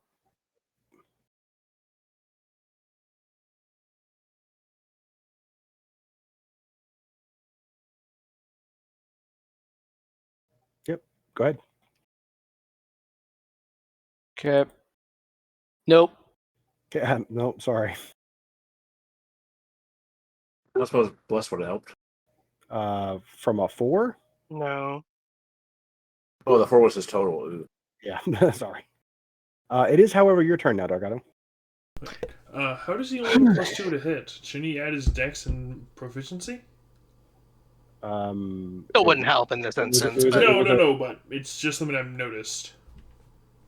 That is a fair point. It does look like that was only a roll, like a dice roll of a 20 plus 2 proficiency. It doesn't have a stat associated with it. Have you updated the level on your character sheet? Yeah, I did. So your I bonus, just realized I hadn't done that yet. your bonus to hit should you're dex based, right?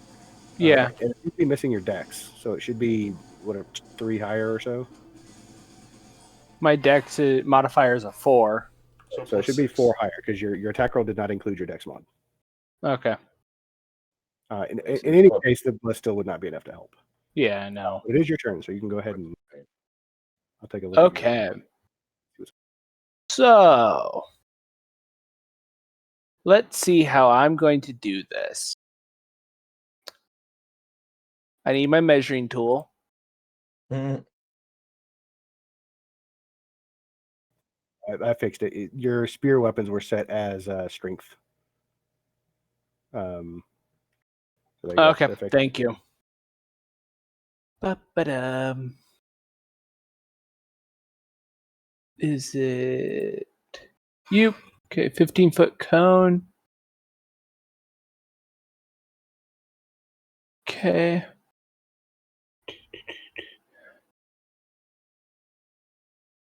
But I won't use that one. I'll use the other one. And yeah, it's still a 15-foot cone. Okay. So I am going to blood quickening, use my breath, which is each creature in a 15-foot cone, which originates from me, must make a Constitution saving throw or become incapacitated till the start of your next turn. Okay, so where you're standing right now, a 15-foot cone's only going to hit. It's both of them, I one- think. It hits both. No, the origin is your square, not the square next to you. Oh, okay. Damn. Yeah, you're right. At You should least be able to it'll. use the corner of the square, right? It still doesn't matter. This thing is 20 feet away from him. Yeah. But it still wouldn't be bad. So if you moved here, just tactically, then you could do it diagonally and catch them both, because this one would be within 15 feet of you. That sounds like a better idea. It's just like the one over there is just literally more than 15 feet away. So Mhm. gotta get closer. Okay, yes, that will work then. Okay, I don't think it actually does any damage, just incapacitates them. And it's a If they fail the con save, yeah. uh, DC plus 8 plus your Constitution so the plus red, your proficiency. the red one is a 10, which almost certainly fails. Yeah. The blue one is a 15, which probably passes or is right at the 8 plus 3, 11 plus 2. 2. So yeah. So 13. 13. So yeah. So the blue one passed. Cap. And he said he is unconscious. What? Not unconscious. But, Incapacitated can't take actions. Gotcha. until the start of my next. Well, it says until the start of your next turn. So that my next turn. Okay. And and that was my action. So as a bonus action, I'm going to, I think it said I can disengage an attack. Yep. Just so I can move away a little bit. Yep. So you use bonus action to disengage. You get a free attack when you do that, and then you can actually do the movement. Okay. Yep, that's what I'll end up doing then. And I'll attack the one that's incapacitated. Might as well. Oh. What? I'm sorry, I don't mean to interrupt, but the blue one is poison, so doesn't that have disadvantage on that check? No, it does not disadvantage on saves. Okay. It's attacks and ability checks. When you're poisoned, you are disabled on actions you are choosing to take. You're drunk. So Okay. Sorry, misunderstanding.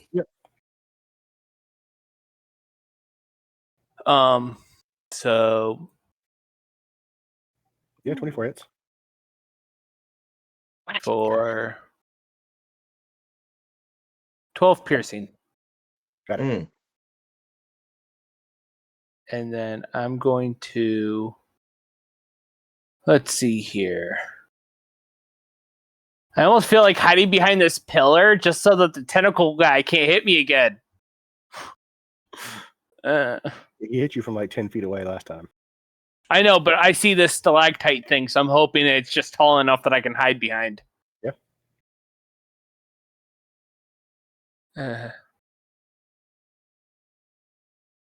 Yeah. Go prone in the water. Maybe it'll help. Yeah. I'll go prone in the water. Prone grants advantage on melee attacks. Mm-hmm. I think that was sarcasm. It was Was it half really sarcasm or? half sarcasm. It's like just FYI, it could be a valid tactic to try to hide, but there are two other creatures that can see you, and you're giving them advantage. Son of a bitch. So, what do you want to do? Oh, 1, I 2, could toss you a little hill, but it's not going to help that much. 6.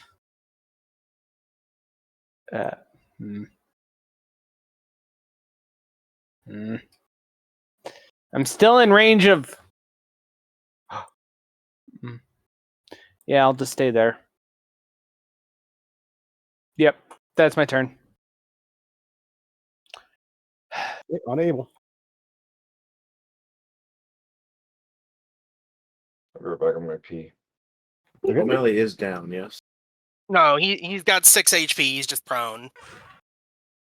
Oh, okay. I was under the impression he was like down. No, Yeah. I would have been down if I hadn't musical interluded before that happened. If I hadn't modified these monsters, I think I may have actually killed him. Yeah, you probably would have killed him outright. Not just knocked him down. Like, Yeah, you would have outright knocked him killed down. me. Yeah. Well, in that case, Yeah, I because probably I'm would've- actually the only porcelain on this mission, I think. No, Maybe Abel, I'm a C. porcelain. Oh, Abel and Dargado are both porcelains. They're just both level 4. yeah. Actually, no, Dudley went ahead and leveled up before the game. So Yeah, he's I- obsidian. I just leveled up before the game as well. we got 2 obsidians. C also would have been porcelain. Porcelain, but she's 4. Yeah. Yep. I'm 5. I figured out how that works. You're, level You're 5 now? actually level 6. Wait, how is Abel 6? Abel's 6 because he got the extra experience from being porcelain for that obsidian pirate mission, I believe. That's Or what he was pushed me to 4. five. He was 4.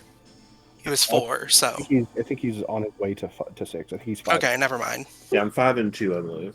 Okay. Because I was the only reason I hit 6 is because I had DM experience. Otherwise, Abel had the same number of games. Well, I apologize for interrupting anyway. No worries. Well, if he's not immediately down right this second, I'd rather not bunch up more to get pounced on as a group. And instead, this looks actually like a situation where I might be able to drop a fireball. I mean, that will hit me too, and so. Yeah, just saying. Depends on where you want to put it. I'm reminding myself how big the radius is. Hmm. It's a 20-foot radius sphere.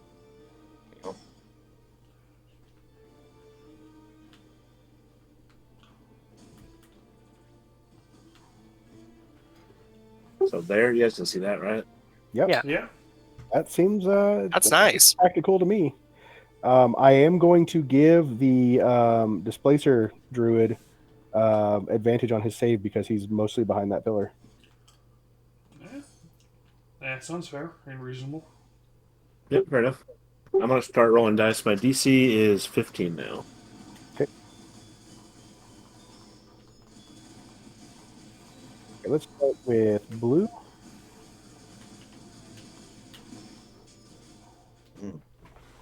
Which is a fail. That was a very below average roll. And red, which is a natural 1. So double damage? That only works on necromancers. This thing also fails. Oh, he gets advantage. Hold on. Also fails. Mark some damage here. What I'd like to have seen is some more 5s and 6s in that roll then. Mhm. God damn, he's gonna take a bunch of damage. The bass, the thunder, real nice. Can I reroll that damage? Not this time. If I wasn't trying to get this done, I might do some divine favor shenanigans. I It know I would can't cost you stay up later. too late. I got work at 8 a.m. That's 7 hours. Yeah, yeah. I'm kind of in the same boat. I gotta work at 9. I already kind of was faltering after I stayed out, after I was Yeah, I'm just at gonna my move own him out of the story way for the last moment. night. This Did he just one. dip out? Did he really just peace out? No, he unshifted. I'm just moving it His out of here wild for me. shape broke. So I don't have to keep dealing with layer swapping. I'm just moving this guy out of the way. Oh, okay. He's shifted into his uniform. Yeah, they seem to have multiple uses of their form, so. So I need to like totally like wall up him as much as I can this round. Yeah, if we can mark him out before he has a chance to go, that'd be great. Mm-hmm. Yeah, he's incapacitated. That means he can't wild shape. Oh, that's brilliant. I didn't think about that. It's like, yeah, he's incapacitated. Wait, give me a moment. Oh. Oh, Fireball was all I had, by the way. I'm just going to stay out of the melee reach here. I don't want to get more grouped up to get pounced on. I think you're gonna get an attack of opportunity from him on me. I'm gonna move out of his range. Okay. Go ahead and So move. if you want to do that, go ahead. Because I'm moving back. I'm moving back here to attack him. Actually, you are adjacent to one of his allies, so Back tactics. it's advantaged. I don't think 16 hits you though. No. It does not. Then you step away, and he misses. All right. So I'm gonna. Yeah, I guess I'm gonna use a second attempt attack. So I can get that extra damage again. And I'm gonna give him what for? Damn it. Okay. While he's on the ground. Yeah. So I get advantage on this attack. And wait, what did I just do? Damn it. I just realized these are all rolling to the GM. No wonder you guys haven't been making like responses. Mm-hmm. Yeah, we haven't seen like any of your rolls. Well, shit. How did that happen? On Beyond So- 20, you can say you rolled a GM.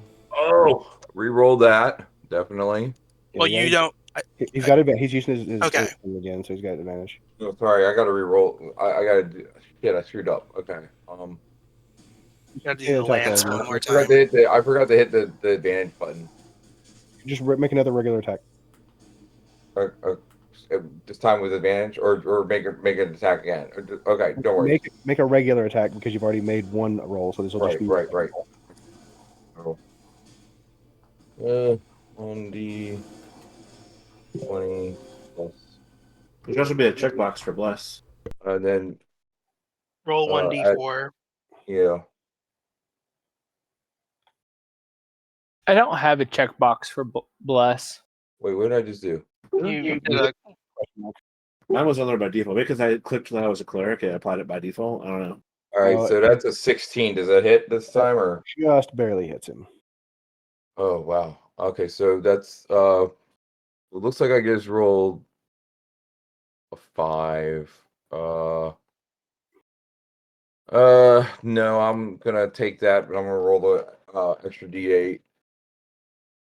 I'm gonna take that damage. So there you go. That's Ooh. 18. So now my second attack, which has no advantage, but it does have a bless. So Just a moment. nice 22. and damn, now I'm wishing I used piercing the first time. What are you attacking with that second attack? Him. Oh, he's dead. Oh, he did. I'm out of form. Mm-hmm. Well then I guess can I hit him or does it go basically like You can. okay. We'll go that and then I'll step in and chomp.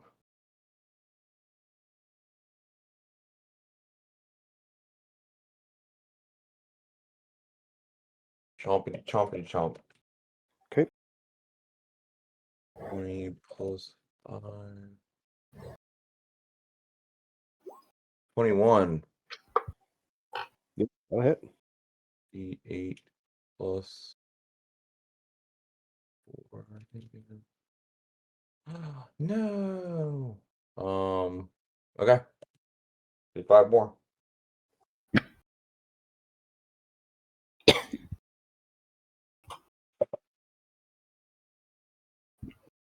Trying to figure out where the I have. Oh, I have always whisper monster rolls to the DM set on for some reason. Okay. Oh, hide monster and attack name. That's what I Thank you need. for that fireball help there, buddy. That gave me a big leg up. And the backflip attack. You guys haven't been seeing my hints of what these are stand-ins for. I was all No. damn. Okay, cool. Dudley sounds like he's done. Yeah, no, I'm done. Thanks. This cat monster over here looks ferociously angry, and he is going to jump over to here and whip at you with tentacles.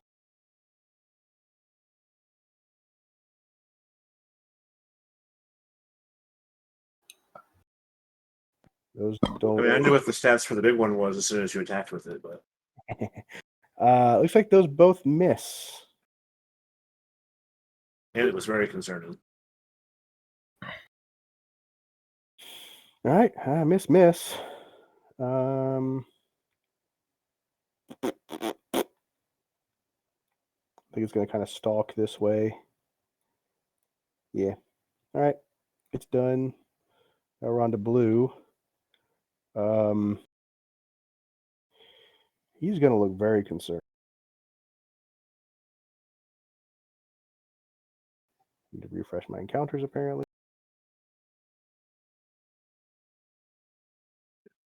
I don't want.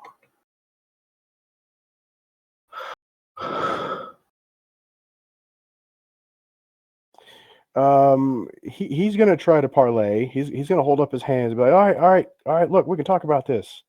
We'll leave. We'll leave right now, and we won't bother the town anymore.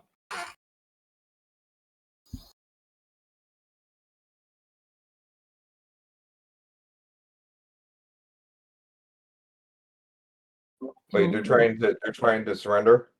The guy in front of you is like got his hands up, kind of like palms facing towards you, like, all right, stop. Don't kill my brother. We'll leave. We'll leave the town. We won't bother him anymore. You got to relinquish whatever control you have. Release the guardian, the big guardian, from being his master. I mean, I can give it different instructions. I can't just not be a keeper anymore. That's kind of a whole magical thing.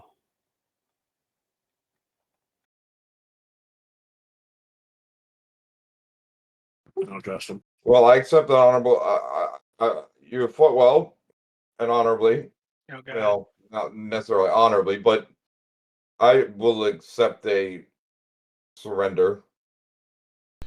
I think this might have pissed off the big one a little bit. What? So, am I gonna just take my brother and drag him on out of here? Yeah.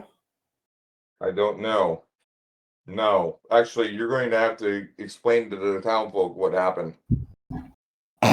Yeah. Let me just Thunderwave. You Thunderwave me? Yep. Oh God, does that hit me too? No. Okay, thank God.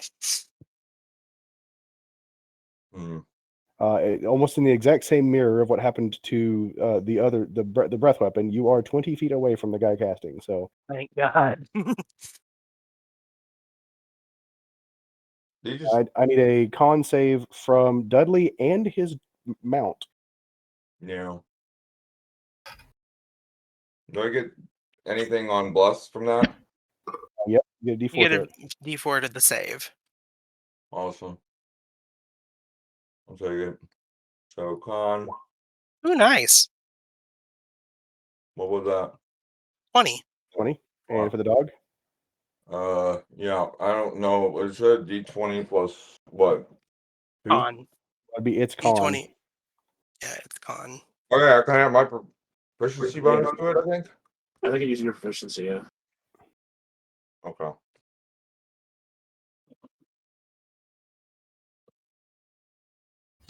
Plus. think that's right. Cool. You both take 5 damage and are not knocked back. Okay. Damn it.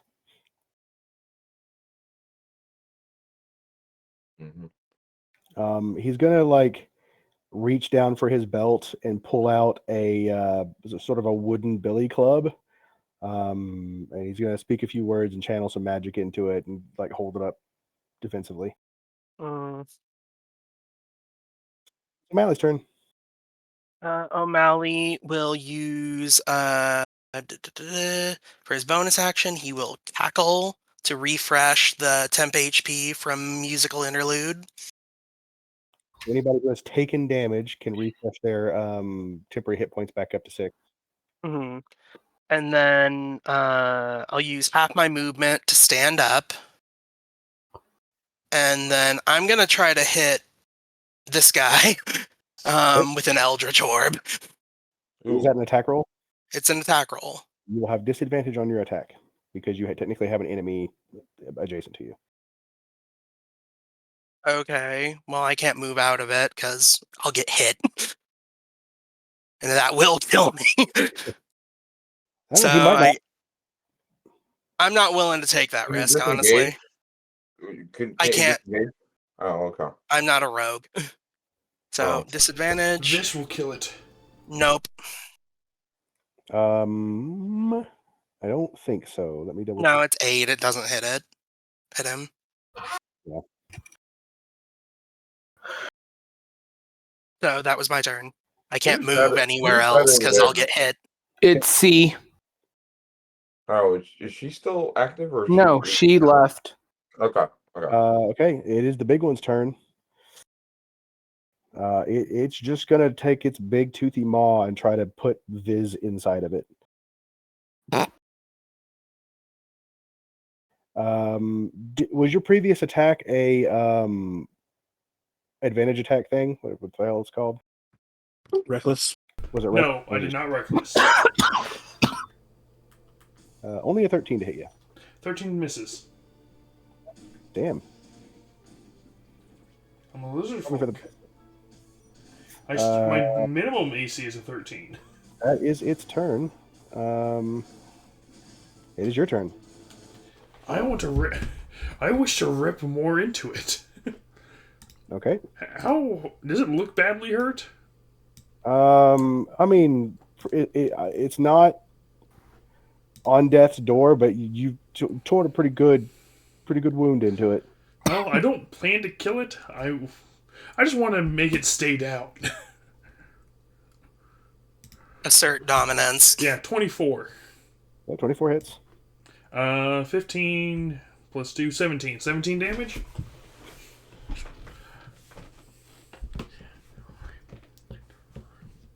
He'll patch it up later.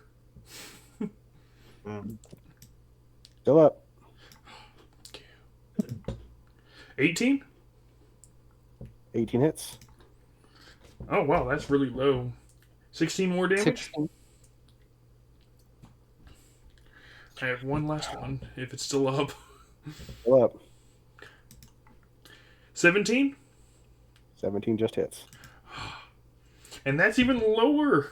15 plus 11. Sorry, 5 plus 11, 16 more damage? And it is still up, but it is on death's door, so to speak. Yeah. My guy's not trying to kill it. He's just trying to... He does all that, then he snaps his finger just pretty much at the ground, and he's just done. All right. Ripping into him and pretty much telling him down. It would be Red's turn, but he's currently bleeding out. What was it that actually killed him? Oh, that was technically Dudley's lance. We're kind of like before. Were you intending to kill the druid? because you hit him with a melee attack, so you technically have the option to not hit for him to not be dead. No, I wouldn't try to kill him. We're on. Huh? So, okay, so just saying. Okay, noted. We're on to Dargato's turn. Okay.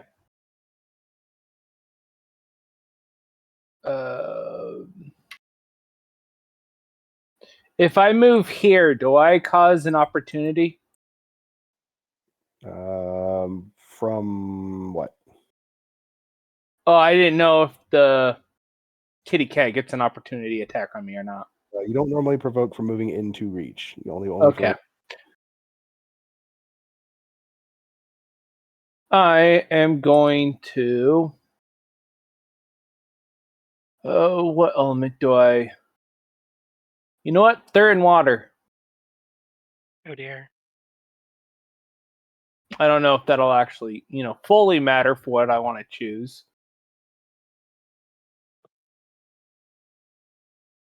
But I'm going to. Whoops, wrong button.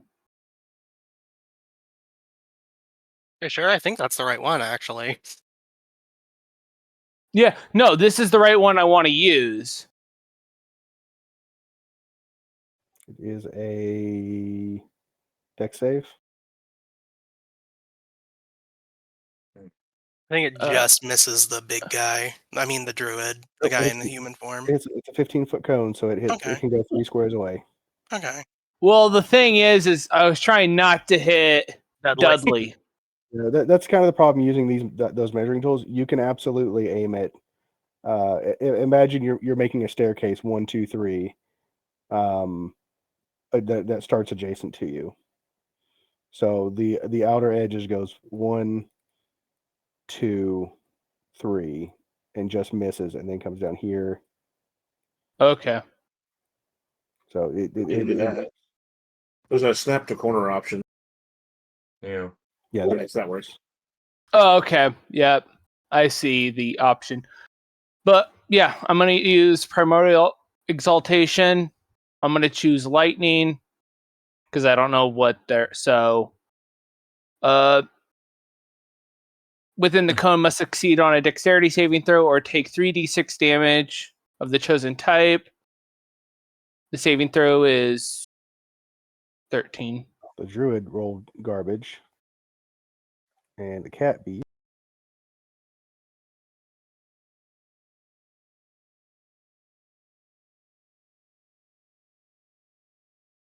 No.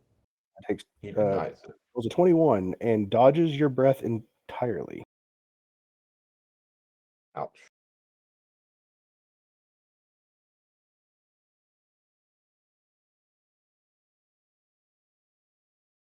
And 9 damage on that guy.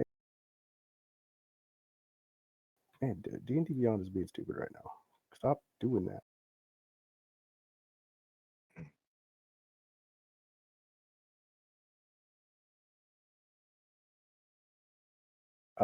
That does, however, roast the blue druid, the wolf druid over there.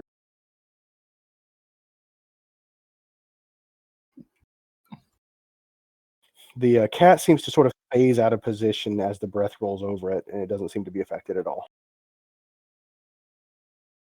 Okay. I'm going to then,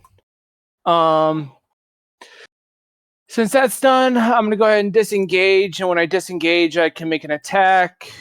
So your primordial exhalation was a bonus action. Yes. Oh, that was? You want to use your Okay. full action to disengage? Because you can do that.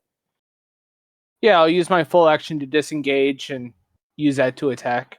Okay, you can do that. You need to attack with disadvantage. So roll again. Nope. You get blessed. No. Roll D4, right? Yeah. 1d4. Roll a 4, a 16 might hit. I don't think a 14 might. 14. No. Hit. Okay. Whoops, wrong button. Is that it for you? D. That'll be it for me. Okay, on to Abel.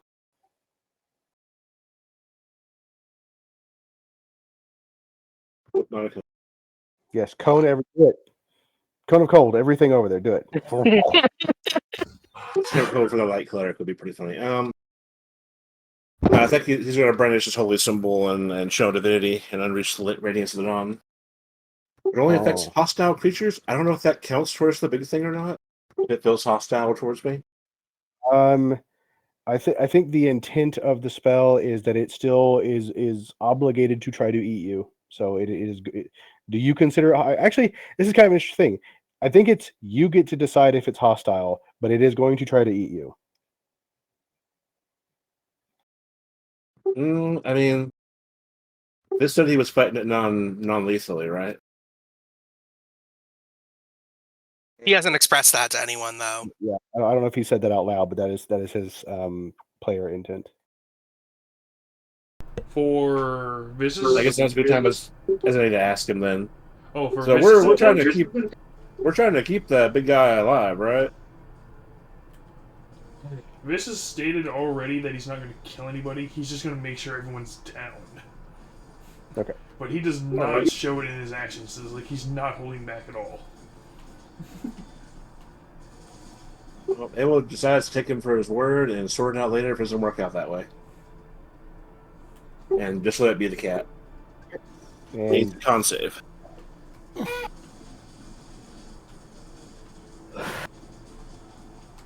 hang on. Bunch of question marks in there. Yeah, it's still a weird setting. Well, he's taking the full radiant damage then, and the spell's magical darkness if there's any. There's not. He is hit. We still got no allies down somehow, right? No. Less people are teetering on the brink of death, but Yeah. Y'all done? that's it. All right, Dudley. Jab into Displacer Beast now. Need that I'm not attack. going to use my special. Okay, I'll I'm need not it with gonna- disadvantage then. Huh? I'll need to attack with disadvantage then. Oh. No, you know what? No, I'm going for Ferg. I'm going to take that one attack so I can get normal. Okay, so give me a normal And attack. then I'll get disadvantage on the second attack. There we go. Well, We'll see. If you hit on the first one, it turns off the displacement. So Oh, okay. that 10 is not going to hit. So your 2. second attack will be a disadvantage. Alright. So, We know if 14 would have hit. No, because it didn't hit for me. So Yeah, 20 will hit. 8 damage. okay. That was poopy damage. Yeah, I'm gonna reroll that. Okay, With Piercer. from a 3. Yeah. Go ahead. Come on, baby. Oh, I got a 4! One more About that. 9 damage. All right, got it. That Ben. Does he no longer have the displacer thing going on? Correct. You made contact with it, and the phasing shudders to a stop temporarily. Any way I can make that with a D4? Nope, he does not have the bless. Oh, my dog doesn't have bless? Nope. no. Oh, that's right. That's right. So that doesn't hit. Nope. Yeah, whatever. All done. He's still up. All right, well, he's going to try to attack you back.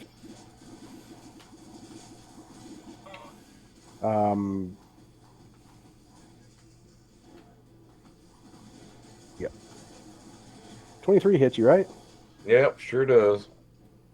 Take 10 bludgeoning and 5 piercing. I'm gonna reflect back at him. Okay. Again. Roll that the D4 or 2D4. Yeah.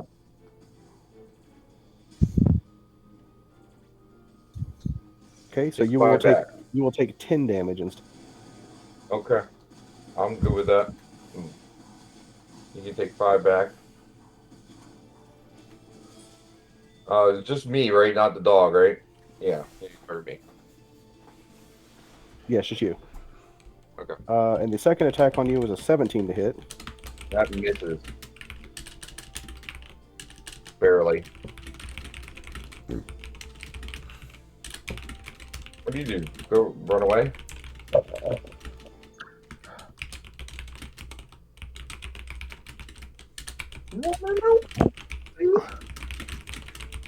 As he Oh. is the spiky shards of your shield knock him Okay. out of his beast form.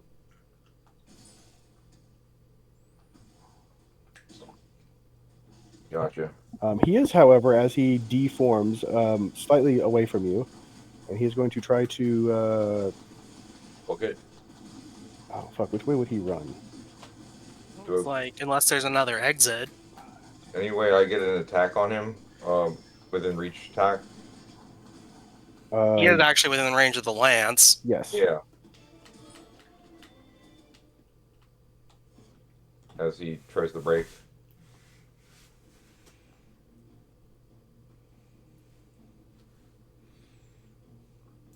Let me make a couple of checks real quick.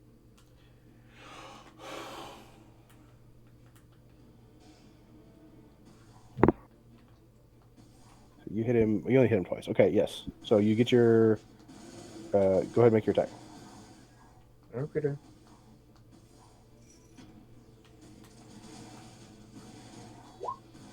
Ooh, nat 1. Oh. No. It's 21. Oh, wait, it's 21. Sorry. Oh wait, that was Oh, disadvantage. Those are just. Yeah, I had disadvantage on by accident. No. We just take the first one. Yeah. Okay. The first roll is the first roll. So you hit 10 piercing. 10 damage. He still runs off. Okay.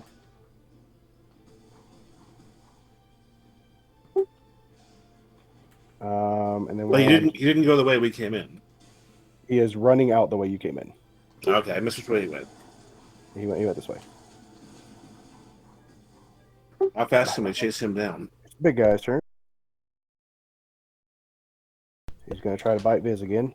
Oh, I don't know what I did to him. 16 to hit. Yes, a 16 hits me. Sweet. 17 piercing damage. Awesome. Damn. Taken. Chomp.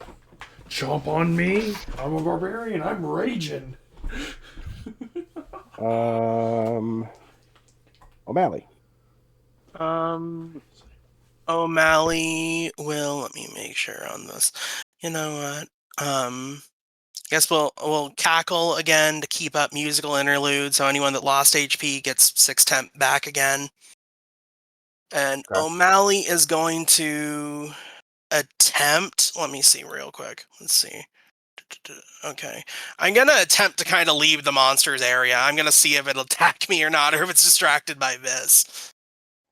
So I'm going to try to move like right here. It does not appear fully distracted because you see as you're watching it to see if it's going to do something, it like turns its head and looks right at you and then kind of turns its head back the other direction, but it doesn't do anything. And then since I'm out of its range, hopefully this will not have disadvantage this time. I'm going to attempt to hit it with an Eldritch Orb again. Okay. So, oh, that's right. I don't have to. I actually have it built in. So, Eldritch Orb. 23. Oh yeah. 1 damage. 1 force damage. All right, got it. The way I'm gonna flavor that, and it works perfectly, is O'Malley blows in his paws a little bit, and he just like throws over a bubble of rainbow energy, and it just pops in front of the dude, and he takes the damage from that. Gotcha. And that's my turn. Oh, I thought it was going to be O'Malley's tears. I mean, O'Malley is gonna cry when this is over. It doesn't matter. I miss had which thing that was. Technically, it's the big thing's turn now, but I've already done that turn, so it's Viz's. Okay. I'm still going to rip into it. 19? Yes. 17 damage, and hopefully it stays down now. It does go down. I'm not killing it. It kind of I'm gonna pet its head and dash off. kind of falls on top of you, to be honest, since you never left it square. Oh, you want me to roll strength or dex? Yeah, just for the sake of it, just to see if Which one would you how prefer? well, do you dodge it or do you push it back off of you? I'm raging it, so yes, I'm going to push it off of me. Okay, give me a strength check. Yeah, sure. So it kind of lands on you, and you just shoulder the weight and kind of like, and just shove it over, and you can, Oh, step out. pretty awesome. I have attack something that is 30 feet of movement. I'm not a rogue. Okay. I don't have cunning action. You got your ranged weapons? Oh, that's right. I'm a barbarian. I have 10 additional feet of movement. That's all I have. No, I don't keep ranged weapons on me. Oh, I do have a pike, but I don't think it has a throw. No, a pike does not have throw. Or a dagger. You can throw a dagger. Yeah, you can throw a dagger. Okay, I will. Oh, I have a net. That's kind of funny. Can I throw a net? Nets only have a 10-foot. Nets only have a base range of 10 feet, I believe, so you'd be attacking with disadvantage. That's fine. I'm gonna just reach it behind me, pull a net out of it, just pull a net off my back, and I'm gonna try and just capture him. Good idea. 11. Nope. I throw a net at his feet, saying, "I've captured you." Actually, as he's slightly surprised by the bubble popping thing, and still desperately trying to get out the cave, you actually catch his arm and his shoulder, and it trips into one of his feet. I have caught him with a net. Okay, I'm done. I would say we need one of these fellows alive for confessions and whatnot, but then they'll still have control over the big beastie, so. Think he's better off dead than captured? It's actually max 15 foot is max range. It's still disadvantage, but it was slightly shorter range than I thought. I want to bring him to justice, honestly, if I. I don't know if the damage applies or not, but everything always has like little poison because of me, because I throw it. Claws, teeth. But that's just my. That's just this one's thoughts on the matter. I actually missed what your thought was. I'm sorry. I want them to. I want justice. So I want them to have to pay some recompense to these town people and answer for what they did. That's just this one's humble opinion on the matter. My only issue is I don't know the distance between how they can contact the beast. If we bring him to town, could he just call the beast over into town and just wreck the town? Mm-hmm. Do we really want to put the villagers in that much danger? I downed the beast by myself. I can do it again. We could put the beast down for good if you want. I mean, it seems like it can be reasoned with. I wasn't understanding what it was saying, but it didn't sound so happy to be fighting us. It is Dargado's turn for whatever actions he might want to take. Well, the only action I would have taken was to move, dash, and hit. Because of the dash action, I can do a bonus attack on the guy. But if he caught him, do we really need to fight him? I mean, he's in a net. A He's net can be partially escaped. caught. Well, then I'm going to... I think he still needs to be beat down. 1, 2, 3, 4, 5, 6. Well, 7. And then I can use my bonus action to dash, and I go, what? Another... How many feet? Your whole You movement show again. movement.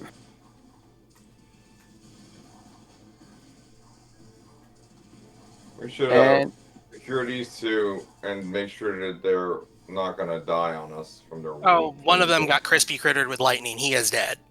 Oh, one of them. Yep, that guy. Oh, that guy did. Yeah. All right, so I'll don't hit. render aid to the fellow. I mean, to his brother. I guess. On my action. Because I'm pretty sure Bless won't even help me hit him. You have blessed. Roll your blessed. Out of combat now. Oh, roll your bless, he said. I am. 4. Nope. Damn. 10. Ooh, sorry. Check on him because I don't want to Just miss. spell. Ooh, I made 19 on the medicine check on that guy to try to stabilize him. When it gets to me. Yep, that's fine. Yeah, sorry, Dargano, that's going to miss. Technically, that's Yeah. only a move and a bonus action. You still have your action. Or are you still in your wind form thing? I'm still in flow, yes. And so your dash was a bonus action, which includes an attack. So you still have your action. You can still stab him if you want. Okay. Regular attack. Roll the d4. Slash That- roll. That hits. Oh, that That hits? does? Damn. So high value bless. You know what? Fuck it. 13. Oh, that misses. Still hits. Probably. 12 damage. Um, Oh, I thought he was caught. Well, caught but Half not out. caught. Yes. Oh, Th- okay. This is a hunter, so he does go fishing. he goes down in a heap. Okay. The only reason I was like want to make sure we subdued him is because the one guy hit Thunderwave on us. I don't think a guy in a net with spellcasting is harmless. I don't know if they all had that or not, but Can we take his Dargano, hands? were you intending to kill?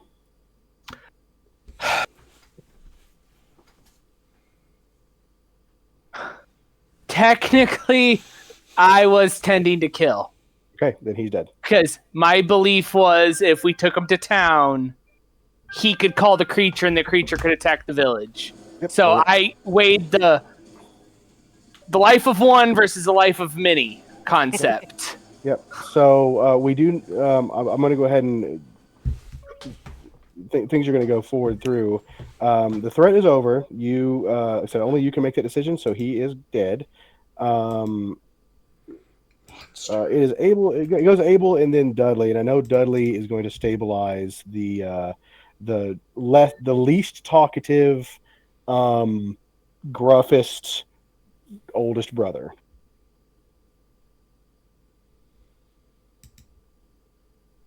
So we're out of initiative, but it would be Abel if he wants to do anything. just as a gesture, I can stabilize the creature.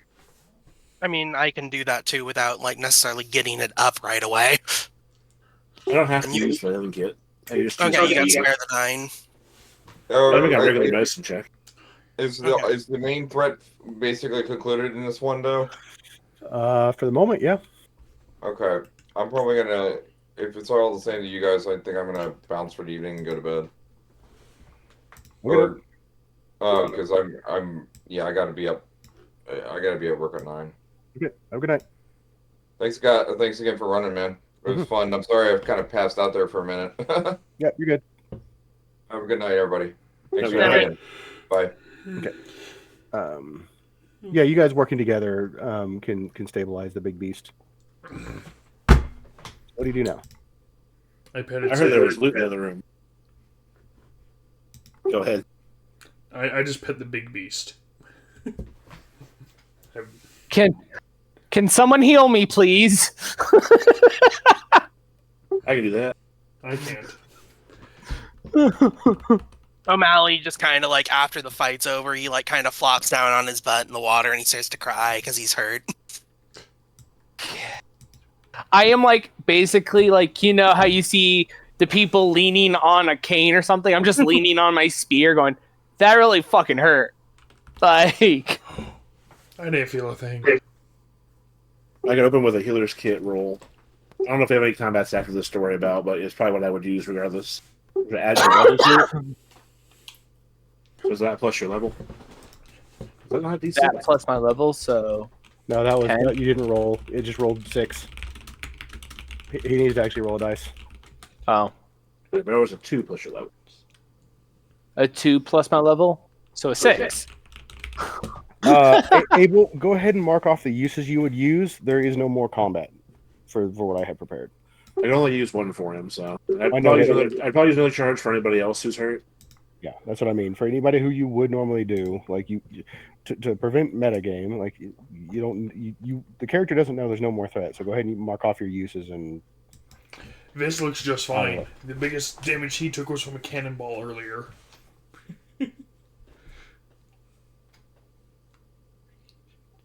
Rage Biggest damage I took was with the Displacer Beast critting me. Yeah. Yeah, you probably Damn, need to that charge hurt. 2 then, right? What? You probably need to charge 2 then, right? I mean, you just healed me once. I'm up to 14 now if I had to put a number on it. I had a 36. So I'm missing 22 hit points. He's the one you No, that already first used. roll was O'Malley's roll. Oh, the first roll was O'Malley's. Oh, okay. Oh, Well, either way, I get the second one to O'Malley instead. Then he can get a bigger roll. I'm okay, glad. that's fine. I'm glad I chose not to roll full damage on that jumpy stomp thing, because that does like 4d6 plus 4 twice. Oh yeah, that would have killed me. I could take it. No, 3d6 plus 4 twice. I was pretty alarmed when he said he jumps over you. Then you position the model over 2 players, and I was like, "It's a Bulette." A modified one, but that was the base creature. And I got very concerned. Yeah, I almost died outright at the beginning of combat. I thought it was going to be like it jumped over and was going to help us fight or something. Because it like No. O'Malley was showing that he cared, kind of thing. Like, yeah, we'll become keepers. So I will let you know in game time, you have about 30 minutes to an hour before some other things might happen. So what do you actually do? I heard there was a loot room. Yep. I propose we investigate. I'm gonna spend some hit dice. I can give you some more spellcasting if you want to be more topped off. Nah, go ahead and keep your spell slots. Viz is fine. Viz barely took anything. Creature can't nibble its way through meat. We could call it a short rest for people who don't need the rest and go looking for loot. I think I found the loot. I found a campfire. I find shiny things. It looks like loot, all right. Yeah. So aside from the various knickknacks outside, which you very large or easily can suspect are various trade goods and equipment and things that were supposed to have come to the town in the first place, this appears to be a few choice selections that were hidden away.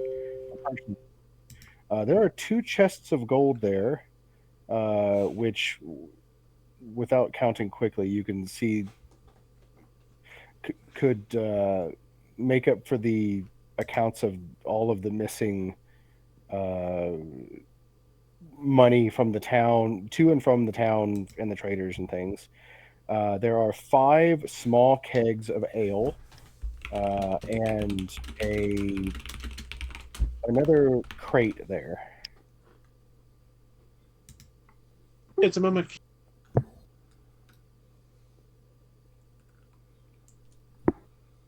I want to go look. My thoughts is to give the gold to the town to help Mhm. them. I mean, it sounds like it's agree. all stolen goods, but I'm curious what's in the box. Yeah. I mean, it does cross Abel's mind that, no one would know we found it. But he doesn't think the rest of the party would go for that, so. Well, my thought process was gold goes to village if there's any equipment that one of us could use. I mean, we did just take care of the problem. Anything interested in the box? Is it a mimic? Because I definitely touch it. It bites you. No, it is not a mimic. It's actually full of paperwork. Anything interesting on a skim? Right offhand, at least 2 of the documents are property deeds, mentioning locations in other continents. It seems like possibly the mayor had used his funds to purchase some land, and this was the paperwork coming back to him that he never received.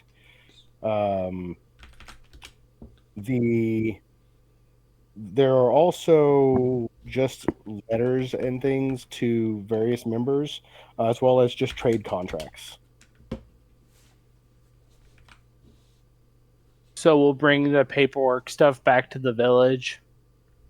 We're gonna have I a mean, if real it's- long talk with the mayor. If the mayor was in cahoots with these guys, I'm gonna eat the mayor. there might be some evidence against him and amongst the stuff. I don't know if I want to give it to him in any way. Well, no, I'm saying we could bring a lot of this stuff back, but like we're gonna have a long talk with the mayor. It's like I wasn't just gonna hand it. It's like, okay, here you go, mayor. We're leaving. We're gonna have a long talk with him. Oh, what about Ritual to become keeper of Big Thing? O'Malley did move that way towards where the thing pointed, the big beast he pointed earlier. Yeah, I kind of want to check that out too. Well, I wouldn't know about it If because it's it was available. in Sylvain. If it's available to do, or if you just want to quit it and we'll do it another time. Just a second. On a side note, we could like painstakingly shoot all the boxes out of the trees on the way back. Oh. And then we can bring all that stuff back to town. Oh, Aces is here. Yeah, I technically don't know about the ritual Oh, holy thing. shit, there's so. a spider in there. That was the wrong one. My bad. If I knew about it, I probably would have also gone over there. That was the last map. That was my old one. It's like, oh my god, I'm about to die. Yes, the big Yay, demon the spider. deity has been resummoned.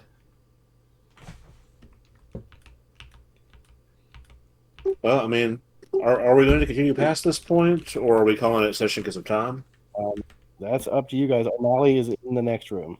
Okay, I got all the. I thought he was extra- Did he short rest, or Yeah, I did. O'Malley's kind of looking around. Do I need to make a perception check, or is there something in here that's threatening to me? There's I know not that's a meta anything- question. I'm just There's nothing threatening for you to discover there. okay. Then I'll walk around. I'm sorry, I just asked that meta question just because I wanted to not hold things up if I needed to go back. Oh, the combat's prepared, so. I'm gonna actually head to bed. I have to wake up in 5 hours to go to work. Yeah, I Okay. know that. I just wanted to go through the combat. Yeah, I will do a little bit of narrative just to fill people in on the bits that are easy to narrate without causing any extra complication, and then I'll do a wrap up or a results page later.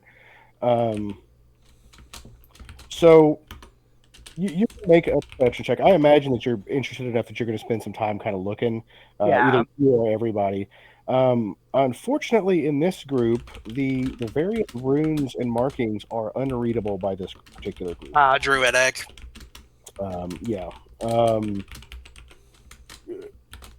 There is at the top of this sort of levels a big pool that is currently full of clear water, and there is a sort of sunlight, moonlight, a hole in the ground / sky, like above you, that leaves a beam of light, sort of not on the pool currently due to the angle, due to the early morning, but it obviously this is some sort of ritual chamber where the the sun can align or the moon can align and light can come straight down into this pool.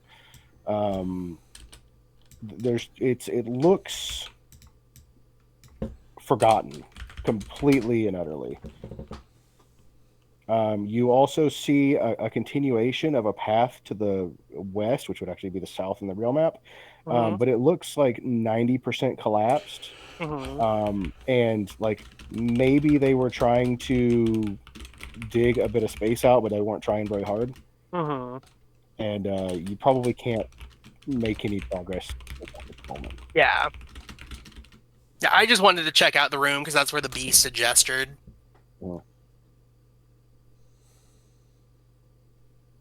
Wait, I said Bastion. Why did it give me Dajano? But was that everything then? Yeah. Okay, I'm gonna head to bed. If anything else happens, just let me know. Great session. Yeah, thank you.